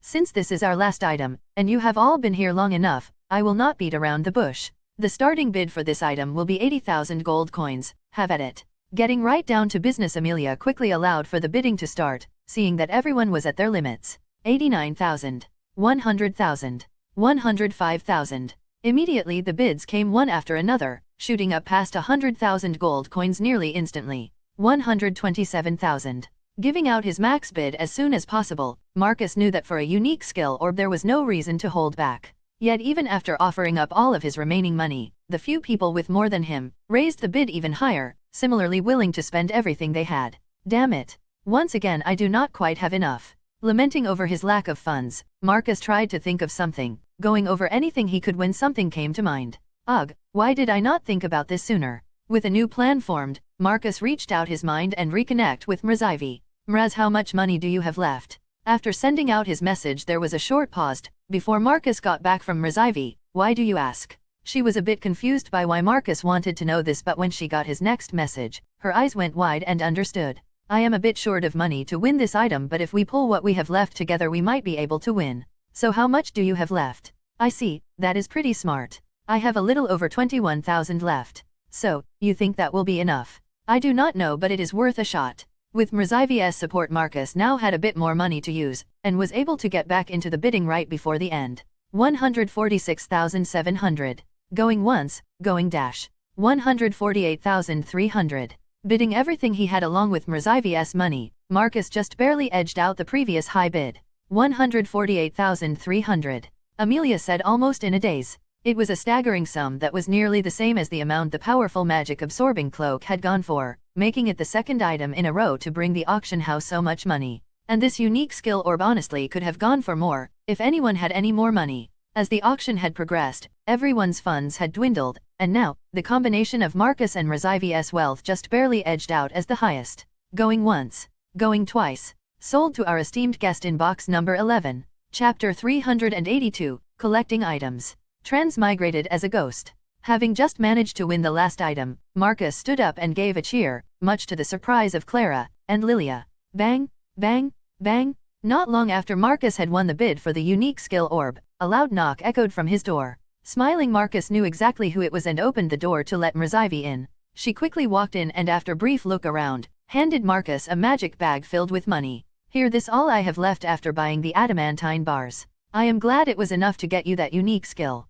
Now I need to head back to my own box, so that I can pay for my items, but after that I will come back. Mrazivi then gave Marcus a quick hug before leaving the room and heading back to her own. Once Mrazivi was gone, Marcus put down the bag of money he had gotten and went back over to Lilia to celebrate. The two of them quickly brought out the best cakes that Stella had prepared and began eating them, savoring the flavor of the cake and victory. While Marcus and Lilia were enjoying themselves, the staff of the auction house worked quickly to deliver the items to the winners. Soon, Marcus heard another knock on the door, but this time he knew it was not Mrzivy. In fact, as he used his life sense skill, he detected 5 distinct presences, all of which were fairly strong. Either someone is here to rob me, or the security for my items is pretty tight. Of course, as Marcus got up, he was pretty sure it was the latter and not the former, since he doubted any thieves would be brazen enough to attack an auction house that currently had some of the strongest people in the kingdom within it. Lady Irene, it is me, Amelia. I have your items, so would you mind letting me? A bit surprised that the items were being delivered personally by Amelia, Marcus swiftly opened up the door, and let her, along with her 4 high-level guards in. I see that you made yourself comfortable. I hope that you enjoyed the refreshments. Yeah, they were pretty good, especially that wine, Marcus said, pointing to the bottle of wine that he had found the most to his liking. I see, you have expensive taste. That bottle is worth around 70 gold coins, and is the most costly that we provide. Smiling, Marcus responded saying, well, I hope you will not charge me for it. I am about to be pretty much out of money after handing over 184,000 gold for the items I won. Of course, every item here is complimentary. Oh, and since you brought it up, we can exchange the money for your items. After that, Marcus emptied nearly all of the money out of his item box and magic bags into some sort of money-counting magic device, until he was left with only the 162 gold coins. Well, it appears to all be here, so since we have confirmed the payment, here are your items. Opening up a magic bag that was securely attached around her neck, Amelia pulled out the 3 adamantine ingots he had won, and the unique skill orb. With a greedy look in his eyes, Marcus grabbed the 3 ingots and unique skill orb, and quickly stored them within his item box. It was good doing business with you, Lady Irene, and I am glad that it ended profitably for both of us. Oh, and if you ever wish to auction off any of your finer works, please come see me again and we'll make the arrangements. Nodding his head, Marcus said, when the time comes, I will certainly take you up on that offer. Amelia then left Marcus to his own devices, having other items that she needed to deliver. Taking one of the adamantine out of his item box, a big grin formed on Marcus' face as he thought about the new scythe he was going to make for himself. I cannot wait. Since my old one broke in my fight against Quillen, I have been dying to make a new one. With the final material he needed now obtained, Marcus began going over the plans he had made in his head, mentally going through the steps he would need to complete to make his new weapon and armor. Not long after Marcus had gotten his items, Mrzivy came back to his room, though this time she was not alone and was accompanied by Sir Heward. Come on in, Mrzivy. Did you want something to drink or eat to celebrate? Marcus said, in a pretty good mood from winning the unique skill orb. Sure, that sounds good. But, for a drink I swiped something special from the castle's wine cellar, Mrzivy said with a mischievous smile. Pulling out a very well-crafted and decorated bottle, it did not take an aficionado to know that this bottle of wine was top quality. Popping open the bottle, Marcus, Mrzivy, and Lilia had a small party, drinking the very rich wine that Mrzivy had brought, and finishing off the snacks that Stella had made. Here, Mraz, I want you to have this, Marcus said as he pulled out the unique skill orb and handed it over to Mrzivy. He figured that with a name like Winter's Grace, this unique skill would probably work best with Mrzivy, who already had plenty of ice and cold-based abilities. However, Mrzivy just pushed it back, and said, sorry, I cannot accept this. I came here to pay you back for all the help you have given me, so go ahead and use it yourself or give it to Lilia. Frowning slightly, Marcus had not expected Mrzivy to reject the offer of a unique skill orb, but he understood where she was coming from. I suppose she does not want to become overly reliant on me. Putting on a smile, Marcus took back the unique skill orb and said, I understand. I just thought this one would be perfect for you. I guess I will use it, though I am not sure how compatible it will be with me. Yet, as Marcus was about to put the unique skill orb away, the look of an idea forming was apparent on Mrzivy's face. Actually, there might be a way for me to have that skill orb, and for you to get something more suitable for yourself. Hearing this, Marcus looked intently at Mrzivy for the details of her plan. Well, if that skill orb is not optimal for you, make a trade. The castle's vault has a few unique skill orbs in it from what I have heard. And while normally, those in charge of the vault are very protective of these unique skill orbs, if we approach Gwyniera, we might be able to make a trade, where I get that one on behalf of the kingdom, and you get to pick out one more in line with your skill set. Listening to Mrzivy's plan, Marcus saw the merit in it, and worst case scenario, he was just left in the position he already was in. It sounds like a plan.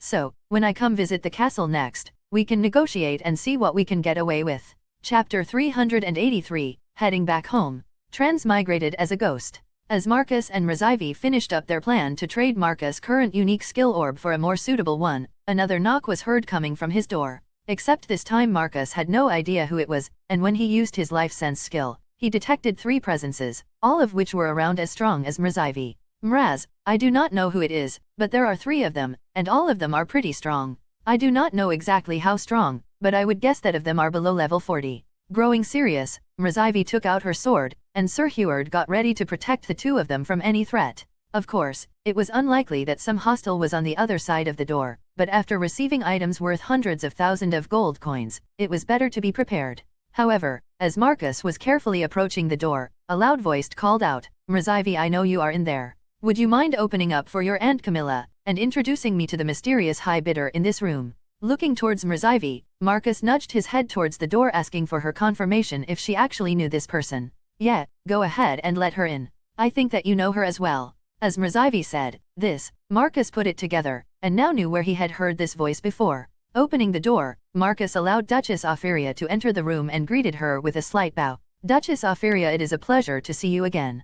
A look of surprise flashed on the Duchess' face for just a moment when she saw Marcus, before quickly catching herself and saying, Lady Irene, so you are the mysterious bidder who managed to win that unique skill orb. Smiling and nodding his head, Marcus said, yes, I had just enough to eke it out. In truth, I spent nearly all of the money I painstakingly saved up at this auction. After saying that, Marcus invited the Duchess to join him and Mrazivy, and she did so with a smile on her face. You really picked out a good one, Mrazivy. I am surprised that you were able to swipe this bottle out of the cellar. Duchess Opheria said as she drank some of the wine Mrazivy had brought. Smiling proudly, Mrazivy said, I happen to know a secret way in. So, I can pick out any bottle I want for a special occasion. Of course, hearing this, Duchess Opheria looked at Mrazivy a bit disappointedly, but she still kept drinking the wine regardless. Once they had spent a bit of time just chatting, Duchess Opheria pulled out an item that caught both Marcus and Mrazivy's attention. It's the magic absorbing and invisibility cloak. They both said almost in unison. Yes, I just so happened to be the one to win it. It was just too impressive for me to pass up on. Duchess Opheria then wrapped it around herself and disappeared, showing off the cloak's abilities. However, Marcus took this as a good opportunity to test something out. Looks like it still works. As good as the cloak is, it cannot hide the fact that the Duchess is alive. Using his life sense skill, Marcus was still able to pinpoint where the Duchess was, even though she was invisible, and hidden from most detection skills. And to show it off, Marcus walked right up to the Duchess, who had moved away a bit, and pulled the cloak right off her. Surprise was written all over her face when this happened. How did you know where I was? The Duchess asked as Marcus handed the cloak back to her.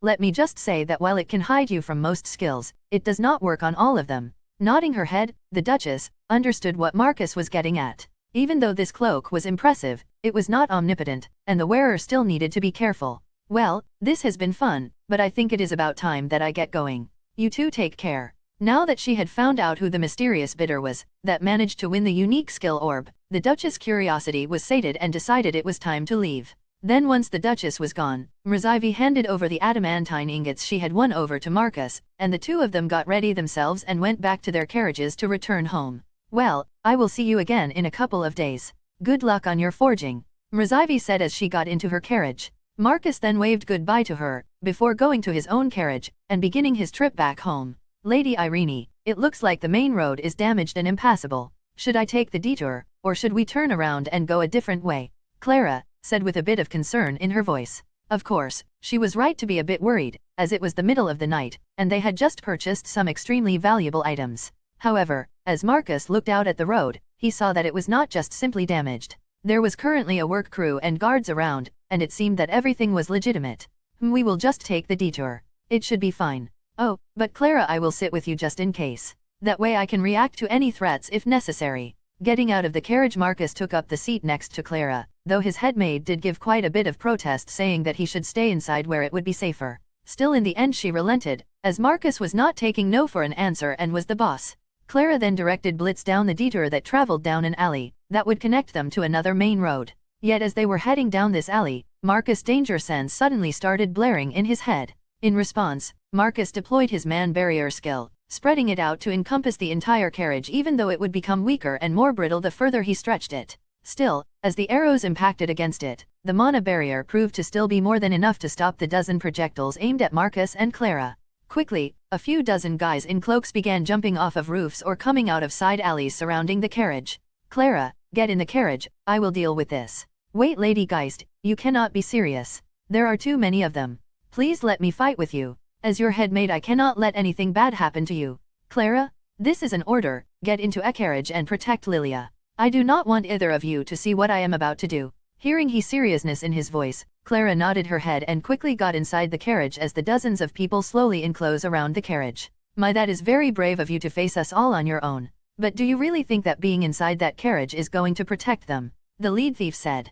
Oh, you seem to misunderstand me. I did not send her inside to protect her from you. I sent her inside so she would not get caught up in what I am about to do to you, Marcus said as he got off of the coachman's stand. Ha, ha, ha. Oh, now that is funny. We have you surrounded and outnumbered, and you say you are going to take us all on. Oh, but now that I get a good look at you, that is a pretty face you and a nice body you have.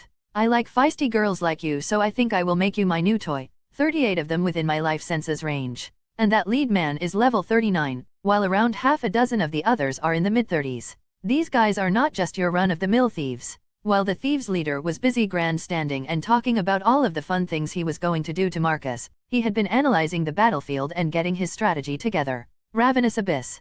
Casting his Tier 5 darkness magic spell, Marcus summoned up a massive black sphere of darkness that seemed to draw all the light around towards it and snuff it out. In fact, the Ravenous Abyss was unable to even fit complexly in the narrow alleyway, and its body, which was almost fluid, conformed to the space it was in, making it look even more grotesque than it normally did. Seeing this, many of the thieves that had come after Marcus started to tremble in fear, some even falling down on their asses. They could sense the unscapable and horrible death that awaited them at the mercy of this creature that had just appeared. All of you get yourselves together. It is some kind of trick or illusion. There are dozens of us and only one of them. However, before the thieves' leader could turn around, all he saw was an endless darkness, as the Ravenous Abyss shoved him into its mouth.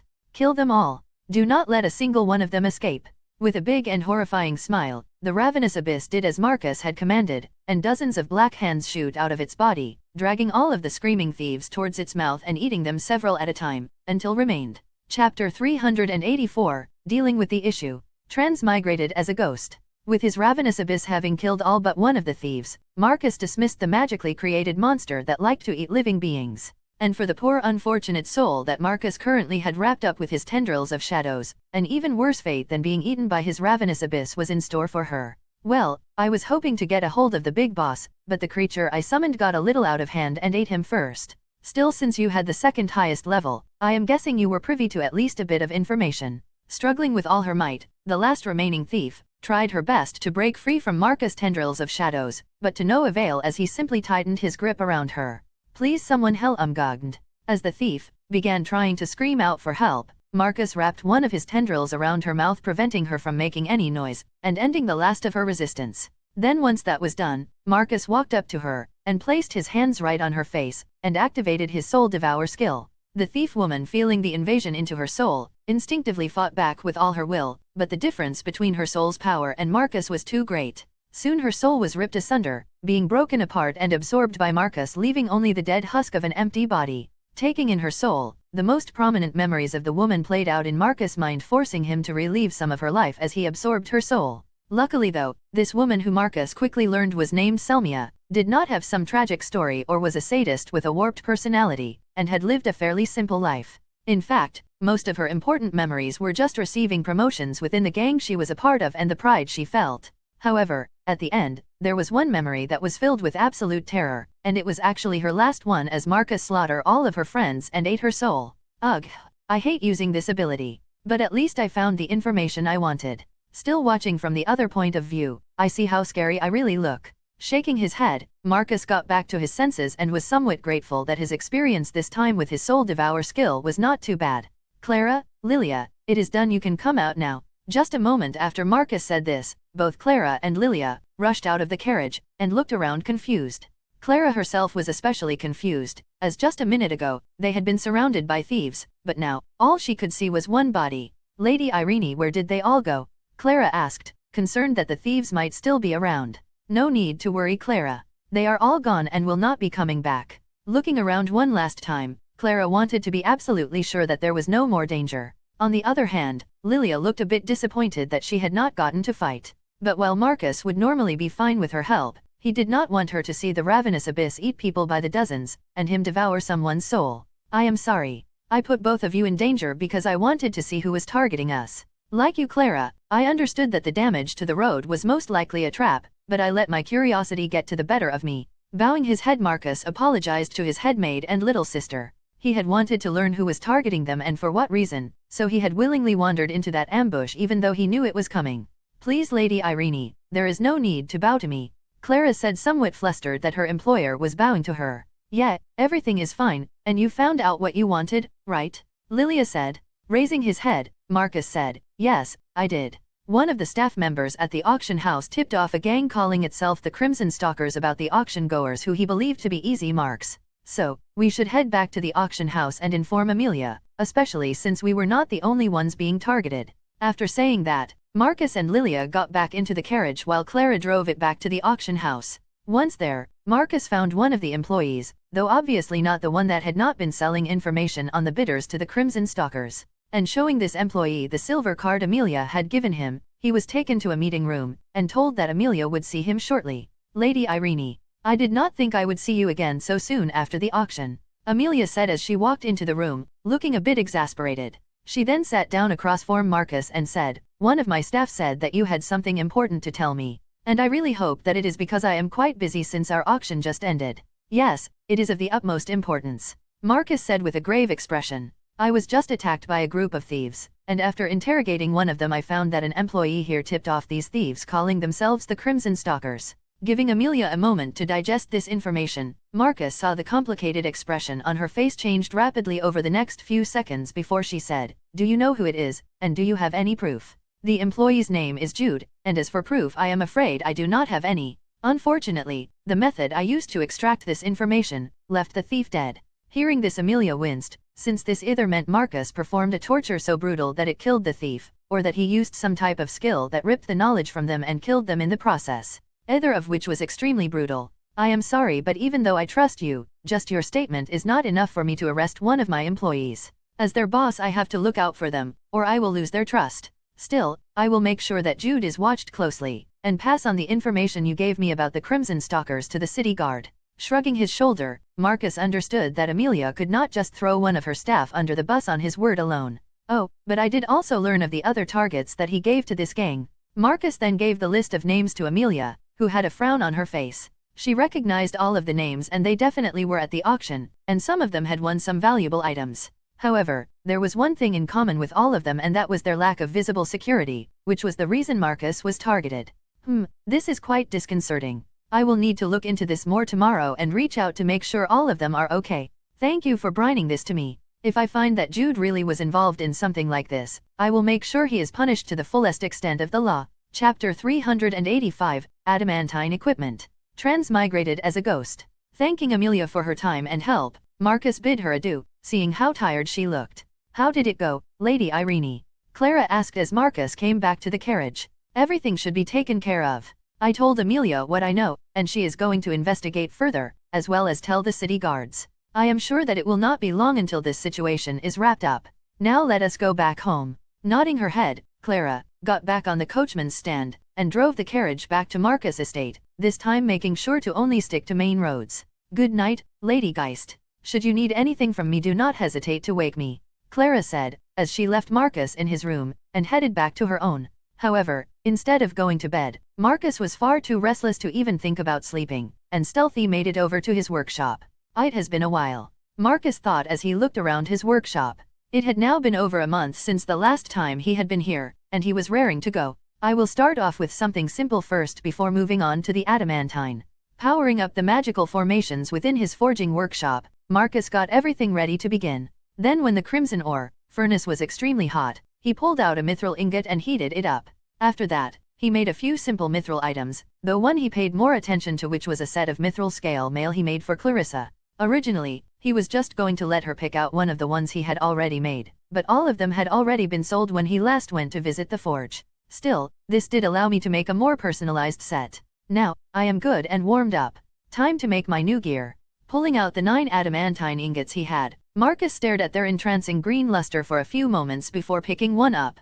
Time to get started. Using his spectral arm, Marcus plunged the adamantine into his furnace, and using the control flames spell, went to work heating it up. However, While mithril usually only took a couple minutes for Marcus to heat up, this adamantine, even under all of the pressure and heat it was under, still took nearly half an hour before it was glowing hot red and was ready to be worked with. Finally, Marcus thought as all his senses and experience told him the adamantine was ready. He then took it out of the furnace and took it over to his enchanted mithril anvil that he normally worked with. Clang! Making the first hit with his enchanted mithril steel alloy hammer against the adamantine, Marcus was surprised to find that he had not used enough force, and that even as malleable as the adamantine was, it barely budged. Looks like I am going to need to infuse more mana into the hammer and hit harder. As I thought, this is going to be tough. Refocusing himself, Marcus began hitting against the adamantine, slowly finding the right amount of speed and power he needed and getting into a rhythm. Quickly 4 hours went by before he had molded the adamantine into the general shape that he wanted. Phew, I think about 3 more and I will have enough for the full set. Getting back to work, Marcus after many hours of non-stop working had forged 4 of the adamantine bars into his new set of scale mail which he had grown to like over his normal chain mail. Still, as Marcus marveled at his work, he knew he was not even close to done, since while the base armor may have been ready, he still had to go through the tedious process of enchanting it.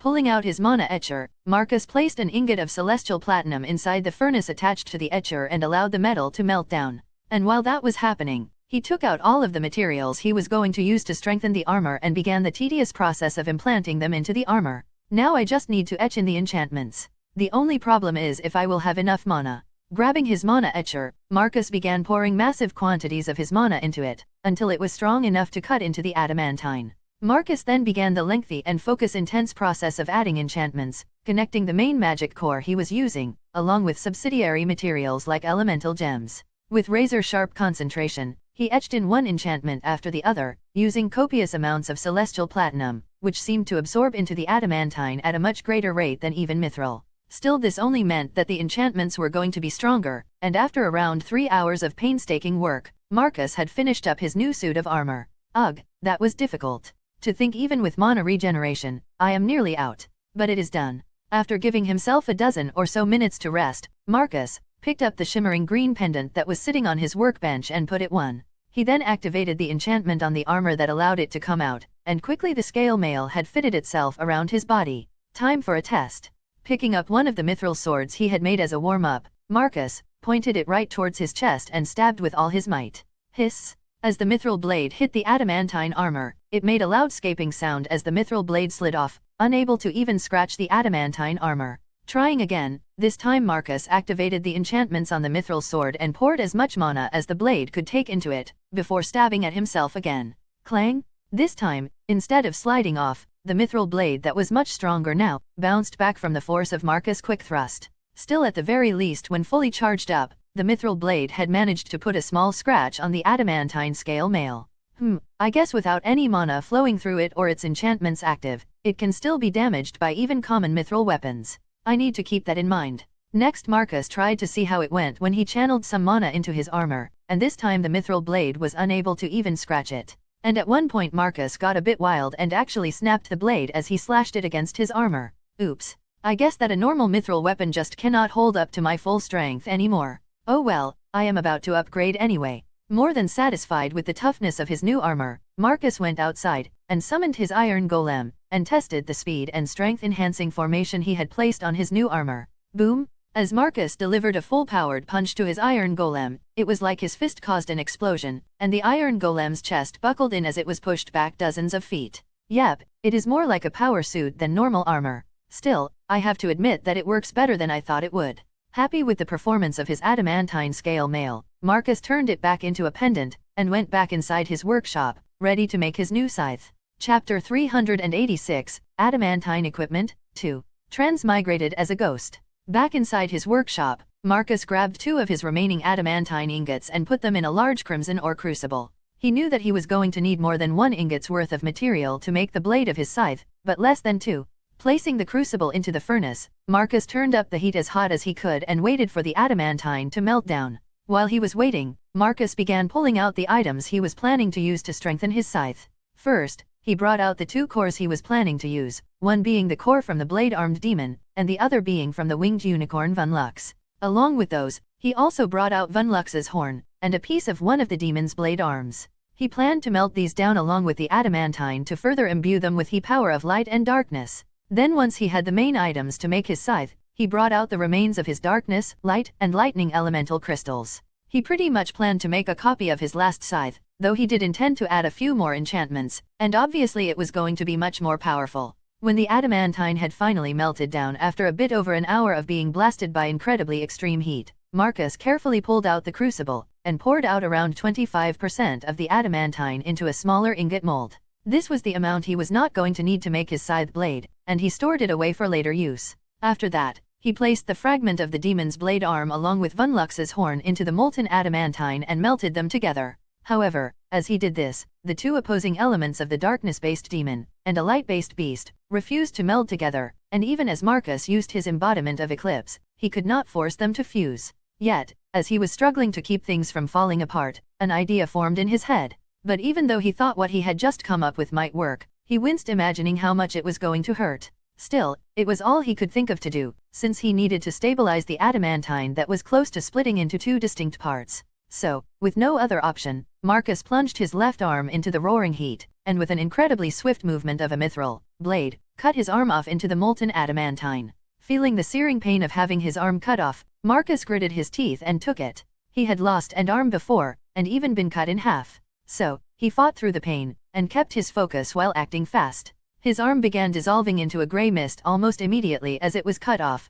and he had to use his spectral arm to shove his severed one into the molten adamantine, while also putting a lid on top of it. Once that was done, Marcus sent the energy of his embodiment of Eclipse into the adamantine, hoping that would help stabilize it. Luckily, it did the trick, and the molten adamantine enhanced by Vunlux's horn, the demon's blade arm, and Marcus' own arm, stabilized. Letting out a sigh of relief, Marcus took the crucible out of the furnace, and poured the mixture into an ingot mold, and allowed it to cool. Time for a break. Sitting down, Marcus took some time to let his arm fully grow back and pulled out a couple natural treasures and began snaking on them. Sure, he did not feel hungry, but the delicious taste from them helped his worn mind and soul feel some relief. Much better, Marcus thought after taking a few minutes to rest, and letting his arm fully recover. Having recuperated back to his peak, Marcus went over to look at the cooling adamantine and immediately noticed something different about it. The green luster it normally had was now darker in some places and lighter in others, while also seemingly mixing together all over.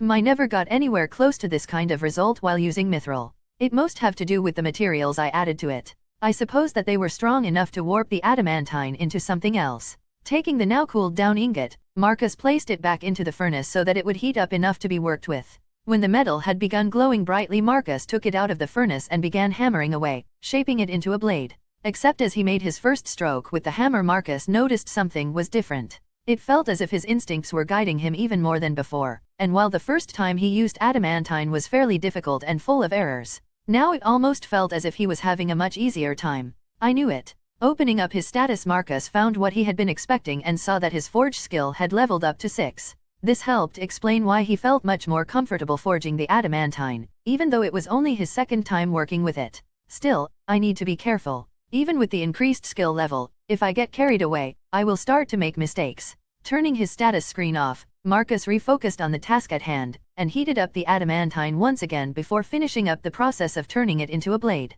With that first step done, Marcus marveled at the adamantine scythe blade he had made for just a moment, before he began grinding it down, and sharpening the blade. Then with that done, he began making the pole that would attach to the blade. Unfortunately, this time he was unable to find any suitable enchanted wood, so he decided to just use adamantine as well, since it was not like he needed to worry about recoil on his hands at this level. Taking another adamantine bar, Marcus melted it down and added his freshly regenerated arm into it, since he now realized he was an infinite supply of powerful monster materials. Still, he did not think he would use this method often, since cutting his arm off hurt like hell. Then after his arm had returned and the metal had cooled down, Marcus shaped the ingot into the handle for his scythe, and once it was completely ready, he attached the two pieces. Picking it up, Marcus swung his new scythe around, getting a feel for it. This might take a little bit to get used to. It is quite a bit heavier than my mithril one, and even before being enchanted it can absorb more mana. Still, I feel an even greater connection with this one, maybe because a part of me is actually in the metal. Once he was content with testing out his adamantine scythe before it was enchanted, Marcus placed it back onto his workbench and prepared his mana etcher to perform the final step in making his new weapon. Chapter 387, Soulbound Weapon. Transmigrated as a Ghost. Placing an ingot of celestial platinum into the furnace connected to his mana etcher, Marcus quickly melted down the metal that would stabilize and strengthen his enchantments. Once that was done, he carefully placed the 2 cores he was using as his focal points into the scythe's blade. After that he embedded a few darkness and light elemental crystals around the 2 cores, before carefully carving out 4 strips of lightning elemental crystals. He then took his mana etcher and carved into the pole of the scythe, making 4 parallel lines around it to place the strips of lightning elemental crystals. When it was done, Marcus sighed in relief, since had he made even one misstep, he could have ruined part of the scythe, and at the very least had a major setback. All of the pieces are in place and the prep is done. Time to get to work. With everything ready, Marcus took his mana etcher and began feeding it his power. He needed to exert it nearly to its max to be able to cut into the adamantine, and it took a great deal of focus and stamina to accomplish. Still, Marcus felt like he was in the zone when making the enchantments on his scythe. He first started with the basics, etching in formations that increased mana conductivity and the durability of the blade. After that he moved on to ones that increased the sharpness and power output, before adding a few more basic enchantments that were used in almost every decent weapon. Then he moved on to more specialized ones, adding the enchantments that allowed for weapons to fight and defend on their own, as well as return to the wielder. Yet even though these enchantments were pretty advanced, they were child's play compared to what Marcus had to do next. Moving down to the scythe's handle, Marcus began work on etching in the enchantment that amplify his railgun, and as hard as it had been last time to accomplish, this time it was even more so. Luckily, Marcus' preparations had been perfect, otherwise the lightning elemental crystals embedded into the scythe's pole might have exploded, or when he connected it to the blade it could have damaged the magic cores that were heart of the weapon. However, as difficult as that was, what came next was going to be the hardest part. Marcus needed to connect the 2 cores and the enchantments around them together, and hope that the 2 opposing powers did not cause the weapon to break. Embodiment of Eclipse, Harmony form. For this last part, Marcus used his supreme skill, in order to become more in tune with the elemental energies in his scythe, making sure to adjust the powers and make sure neither overwhelmed the other. And it is done. Connecting the last enchantment together, Marcus turned off his supreme skill, which had all but completely drained him, and let out a sigh of relief. Everything had seemed to go well, and his weapon was completely stable, with all of the enchantments appearing to come together correctly. Yet, as Marcus was about to sit down and take a moment to rest, he felt a throbbing in his chest, and a searing pain through his entire being. He did not know what was going on, but it felt like someone was taking a hot knife and butchering him. And in truth this was a fairly apt description, as his chest began to dissolve, and the essence that normally leaked out when he was injured began flowing away from him. Except unlike when he was injured, this essence was much more pronounced and denser, and Marcus quickly realized it was part of his soul. This part of his soul then flew into the scythe he had just finished and was absorbed inside. Once the pain had subsided, Marcus turned his attention to his scythe, which was glowing and undergoing some type of transformation. No, that should not be possible. Marcus watched as a pattern of an endless night sky full of bright stars began to appear on his scythe, as it was recognized by the system as a masterpiece. Ding! You have leveled up to level 43. Ding! You have leveled up to level 44. With even more surprises coming in, Marcus was completely dumbfounded when he heard the notification for 2 level ups. Status. Opening up his status window, Marcus wanted to get to the bottom of what was going on, but the first thing he saw made him want to cry. My spirit stat has decreased by 400 points. This was a huge blow to him, since a large amount of his abilities relied on his high spirit stat. Still, before he started to get too upset, he checked his system messages to find out what achievements he had accomplished. Successfully create a system-recognized weapon made of adamantine while below level 50. Successfully bind your soul to a system-recognized item. Reading through these notifications, Marcus now realized what he had done. When he had added his own arms to the adamantine, he had inadvertently tethered his soul to the metal. However, that was not all. When he finished the scythe, he had been focused on making it as strong as possible, and unconsciously gave it both the blessing of darkness and light. Great, now a part of my soul is stuck in the scythe. Still, I suppose that somehow caused the system to recognize it when otherwise it would not have. And I got 2 levels out of it, so I can always raise my spirit stat back up. Trying to think on the positive side, Marcus went over all of the pros of what had just happened, trying to console himself at the loss of a huge chunk of his spirit stat. Flopping down right onto the floor, Marcus just laid there, feeling worn out after going all out to make his new scythe and having a portion of his soul ripped out. He had not been this exhausted in some time, but even he had his limits. I should go and ask Theban about this. He might know something more. Marcus thought as his mind started to clear. While he did not think that there would be any problems, since even though he felt like a part of him was missing, everything seemed stable and of his stats were constantly going down. Still, there was a possibility that what he had just done could have dire consequences down the road, so he wanted to confer with his master. Okay, time for a test run. After spending around an hour to recover, Marcus' curiosity had reached its peak, and he could no longer wait to test out his scythe even though he was not fully recovered. Walking out of his workshop, Marcus noticed that the sun had risen high into the sky, and that the day was already well into the afternoon. Looks like someone has already come by and left some lunch outside. I guess I did not hear the knock on the door.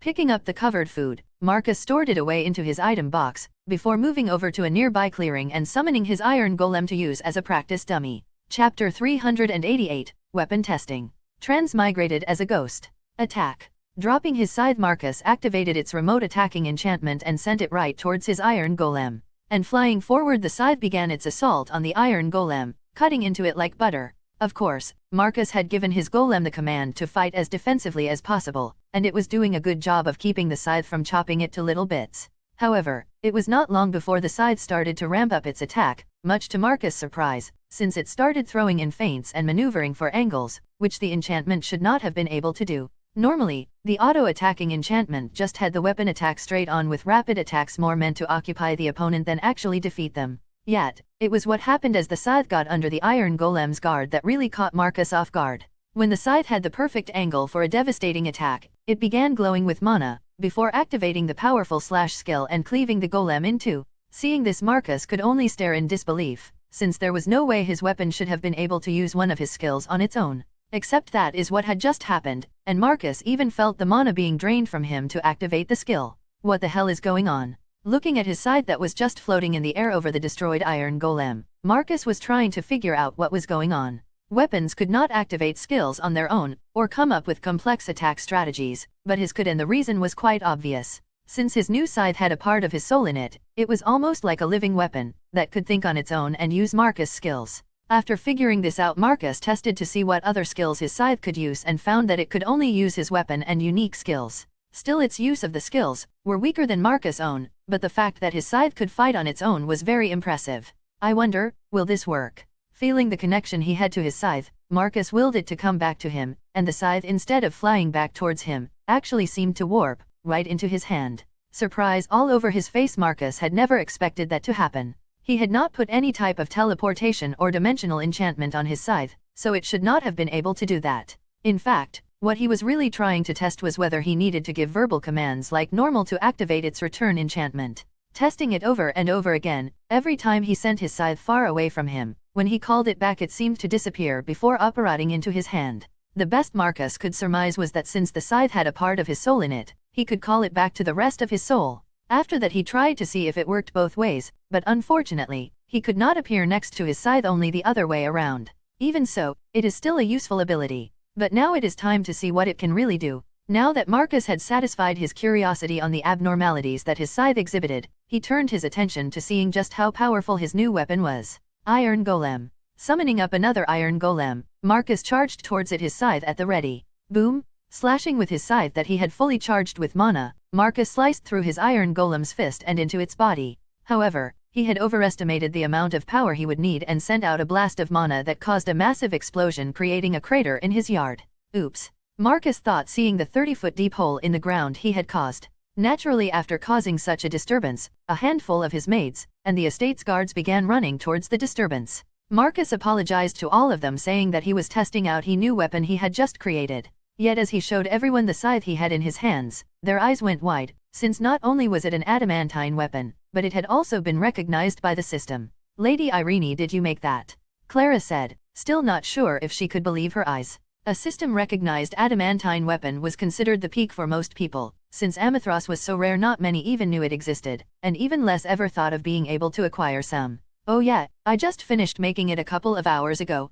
Pretty impressive, right? Marcus then showed off the scythe a little and everyone was unable to keep their eyes off of it. It was an impressive weapon that would normally only be in the hands of the most elite of the kingdom, but here Marcus was swinging it around after having made it himself. Eventually, though, all those that had gathered needed to get back to their work, and with the crowd once again gone, Marcus did some more tests of his scythe's abilities. To think that it can cut through a fully enhanced mithril weapon. This scythe is something else.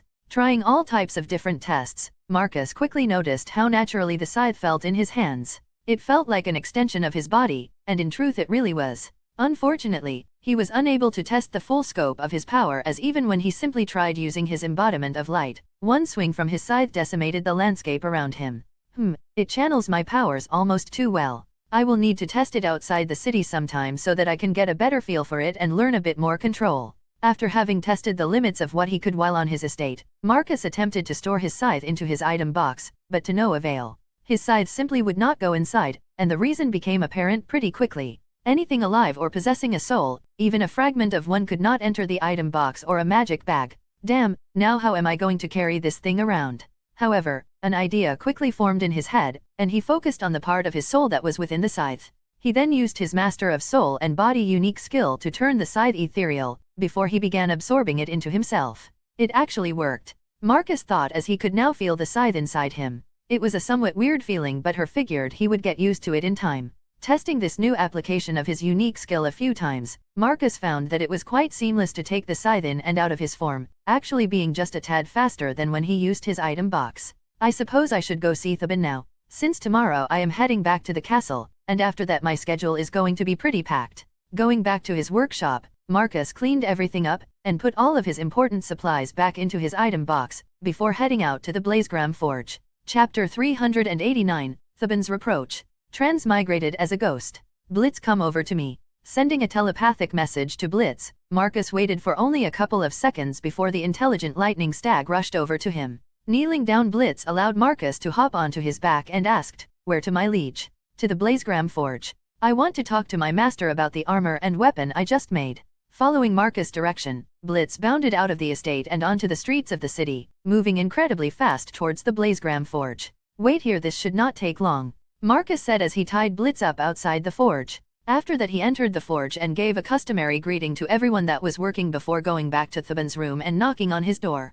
"Come on in, I am almost finished." Opening the door, Marcus immediately felt the heat that was still lingering in the room, and he saw that Theban was finishing up applying the enchantments on a suit of crimson ore armor. "There we go, all done," Theban said as he wiped the sweat off his forehead. He then pulled up a couple of chairs, sat down, and beckoned Marcus to come sit next to him. "It is impressive work," Marcus said as he looked at the suit of armor Theban had just finished. "Yeah, it is not bad. I could do better, but I would have needed exceedingly rare materials. Still, it should get the job done," Theban said while stretching his arms out. "So how did the auction go? I heard from Konal that the competition for the adamantine was really fierce this time. He said he had to pay 40,000 gold coins just to get one set. So, were you able to get any?" Putting on a big smile, Marcus held up a victory pose and said, "I actually managed to get 3 of the 5 sets, and it actually was partially my fault that Konal had to spend too much." Looking a bit confused, from what Konal had told him, of the 5 sets only 2 had gone to the same bidder,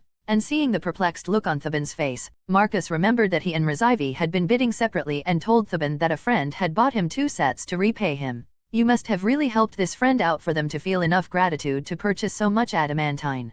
Good on you," Theban said, clapping Marcus on the back. "So did you come to me today for some advice or guidance? I know I have already taught you what to do, but working with adamantine for the first time is not easy. So, if you want me to watch over you while you do it, I would not mind helping you." However, Marcus could only shake his head and refuse his master's help, since he had already forged his adamantine equipment.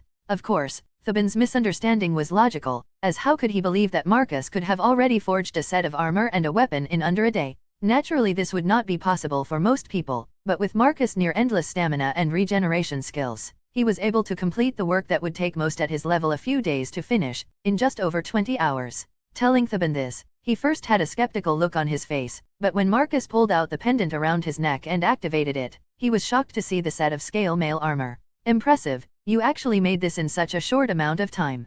Taking the armor from Marcus, Theban inspected every detail of it, and every now and then mumbled something to himself. "I can truly see that you took my teachings to heart. This is an excellent set of armor, and it speaks to your hard work and talent that it turned out this well on your first try," Theban said, genuinely impressed that Marcus had made such a good set of armor without any mistakes. Of course, in terms of what he could make himself it was only on the lower end, but this had more to do with the subsidiary supplies Marcus had used, which were not as powerful as what Theban could get a hold of. "Now, you said you also made a scythe. Would you mind showing me that as well?" With a massive smile, Marcus had his scythe appear in his hand, and looked at Theban's face anticipating his shocked reaction. And when Theban saw Marcus' scythe, he certainly was astonished to see that it had been recognized by the system.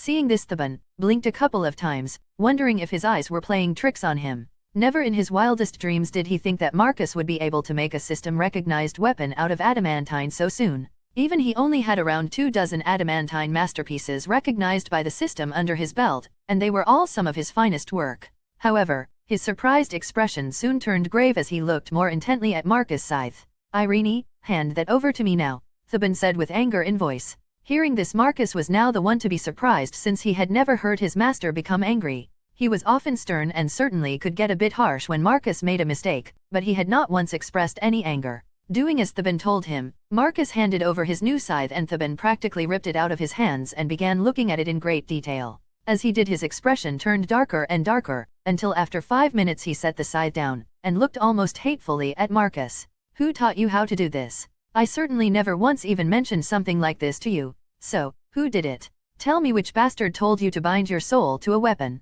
Theban said as he stood up and practically yelling at Marcus. Seeing this, Marcus was momentarily stunned by how absolutely furious Theban was. This was just beyond being a bit displeased, this was fully on loathing, and Marcus did not understand why what he had done was so bad. Master, no one taught me how to bind a soul to a weapon, or even told me about it. It actually occurred by accident, I never intended it to happen, Marcus said, answering truthfully. He then told Theban about the process he took to make the scythe, though leaving out certain details that would reveal him to be a spirit. And when he told Theban he had cut off his own arm not once but twice, he gave Marcus a look saying, "How stupid can you be?" After Marcus finished explaining what happened, Theban, who could tell that Marcus had been telling the truth for the most part, sat down and calmed down a bit. So, you never intended to make a soul-bound weapon, and this all happened by accident, Theban said with a serious look in his eyes. Nodding his head, Marcus gave one last confirmation to Theban that he never planned for this outcome, and his master's hardened expression softened up a bit. I do not know what possessed you to think that adding a part of yourself would stabilize your weapon, but you are very lucky that you did not end up dead, or worse. Chapter 391, Orb Trading. Transmigrated as a ghost. Hearing what Theban said last, Marcus unintentionally shuddered, since the idea of his master hunting him down and killing him was quite the terrifying prospect. Still, after saying that, the harshness that Theban was exuding quickly vanished, and he gave Marcus some words of encouragement. Do not let this get you down. You are still an amazing forge master, and this one mistake is not the end. I know that you continue to do great things. Nodding his head, Marcus thanked Theban for his kindness and wisdom, before getting down to the other business that he needed to talk to him about. Master, would you mind keeping this set of armor in the storeroom? I will be coming by again with a friend later, and I plan on selling this to her at a discounted price. After saying that, Marcus took out the armor he made for Clarissa, and told Theban all about the situation. I see. That should be no problem. Just leave it here and I will deal with it. With his business at the forge now complete, Marcus said goodbye to Theban and headed back to Blitz. The two of them then quickly made it back to Marcus' estate just as the sun was setting. Taking the rest of the day to relax, Marcus read the book that Lilia had won at auction, and when he was done with that, he played a few games with Lilia until the night was getting late. Time for some rest. Having had some eventful and fairly stressful last couple of days, Marcus decided that he could use a few hours to fully recuperate his weary mind and decided to get some sleep.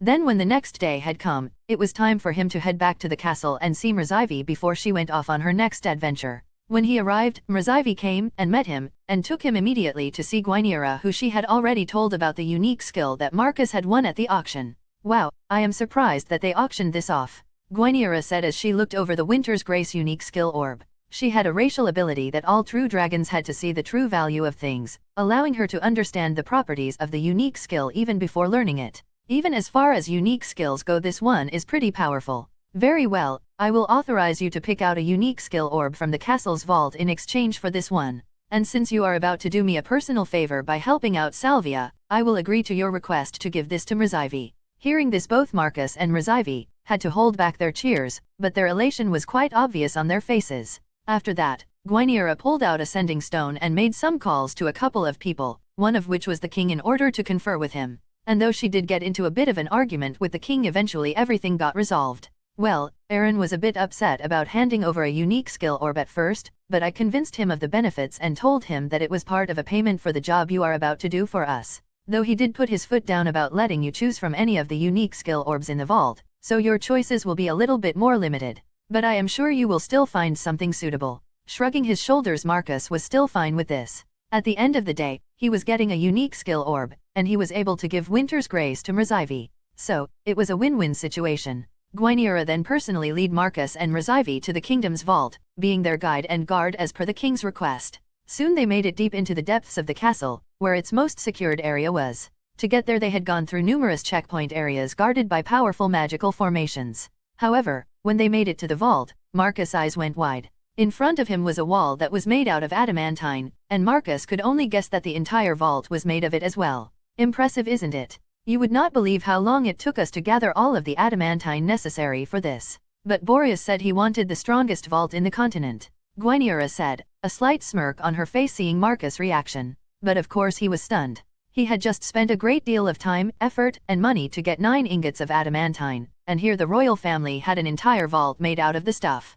Just the vault by itself must be worth millions of gold coins. What could they have inside that needs this level of protection? Yet, as the vault was opened, Marcus, who was expecting to see mounds of treasure all over the place, was somewhat disappointed to see a room that just had numerous shelves that were neatly ordered with magic bags. Of course, as he thought about it, obviously it made no sense for the royal family's treasures to be out on display, and all of the space was being used practically by having things stored in magic bags. Okay, follow me and stay close. If either of you get too far away, the vault's defenses will activate. Walking into the vault, Marcus and Mrazyvi stayed right behind Gwyneira, as she walked purposefully towards their destination. However, along the way Marcus did look around, but everything was just rows and rows of magic bags with nothing labeled. Mraz, do you know what is in any of these? Marcus asked, his curiosity getting to him. Nodding her head, Mrazyvi said, yeah, I know some what items are in some of these bags. But this is actually only my 3rd time in here, so I do not know everything. Mrazyvi then pointed to a shelf on the left in front of them and said, that one holds rare magic skill orbs. And the one next to it, if I remember correctly, has materials from legendary grade beasts. Nevertheless, Mrazyvi did not really have time to give Marcus an extensive tour of the place, as Gwyneira soon stopped as they had made it to their destination. In front of them, unlike the other items which were fairly easily accessible once inside the vault, what stood in front of them now was a locker made out of adamantine, just like the vault, adding another layer of security for the kingdom's most precious items. Give me a minute to disable the security enchantments, Gwyneira said, as she pulled up what appeared to be a type of touchpad on the vault. After that she put in an excessively large string of symbols that neither Marcus nor Mrazyvi could read. Then Gwyneira pricked her finger and deposited a drop of her blood into a vial that had popped out after she entered the correct password. And once that was done, she did what looked like a retinal scan, making Marcus wonder if he had actually been brought to a sci-fi world instead of a regular fantasy. Finally, it is done, Gwyneira said once she had finished shutting off the last string of security that this locker had. Opening it up, Marcus saw that once again there were a series of magic bags placed within, but this time they were actually labeled Amethyst ingots. His eyes being immediately drawn towards the magic bag that had the most valuable metal in the world in it, really wished he could grab it. Still, as tempted as he was, he knew better than to try and steal something right in front of Gwyneira, especially when she had been pretty kind to him and Mrazyvi. Ah, here it is, Gwyneira said as she plucked a magic bag out of the locker. She then turned towards Marcus and said, go ahead and empty the contents out of the bag. There should be 3 unique skill orbs inside. Feel free to choose any one of them. Nodding his head, Marcus did as she said and pulled out the 3 golden orbs that were inside the bag. Sound Mind, Ferocious Rage, Decaying Aura. Checking the names of each of the 3 unique skill orbs, one stood out to Marcus immediately. Nope, not taking Ferocious Rage. Placing that skill orb back into the bag, Marcus had no intention of acquiring any sort of skill that impaired his judgment, no matter how powerful it may be. With one unique skill off the table, Marcus had to decide between the other 2, and asked Gwyneira for a more detailed description of their abilities.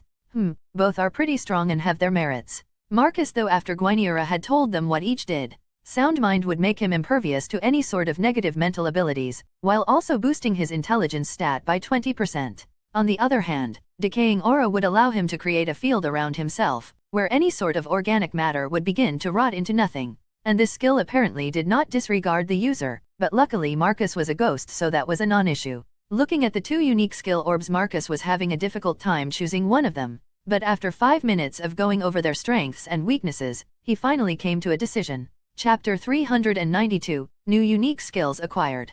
Transmigrated as a Ghost. Having chosen which of the unique skills he wanted, Marcus put the other back in the magic bag and handed it back to Gwyneira. So, which one did you choose? Gwyneira asked as she took the bag containing the other 2 back. I decided to go with Sound Mind. It may have the least powerful effect, but it is the most stable, and a boost to my intelligence score is always welcome. Nodding her head, Guinevere had expected Marcus' choice from the beginning, since the other unique skills were quite dangerous. Of course, she had been hoping he would take Decaying Aura, since it was unlikely they would ever find another suitable user, but she had left the choice up to Marcus. And while the danger that came along with Decaying Aura was a factor in Marcus' choice, the main reason he chose Sound Mind was to prevent himself from ever being mind-controlled. He had seen just how scary mind-affecting abilities could be when Mrzyvi had been turned into a puppet by Wyatt during the tournament. These types of abilities were now some of Marcus' only weaknesses, and having an immunity to them would make him that much stronger. Would you like to learn the unique skill, Sound Mind? Yes. Activating the golden skill orb in his hand, Marcus confirmed that he wanted to learn the skill, and a moment later, he felt a tingling in his head, before a sharp pain. Ugh. Bending over and hold his head, it felt like someone was using a jackhammer inside his mind. Wait. There is no need to worry, he is just getting used to the changes the unique skill is causing to his mind, Guinevere said, as Mrzyvi started to rush to Marcus' side. After that, Marcus gritted his teeth and dealt with the pain for around 30 minutes as the unique skill strengthened his mind. In fact, this was actually quite similar to what happened to Lilia when she first learned Peerless Physique, though not quite as intense. As soon as the pain had subsided, Marcus let out a reflexive sigh of relief.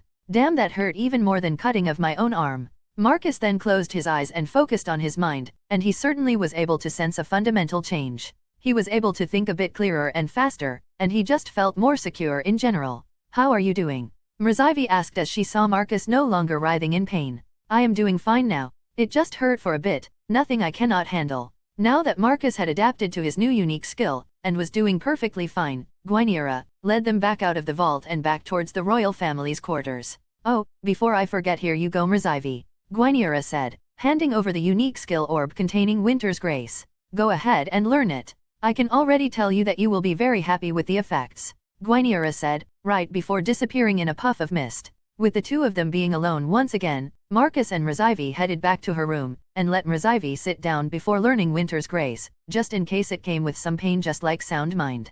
Well, here goes nothing, Mrzyvi said as she used the unique skill orb. Immediately as she activated it and learned the skill sealed within, the temperature in the room dropped, and frost began to form around Mrzyvi. She then began to hold her stomach, obviously in distress, and closed her eyes to bear the pain. It seemed that just like Sound Mind, Winter's Grace fundamentally changed its user, and forced them to endure a painful metamorphosis. Luckily, after just 5 minutes Mrzyvi opened her eyes. However, instead of their normal dark blue color, they were now a light blue almost like ice, and were glowing. Mrzyvi then let out a breath, and Marcus saw that it was cold enough to freeze the water in the air. How do you feel? Marcus asked, wanting to make sure Mrzyvi was all right. In response, she nodded her head and looked at Marcus with a big smile. Thank you for letting me have this unique skill. It really is perfect for me. Mrzyvi then cast the Ice Bullet spell without chanting, surprising Marcus. It's outstanding. I no longer have to chant to cast any of my ice magic spells, Mrzyvi said, ecstatic to have gained this power. However, she was a bit too enamored by this new ability and cast the Tier 2 ice magic spell, Ice Floor, and coated her entire suite in ice. Mrzyvi, I think that you may have gone a bit overboard, Marcus said as he looked around the room that had been turned into a winter wonderland. Her face red from embarrassment, Mrzyvi said, sorry, I got carried away. After that, though, what happened next stunned Marcus, as Mrzyvi seemed to absorb the ice and cold around her until the room was back to normal. That was pretty impressive, Marcus said, surprised to see another application of Mrzyvi's unique skill. Yeah, it is quite useful, and that is not even all of the powers this skill has. Mrzyvi then explained what powers she had obtained from the unique skill Winter's Grace, and it nearly had Marcus staring at her in disbelief. The skill was incredibly powerful, with multiple different abilities within it. And while none of these abilities were quite as strong as a focused unique skill by themselves, when combined all together they gave Mrzyvi a power nearly as strong as a supreme skill. Wow, that is quite the power boost. Not only did it give you all of those cold-based powers, but it also raised each of your stats by 8%. Marcus said, still wrapping his head around everything Mrzyvi had just told him. So did you want to help me test it out?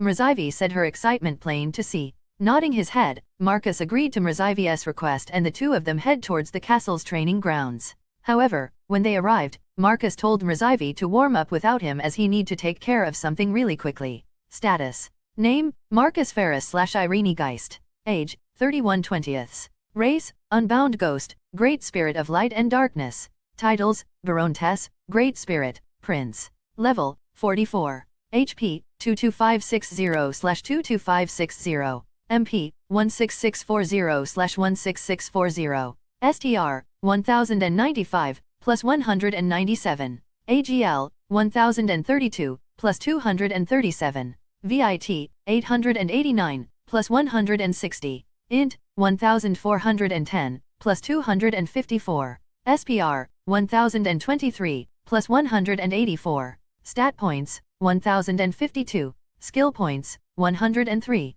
Supreme Skills, Embodiment of Eclipse, Greatest Potential, Unique Skills, Personal Status, Soul Devour, Master of Soul and Body, Soul Burst, Embodiment of Light, Embodiment of Darkness, False Status, Deny Destruction, Sound Mind. Skills, Large Item Box, High Speed Regeneration LVL 4, Digging LVL 3, Fighting LVL 6, Magic Circulation LVL 6, Iron Magic LVL 6, Disassembly LVL 5, Stealth LVL 5, Lightning Magic LVL 5, Creature Appraisal LVL 5, Fire Magic LVL 5, Danger Sense LVL 5, Dark Vision LVL 3, Scythemanship, Superior LVL 6, Healing Magic LVL 4, Mana Regeneration LVL 5, Speed Burst LVL 5, Mana Body LVL 5, Powerful Slash LVL 5, Physical Resistance LVL 6, Heightened Spells LVL 5, Forge LVL 6, Trap Sensing LVL 3, Dark Magic LVL 5, Light Magic LVL 5, Driving LVL 4, Cooking LVL 4, Cleaning LVL 1, Soul Regeneration LVL 5, Life Sense LVL 3, Enhanced Vision LVL 4, Dancing LVL 3, Mana Barrier LVL 5, Perforation Strike LVL 4,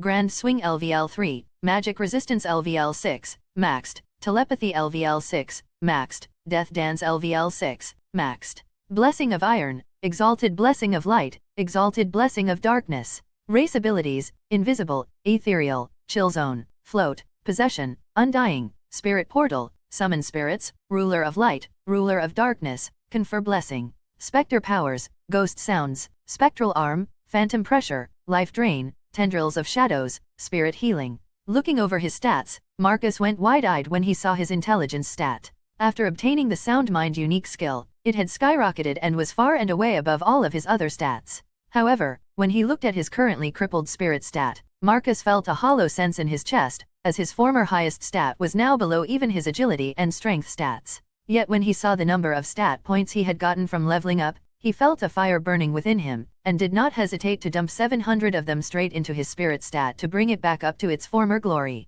He then gave 100 points to all of his physical stats, and the remaining 52 went into intelligence. Oh, now that is better, he thought, seeing his spirit stat once again reign supreme. And with his newfound stats increase, Marcus felt even greater power inside him now and was ready to get in a good spar with Mrzyvi, so that both of them could get used to their new powers. Chapter 393, Training with Mrzyvi. Transmigrated as a ghost. With his status now sorted out, Marcus entered the training grounds and found Mrzyvi already working on using her chantless magic. Mraz, I am ready, let us get to it, Marcus said, getting Mrzyvi's attention as she was about to fire off a Tier 5 glacial lance.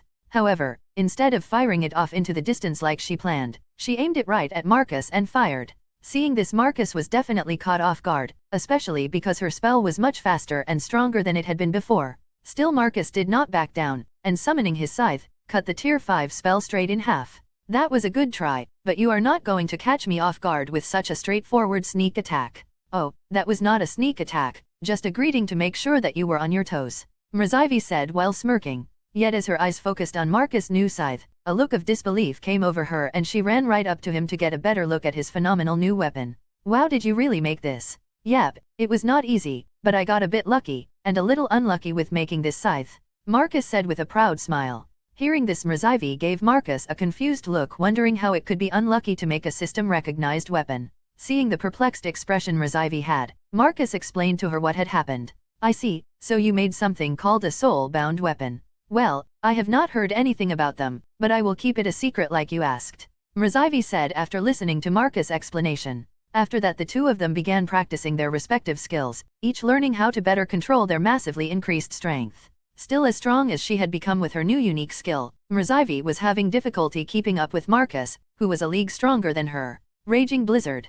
Firestorm. As Mrzyvi cast her powerful large area of effect spell, Marcus countered with his own, and ice and fire clashed, creating a massive cloud of steam. Nevertheless, even with as powerful as Mrzyvi's ice magic spell was, Marcus' fire magic edged her out by just a bit and pushed her spell back. Mrzyvi was not done though, as she rushed in with her sword teeming with mana and wrapped in a powerful cold aura that would turn most into ice statues. But for Marcus, it did bother him in the least, as he channeled mana into his scythe and activated the lighting-based enchantments on it to fight against Mrzyvi's cold. The two then met in a flurry of clashes sword against scythe, and for anyone watching it would have looked like a blizzard was fighting against a lightning storm. Guh.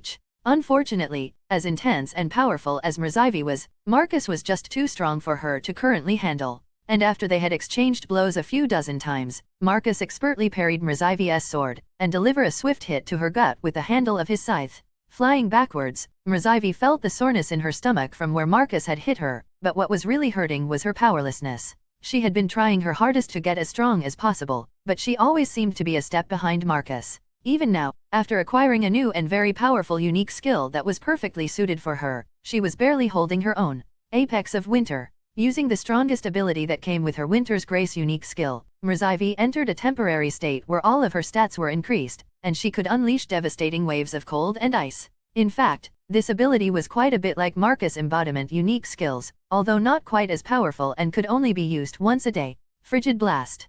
Casting another Tier 5 spell, Mrzyvi sent out a powerful blast of pure cold that began turning everything in its wake to ice. Blazegram's Furnace. Conjuring the form of a blazing furnace, Marcus unleashed a jet of raging flames that met Mrzyvi's blast of cold head-on. However, this time Mrzyvi's attack was the one with greater power behind it and began pushing back Marcus' spell. Putting up a mana barrier, Marcus deflected the last dregs of power that Mrzyvi's spell had after breaking through his own, but he soon found himself on the receiving end of an even more deadly attack. While their spells were fighting against each other, Mrzyvi had quickly moved in, and using her Mercurial Ice, surrounded Marcus and was closing in with an omnidirectional attack. Of course, to evade this Marcus could have easily just gone ethereal and slipped by, but since this was training, he did not want to use such a maneuver since it would not benefit either of them. Embodiment of Light. With Mrzyvi's Mercurial Ice closing in all around him, Marcus empowered himself with his Embodiment of Light, and began slashing around rapidly. He sent out dozens of incredibly quickly slashes and cut through Mrzyvi's unique skill that was surrounding him, blowing it away. Seeing this, Mrzyvi could only stare in disbelief, as Marcus crushed her best attack, that would leave most in a hopeless situation. Marcus then fired an impossibly swift laser spell, right past Mrzyvi's head, and where it landed a large explosion of light blasted a hole in the training ground.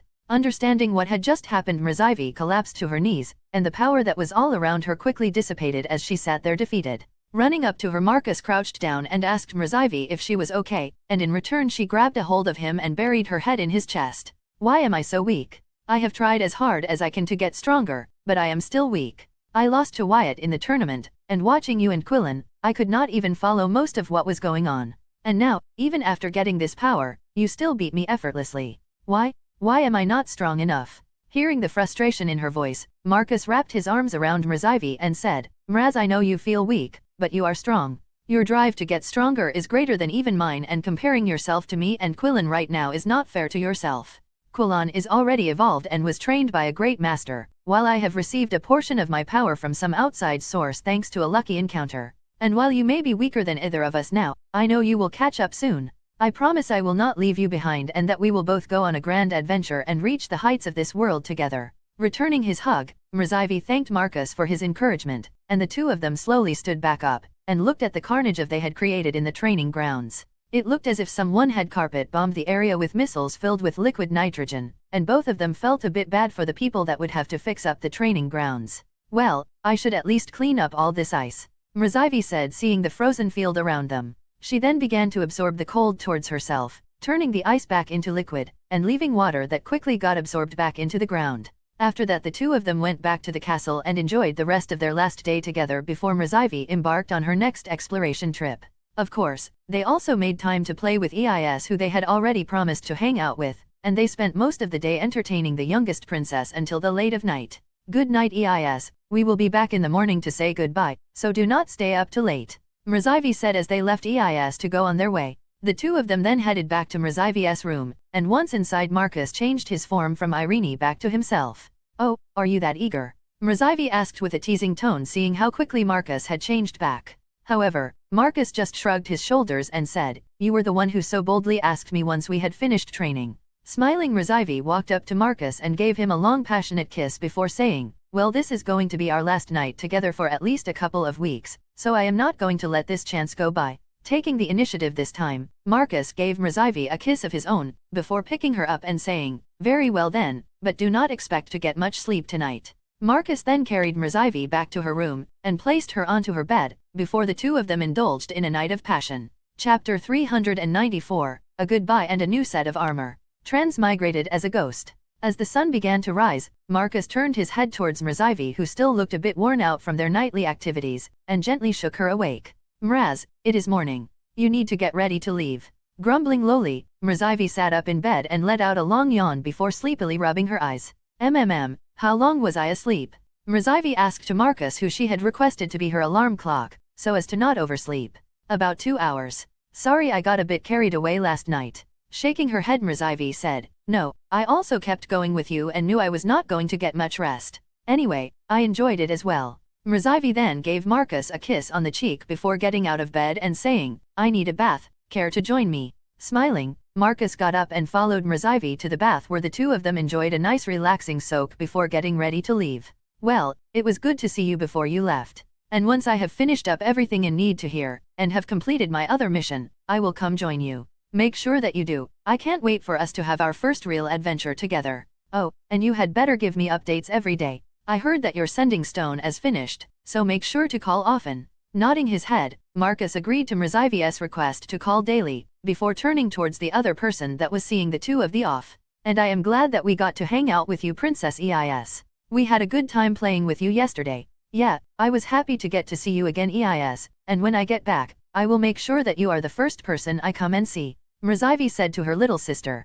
Grabbing a hold of the two of them, Eis pulled Marcus and Rzyvi into a hug, before pulling back and smiling. "See you both again and thank you." After that they all went their own ways, Rzyvi heading to the Adventurers Guild to meet up with her party and take some requests, while Marcus headed back to the Blazegram Forge to meet up with Clarissa, and Eis head back into the castle to continue her education to one day be used as a political tool. Being dropped off in front of the Blazegram Forge, Marcus went inside to check if Clarissa had arrived yet, and when he found that she had not, he waited outside for her. Around 15 minutes later, Marcus saw a silhouette running towards him, and as he looked over, he saw Clarissa. However, unlike her usual night garb, she was wearing a white blouse and a light green skirt. Still, she did have both of her swords attached at her hip with a sword belt, making sure that she was prepared for a fight if necessary. "Sorry to keep you waiting, Irene. It took me a bit longer to get ready than I thought it would." Smiling at Clarissa, Marcus said, "It is no problem, I have only been here a few minutes myself. Now how about we pick you out a set of armor?"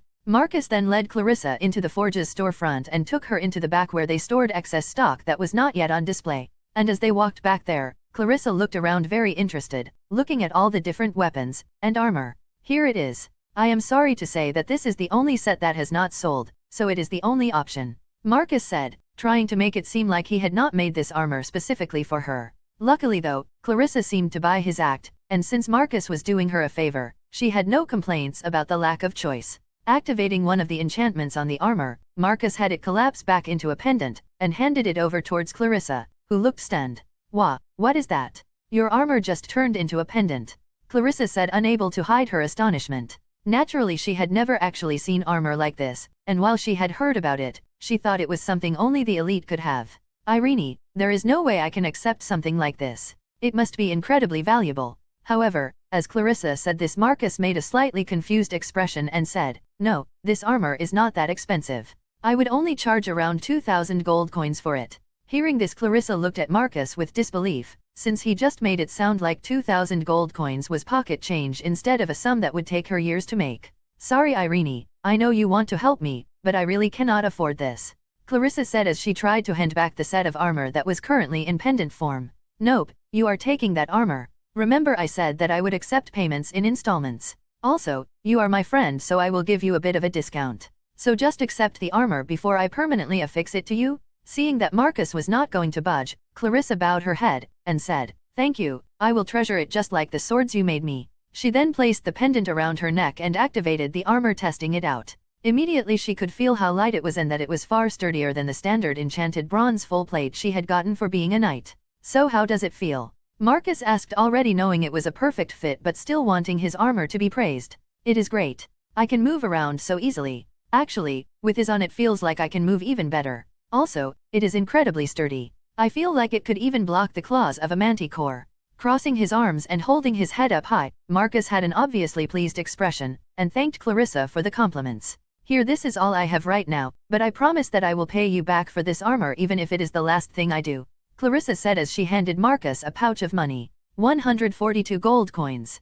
I am actually surprised she was able to get this much so quickly. Closing the pouch and storing it into his item box, Marcus thanked Clarissa, and told her that there was no rush to pay him back and to not hurt herself to do so. After that, Marcus and Clarissa went to a nearby cafe and met up with Adriana for lunch. So Clarissa, when are you heading out to your new post? Marcus asked in between a sip of tea. In 5 days. I will be traveling with a shipment of magic cores to River Landing as extra security. And then from there I will make my way to Trostenwald. I see. Well, when I am up in that area again, I will make sure to come and visit. Marcus said. Oh, but before that, Irene, we are having a send-off party for Clarissa and her fellow new knights on 5 days. Would you have time to attend? Adriana asked. Nodding his head, Marcus agreed, and Adriana gave him the information for the time and place. The three of them then ate their lunch together, before going their separate ways. Now time to go to the Guldur Spire and get those new spells. Chapter 395, The Guldur Spire. Transmigrated as a ghost. With his morning meeting with Clarissa over, Marcus began heading towards the southern part of the capital, where the Guldur Spire was. Today he was meeting up with Arya, and now that he was going to be working for the kingdom even if only in a limited capacity, they were going to give him access to a number of spells. Normally these spells were only handed out to the kingdom's mages as they advanced through the ranks, but Marcus was a special case, and to make him stronger he was getting access to all of the kingdom's spells. Riding on a rented carriage, Marcus soon was able to see the Guldur Spire, which rose up high into the sky and looked very different from all of the other buildings in the capital city. It was silver and sleek and stood above everything else in the vicinity. It was also the only area that had beasts and people actively flying around, its airspace not being under restriction like most of the capital. Wow, that certainly is a sight to see, Marcus thought as he stared at the imposing tower. Eventually his carriage made it to the gate of the spire's ground, and let Marcus off in front of the impressive campus that was the Guldur Spire. So, this is where the kingdom's strongest mages gather, and teach the next generation the art of magic. Even from the outskirts as Marcus looked in, he could see that this place was very much like the idealist magic school he had in his mind would be. Hello there, are you planning to enroll as a new student? Turning his head, Marcus noticed that one of the people that was manning the gates had come up to him. Looking at her, Marcus could see that she was all smiles and acting quite polite. Of course, this woman who was actually also a teacher had noticed Marcus' fine clothes that were enchanted with some powerful formation and must have been very expensive. So to her, Marcus was obviously some noble, and figured that he was here to become a new student. Oh no, I am not here to become a student. I am here for a meet with Grand Archmage Arya. This is my first time here, so I was just marveling at the spire and its grounds before going in. Hearing this, the woman actually started laughing, think that this was some type of joke. People did not just show up and have a meeting with the most powerful mage in the kingdom. In fact, even she had never had a one-on-one meeting with the Grand Archmage, even after being a teacher for 3 years. Shrugging his shoulders, Marcus walked past the laughing woman, and went up to the guard station and presented them with the letter that Arya had given him, along with the emblem he had received from the king. Seeing both of these, the guard who was currently at the station went wide-eyed and said, "Please just a moment, Lady Geist. Madam Comfrey, I need you to confirm this letter for me," the guard said with panic in his voice. The woman who had approached Marcus earlier, who was still chuckling a bit, looked confused before looking at the guard and then Marcus. Seeing the frantic expression on the guard's face, she quickly moved back over to her post, and the guard handed her the letter. Immediately she recognized the Grand Archmage's crest as well as the royal families on the letter. She swiftly pulled out a magical device that would reveal if the crests were genuine, and when it glowed indicating they were, her face went pale and she began sweating. Honestly, she had thought that Marcus was just joking when he said he had a meeting with the Grand Archmage. "Please forgive me for my disrespect earlier. I will have someone come and escort you to the Grand Archmage immediately," Madame Comfrey said while bowing her head. However, just a few moments after she sent a message to the spire, Arya seemingly just appeared out of nowhere, and said, "Ah, Irene, so you are here.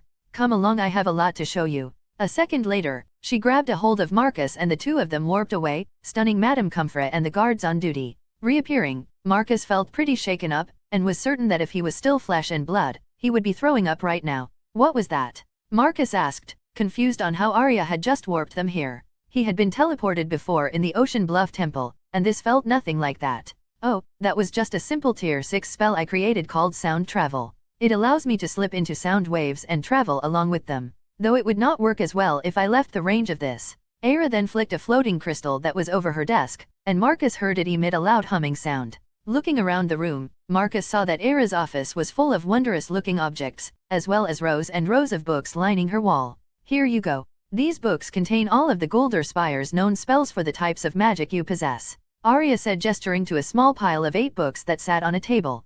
Picking up the first one, Marcus found that it was full of tier 1 through 3 fire magic spells, and nothing else. However, as he started reading through it, he found that most of the spells were just variations on the system's spells. Still, some of them were pretty cool, like Flame Jet, which allowed flight, and a spell called Heat Vision that allowed the caster to see fluctuations in temperature. Now go ahead and take your time learning them. I have other things to attend to, so if I have not come back by the time you are finished, just flick this crystal like I showed you earlier, and I will get the message. Arya then seemed to warp away again, leaving Marcus alone. Well, time to get started.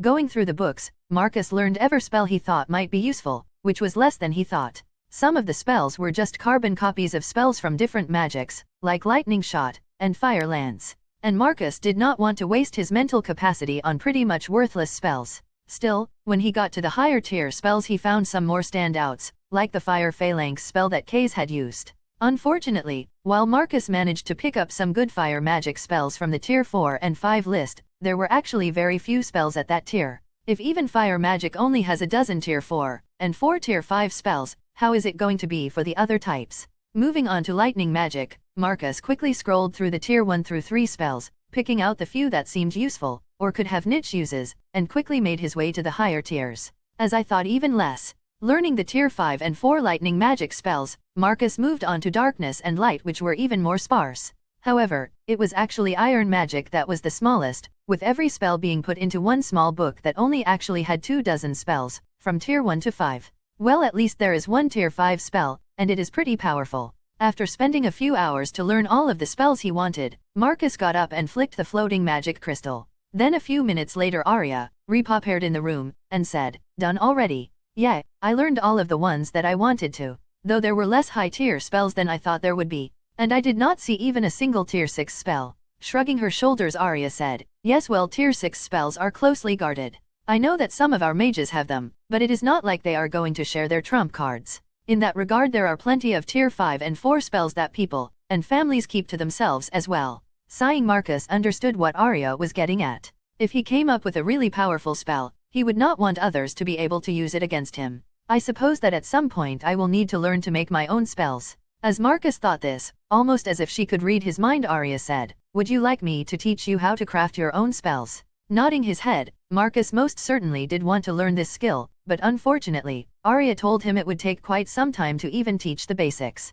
"When you get back and have the time, come see me at the Spire, and I will teach you the intricacies of creating a new spell. Oh, and I have something else for you." Arya then moved over to Marcus and, taking out of her item box, handed him a sending stone. This was the one that the kingdom had been working on for him so that they could get into contact with him, and vice versa. However, the most important part for Marcus was that he could use it to contact Mrzaivi. "Thank you for all you have done for me, Arya. Now I suppose that it is time that I get out of your hair and go back home." Chapter 396, Lilia's birthday, job details, and the beginning of a new journey. Transmigrated as a ghost. With his goal complete, Marcus thanked Arya for her time and all the help she had provided. After that, she warped him back to the entrance, and he went on his way, heading back home. Days passed by quickly, as Marcus went to the forge to help out Theban while he could, taking some of the workload from his master. Then when the time came, Marcus attended Clarissa and the other new knights' farewell party, giving his best wishes to one of the first friends he made in the capital city.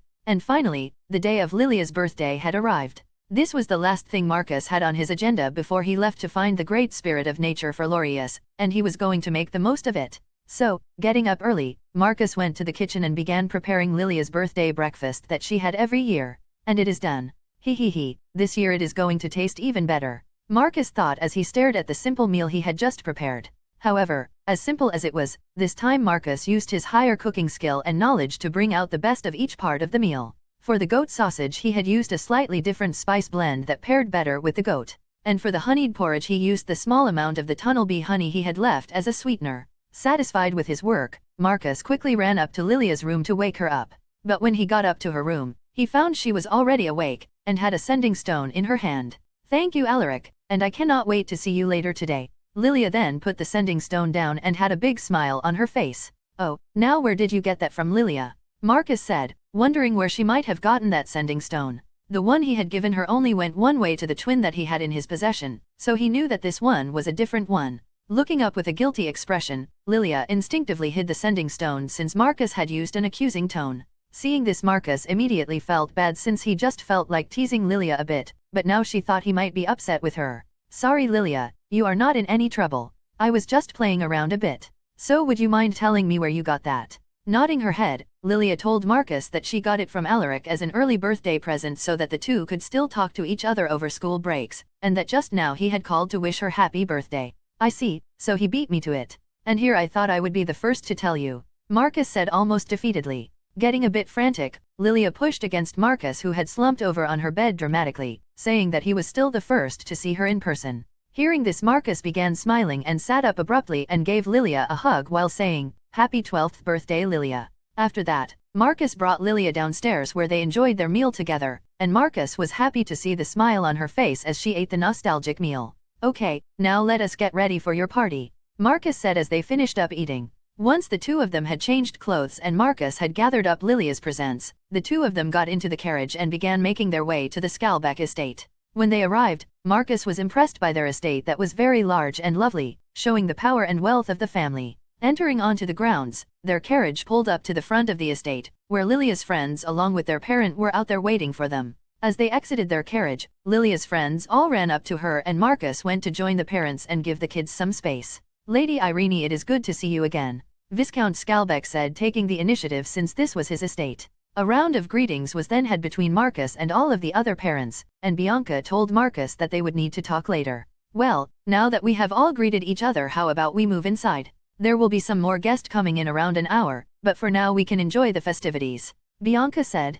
Going inside the estate, their group was led to backyard where the party was set up. Once there, the kids began playing some games that were set up, while the adults sat down and had some drinks while talking amongst each other. However, it was not long before more party guests arrived, as numerous noble children from Lilia's class had been invited. Of course, some of these kids had been pressured by their parents, since this really was the first time that Lilia would be making any sort of public appearance, and along with her the elusive Baroness that was the talk of the nobles. "No, you should not believe every rumor you hear. Oh, did the king say something weird when he confirmed my title? I have not heard anything special from Princess Mrzivie about her engagement to Marquis Cranston's son begin broken off, or if she is in a relationship with Prince Ferris. I am sorry, but if you want me to make you something, please go through the official channels and submit a request to the Blazegram Forge." Being bombarded by curious nobles, Marcus had to answer question after question while being as polite as possible, which was tiring as hell. At a certain point he even began thinking he would rather be fighting the blade-armed demon again instead of talking to these nobles. Still, he played nice and did his best to act the part he was playing to ensure that Lilia did not face any trouble. And luckily, as much as the noble kids had been instructed to get close to her, at least in the case of any of the boys, Lilia had a wall they could not get over. When any of the young boys tried to get too close to Lilia, or began making subtle moves on her, Alaric would step in and help her out. "Well, it looks like they have gotten even closer," Marcus thought with a smile. Seeing Alaric sticking by Lilia here, his impression of the kid was growing, and he could see the smile on Lilia's face whenever he was with her, telling him that he made her happy. Soon the time for Lilia to open her presents was upon them, and everyone quieted down while Lilia took center stage. Though unlike in a normal party, instead of Lilia opening the gifts, a number of the servants for the Skalbeck family opened them for her. Gift after gift was opened up and shown to Lilia. Some of the gifts were pieces of jewelry, others were books, and some were fine sets of popular games that were played in the kingdom. However, one gift stood out among all of the others, and that was a set of mithril bracelets. Yet these were not normal bracelets, as they had a pattern running down them, showing they had been recognized by the system. Seeing this, many of the nobles gasped and wondered who would get such an expensive gift for a child. In fact, even for a very close friend this would be considered an overbearing gift by most, and from anyone else, it was an obvious ploy to curry favor. Yet, everyone's confusion vanished when they saw Marcus approach Lilia and say, "How do you like your gift?" "I love it," Lilia said. She then activated the bracelets and her gauntlets popped out and wrapped around her hands. Smiling, Marcus was happy to see that it had worked. It had been very difficult to remake Lilia's gauntlets and add this new enchantment to them, but now she could keep them on her at all times and deploy them at a moment's notice. Though even now that the mystery of the person that had given Lilia such an expensive and rare gift had been cleared up, many still thought it was inappropriate. It was quite unusual to give such a young child such powerful weapons that they probably could not use properly and could make them a target. But those few with appraisal skills that had seen Lilia's level knew better, as they could see that this 12-year-old girl was level 32. Eventually the party began to wind down as the day grew later, and the guests slowly but surely left until it was just the core group that remained. Lady Irene, I think now would be an ideal time to talk if you are available, Bianca said to Marcus now that the party was all but over. Nodding his head, Marcus followed Bianca back into the manor and to a private room. Now the king said that you would agree to be the representative of the kingdom to my city, but I would like to hear your confirmation personally. Very well. But first, if I could ask, why did you request me specifically? I do not have any diplomatic experience, and I know next to nothing about your culture. Smiling, Bianca said, the reasons are simple. You do not have any political allegiances, you have no animosity towards my race, and most importantly you are practically a member of the family. Hearing this, Marcus looked a bit confused, and asked Bianca to elaborate on that last part. Surely you noticed how close the two of them have gotten. They already seem almost inseparable. Also, Alaric has already begged me and his father to set up a meeting with you to arrange marriage talks. And while under normal circumstances I probably would have done so, I did not want to upset you as my mother had. Shrugging his shoulders, Marcus said, I already told Lilia that she was free to do as she liked. Neither of us were born nobles, so I am not going to force her to anything she does not want. But if she decides to marry Alaric after she becomes an adult, I will support her completely. Nodding her head, Bianca agreed with Marcus' proposal, and said, that is perfectly fine. Oh, but there is one last thing I want to ask you. Is it true that you are a spirit? A bit taken aback by this, Marcus hesitated for just a moment too long before answering, and Bianca figured out the truth before he even said anything. So, it is true. I honestly thought it was a baseless rumor, but your silence speaks volumes. Sighing, Marcus said, since I doubt any denying will convince you otherwise. Yes, it is true, I am a spirit. But before you ask, yes, Lilia is human,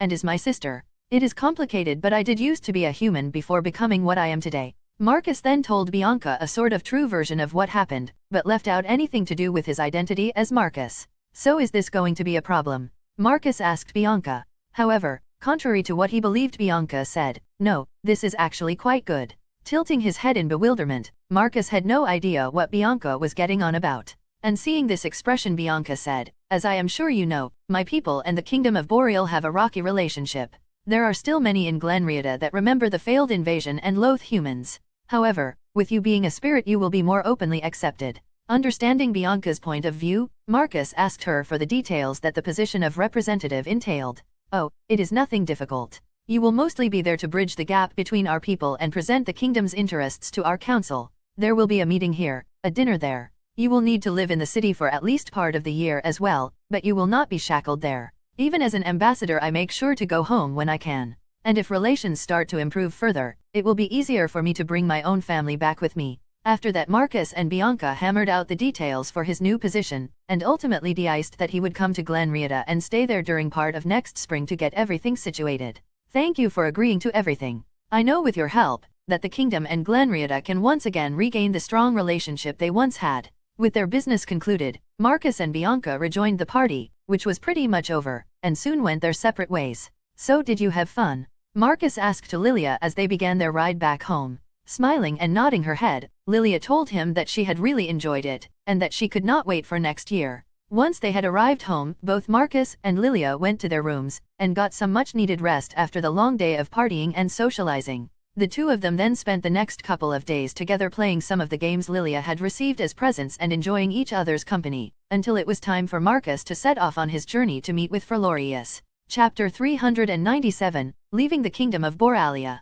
Transmigrated as a ghost. With the day for his departure having finally arrived, Marcus was busy putting together the last of his preparation for the journey he was about to undertake. He knew that even in the best-case scenario it would probably be a week round trip, but depending on Ferlorius' mood it could take a lot longer. Still, Marcus was quite excited to be getting back out there, as he had been cooped up in the capital city for a while now and the call of adventure was beckoning him. Also, there was someone else that was getting a bit stir-crazy, and that was Roxine. She was starting to get bored of playing around with Blitz and Lilia's beast companions, and was itching to get back out there and hunt. Even as an intelligent and immortal being, she still had some of her bestial impulses and she wanted to get back out there. So, Marcus had promised to bring her along and stop to let her stretch her legs periodically on their trip, since it was not like he was in any rush and figured he would enjoy the journey. He had already spent some time planning their route and using the maps within the very expensive atlas he had purchased, made sure they would not pass by any major settlements. I think I have everything in order. Finishing up his last check, Marcus was certain he had all of the supplies and items he needed within his item box or within the 3 magic bags he had on him.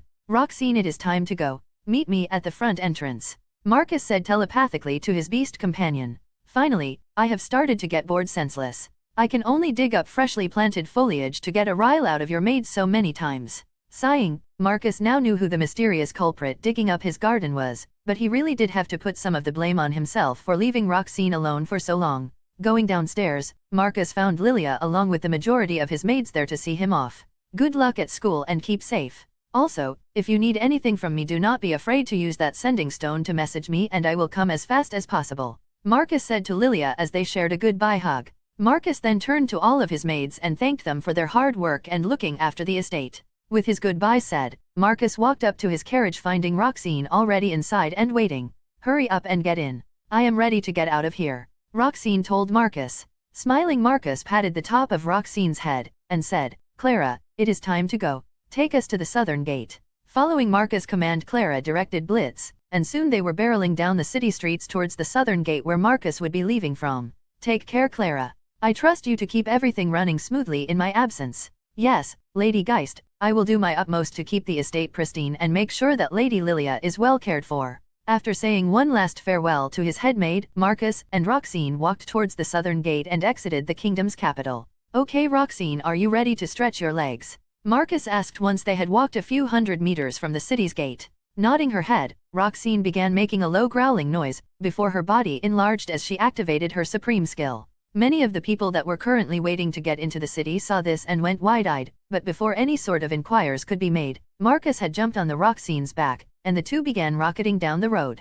Quickly Roxine began running at full speed, leaving gashes in the ground where her feet landed as she exceeded 200 miles per hour. She had been cooped up in Marcus' estate for quite some time, and while for any normal animal it would have enough space to run around, for Roxine it was small and cramped. However, as fast as she was, Roxine could not keep this up for long, and after around 20 minutes of running at full speed while utilizing her supreme skill, she had worn herself out. Do you feel better now? Marcus asked Roxine as she shrunk back down and was panting rapidly. Yeah, it felt good to run with abandon. But now I am tried, carry me. Smiling at Roxine, Marcus picked her up and began walking off of the road and into a nearby stretch of woods. With Roxine's full sprint they had already traveled more than 100 miles from the royal capital, and now Marcus was going to take to the sky for the next leg of their journey. Hold on tight, I am about to transform. After giving Roxine a quick warning, Marcus took the form of a Caladrius, and began flapping his wings. Soon, with Roxine on his back, Marcus began flying high up into the sky, stopping when he had reached around 4,000 meters.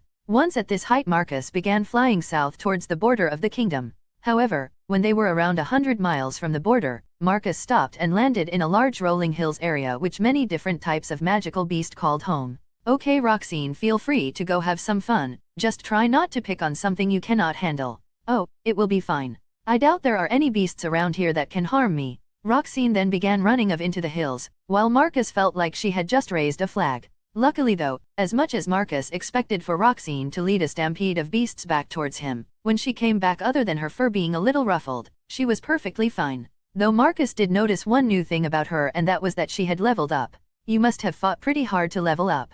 So, what happened? Marcus asked. Yet as Roxine began to explain what she had done, Marcus began to twitch a little, since she actually had started a stampede. There was apparently a large group of a type of bison that had steel-like plates all over its body, and she had angered the herd by killing a few of them. She then proceeded to slaughter them with vicious attacks that tore through them, and finished off the leaders with one of her unique skills. Roxine, you should be more careful. If those bison were at a high level or had some special traits, you could have been in trouble. Oh, there is no need to worry. I do not think any of them were even above level 25. They were all just fodder to me, Roxine said as she scratched her ears. Sighing, Marcus decided to let things be. Roxine was pretty smart and could take care of herself, and her judgment was normally sound unless she was trying to make trouble. Now that you have had a bit of fun, it is time we get going. Transforming back into the form of a Caladrius, Marcus flew the rest of the way towards the border, until he had left Boralia and entered the domain of Trailenstein. Chapter 398, A Big Misunderstanding. Transmigrated as a ghost. Having flown over the border into Trailenstein, Marcus continued south towards the tree that Ferlorius was apparently inhabiting. And from where Marcus was, high in the sky, the outline of the massive tree that was still thousands of miles away was just barely visible. Using that as his guide, Marcus flew with speed and purpose towards his destination. Marcus, I am hungry. It is time for lunch. Roxine said to Marcus telepathically. Okay, I could use a break anyway. Jews, give me a few minutes to find a good spot to land. After flying for around 3 hours, Marcus felt they had already made some good progress, and since it was not like they were in a race, they might as well enjoy themselves along the journey. Quickly spotting a large and magnificent lake that was situated on top of a small mountain that had many creeks sprawling over it, creating a beautiful pattern, Marcus decided to land there and try and catch some fresh fish for lunch. Landing on the banks of the lake, Marcus noticed that plenty of different types of animals that were nearby began running into the woods or diving back into the water. Of course, most creatures would run in terror if an around 40-foot-long bird landed anywhere near them.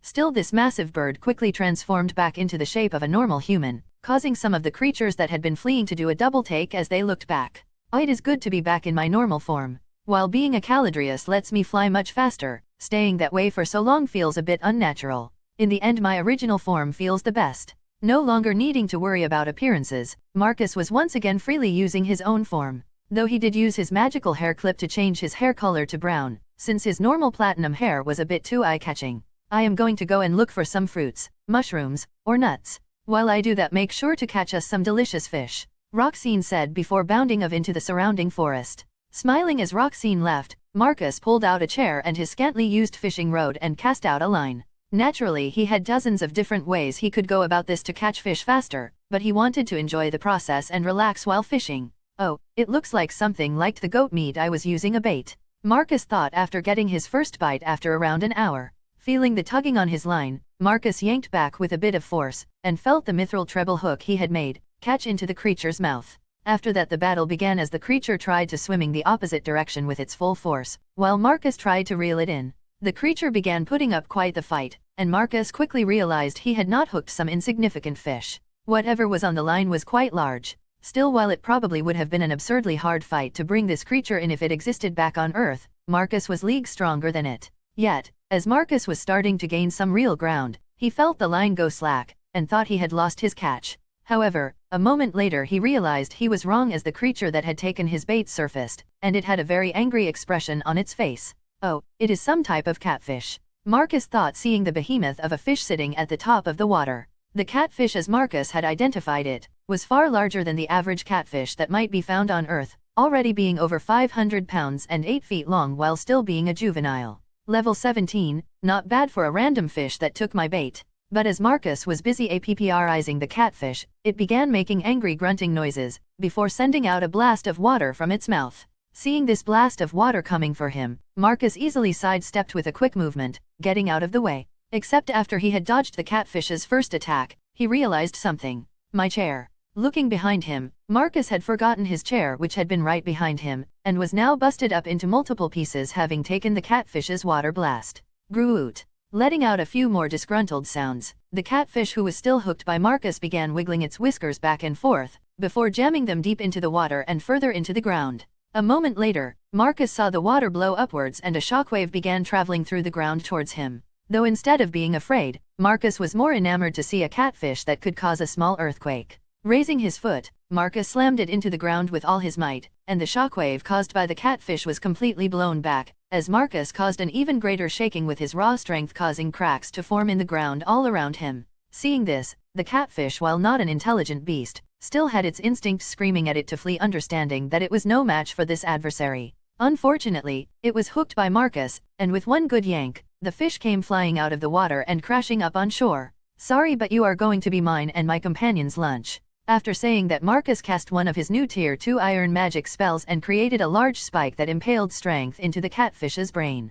Then, with that done, he set to work on filleting his catch, when they noticed movement on the edge of the woods. That was when hundreds of people walked out into the clearing around the lake, and spotted Marcus. What the hell are these guys doing here? Marcus thought, seeing them all coming rushing out of the woods. However, as he looked at them more closely, he noticed that they were all wearing uniformed armor and were moving in tight formation. That was when Marcus realized that this must be a battalion of soldiers. Damn, did I land in the middle of some sort of training exercise? Wondering why all of these soldiers were here, Marcus could only think that it was either for training, or maybe some sort of dangerous creature was being subjugated. There were no major settlements that he knew about around here, and he had not seen anything when he peered down from high in the sky. Still, hundreds of soldiers had just appeared out of the woods and were now surrounding him for some unknown reason. I have not done anything wrong, so hopefully I can get by with some diplomacy. Not wanting to cause any trouble, Marcus was wishfully thinking that these guys might just be curious about him and would leave him on his own after a quick chat. Soon the group of soldiers had moved over to him, and in the lead were a dozen or so people that were all riding some type of jaguar-like magical beast.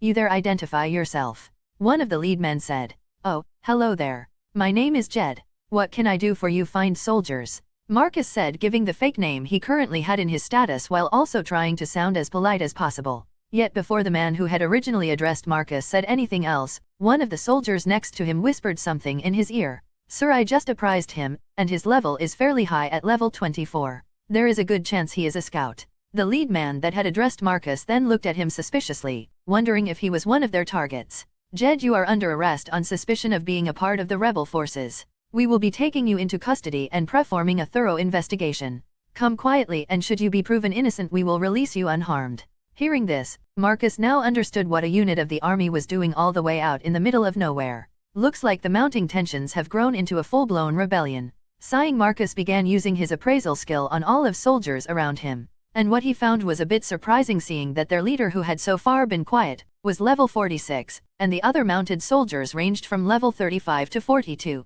They are pretty strong overall. Still, I doubt I will have a problem if I just disappear. Unfortunately, right before Marcus was going to use his ghost form to escape, Roxine came running back into the clearing, drawing everyone's attention to her. The soldier quickly took up position, and those with bows and crossbows began firing at her, unleashing a barrage of projectiles at Roxine. Still, these arrows and bolts meant nothing to Roxine as she cast a Residence Scale spell blocking all of them. Yet, this caused more problems, as the elite soldiers saw this and realized that Roxine was an intelligent beast. "Bradley, Ava, Nash. Deal with that beast, take it alive if possible," the commander of the unit said, speaking for the first time. Following their commander's order, Marcus saw 3 of the mounted soldiers begin racing towards Roxine to subdue her. "Ugh, this is a huge mess," Marcus thought, seeing how things had developed. Nevertheless, he was not going to leave Roxine out to dry, and going into his ghost form quickly began flying towards her. Of course, his sudden disappearance got the attention of the commander and his other elites, but even as they deployed all of their skills to find him, they came up empty.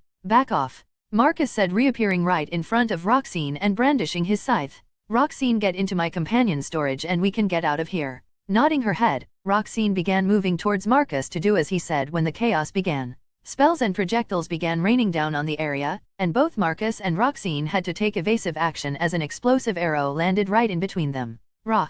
A war cry then echoed through the woods as hundreds of more people began rushing towards the Trey-Lenstein soldiers, attacking them with abandon and causing a melee to break out. With Marcus and Roxine caught in the middle. Chapter 399, A Big Misunderstand, 2. Transmigrated as a Ghost. With explosions going on all around them, Marcus and Roxine had been pushed further apart as hundreds of men and women began rushing out of the woods and attacking the Sodders of Trey-Lenstein. The battlefield quickly turned bloody as the soldiers of Trey-Lenstein were caught off guard and their weaker members quickly into pools of blood. Looking out at this, Marcus was momentarily unnerved to see his first real sight of war, as bodies went flying everywhere, and pained cries resonating throughout the area. Still, he quickly got a hold of himself, and scanned around for Roxine, finding that she was currently doing her best to evade the attacks coming at her from both sides. "Roxine, continue evading while running towards me. We are getting out of here." With Marcus' direction, Roxine did her best to avoid those that were perusing her, and run towards Marcus, while he began slipping through the chaotic battlefield towards her.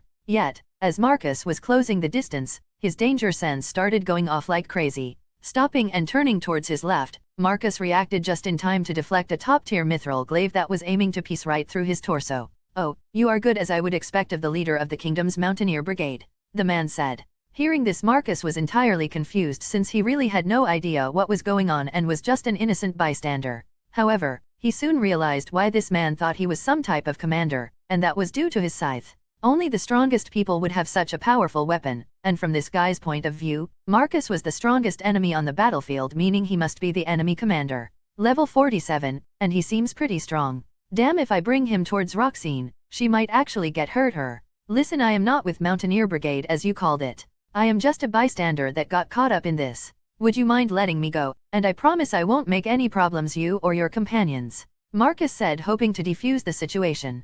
Alas, he knew this was a long shot, and the man with the glaive said, yeah right. Like I am going to believe you. No, I said I would kill the enemy commander, so that is what I am going to do. Stuck between a rock and a hard place, Marcus cast his gaze over to Roxine, who was still doing her best at evasion and seemed fine for now. Unfortunately, things were not looking good, and the longer things went on like this, the more likely that one of them might get hurt. Roxine, go ahead and start killing anyone in your way. I just need a few seconds to deal with this guy and then we can meet up.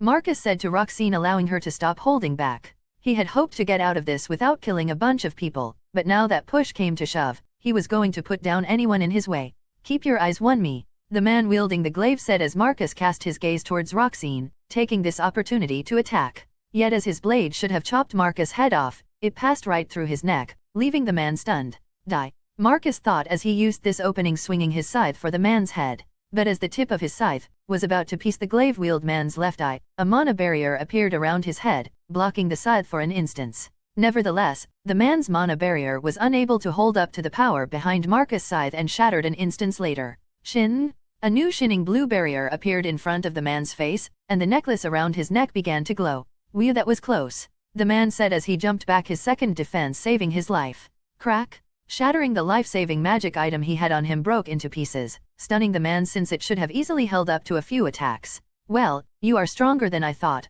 I will need to stay on my toes." The man then took a defensive position, no longer planning to finish Marcus off quickly, but wait until the rest of the fighting had wound down and he could fight Marcus together with his comrades. Laser. Still, this meant little to Marcus, who was just going to overwhelm this man quickly and then pick up Roxine. Barely reacting in time, the man used his glaive to block the laser spell, but it was too late. Marcus was already right next to him, slashing out with his scythe. Yet with a feat of agility, using all of his reflexes and battle experience, the man was able to twist his body back, and got off with just his right arm being cut off. Though as his arm was falling, Marcus simply took a step forward and swung again, but the man using his glaive managed to block the blow and only be sliced into a few inches instead of all the way in half. Even so, the man was still blown away from the force of the swing, and Marcus was satisfied that the guy would be out of his hair. Oh! A moment after the loud howl resounded through the area, a massive burst of light energy covered the battlefield. Seeing this, everyone was surprised by what had just happened, but Marcus knew that this was Roxine's unique skill, Howl of Day.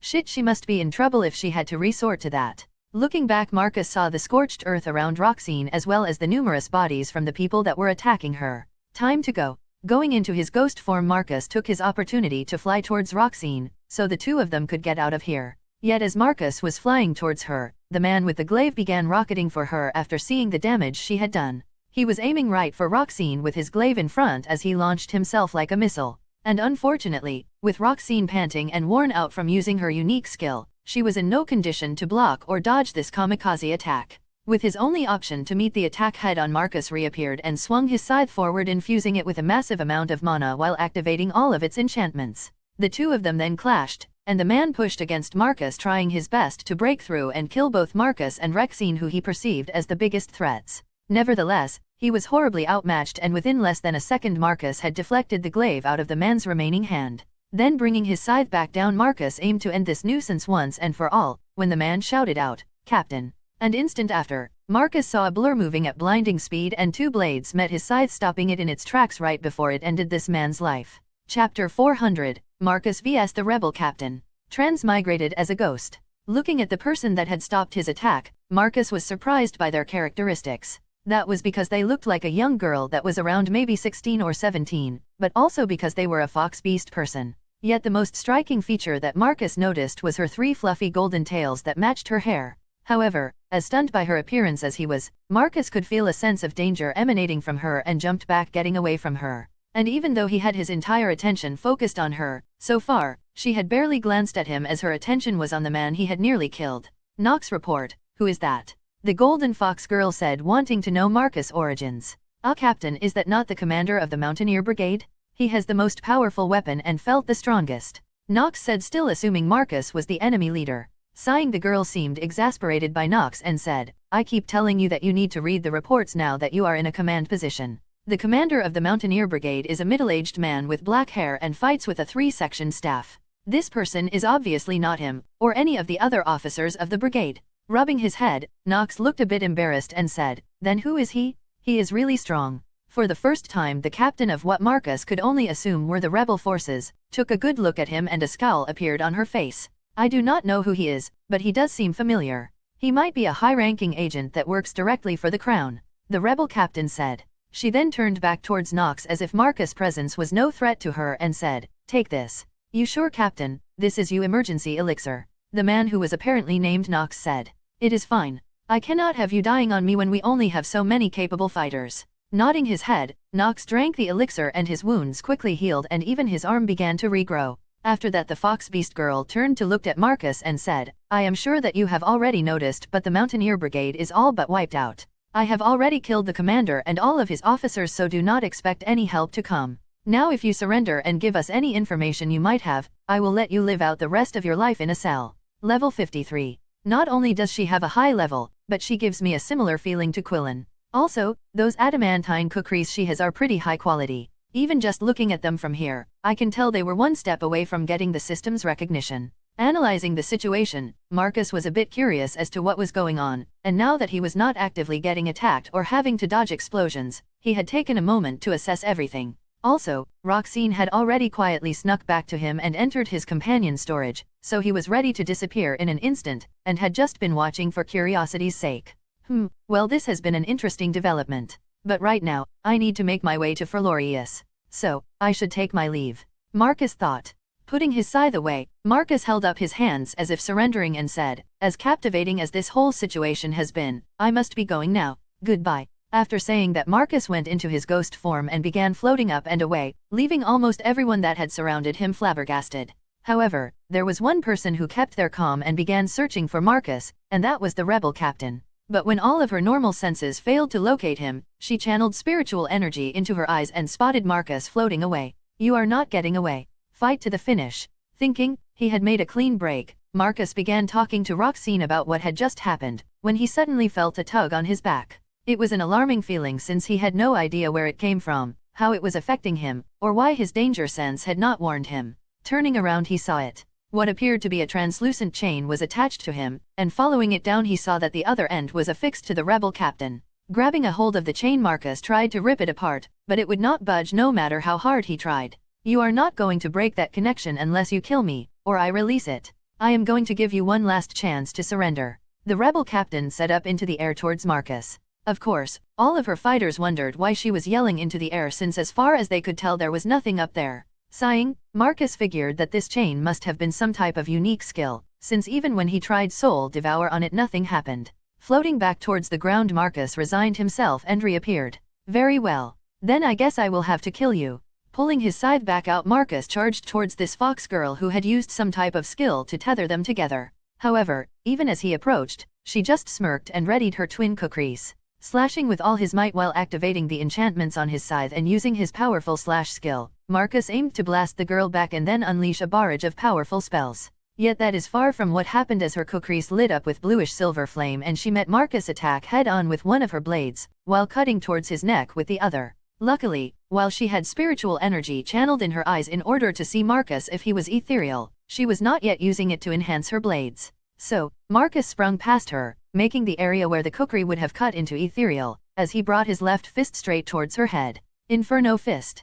Casting one of the new Tier 5 spells he had learned, Marcus' fist became engulfed in incredibly hot fire. Boom! As his fist struck, there was a massive explosion of white-hot flames that should have killed the golden fox beast girl, but instead, it was Marcus' arm that had been blown to pieces. Feeling the sting of his now missing arm, Marcus jumped back right before a slash cut of his other arm. What the hell just happened? Marcus thought as he looked at his missing left arm that had for some reason been injured by his own spell. But as he remembered what had happened, he recalled that some sort of shield that looked like a tortoise shell made out of diamonds had appeared and intercepted his fist. Damn, she just deflected my own attack back at me. Talk about a broken ability. Understanding what had just happened, Marcus could only think that this fight really was not going to be an easy one.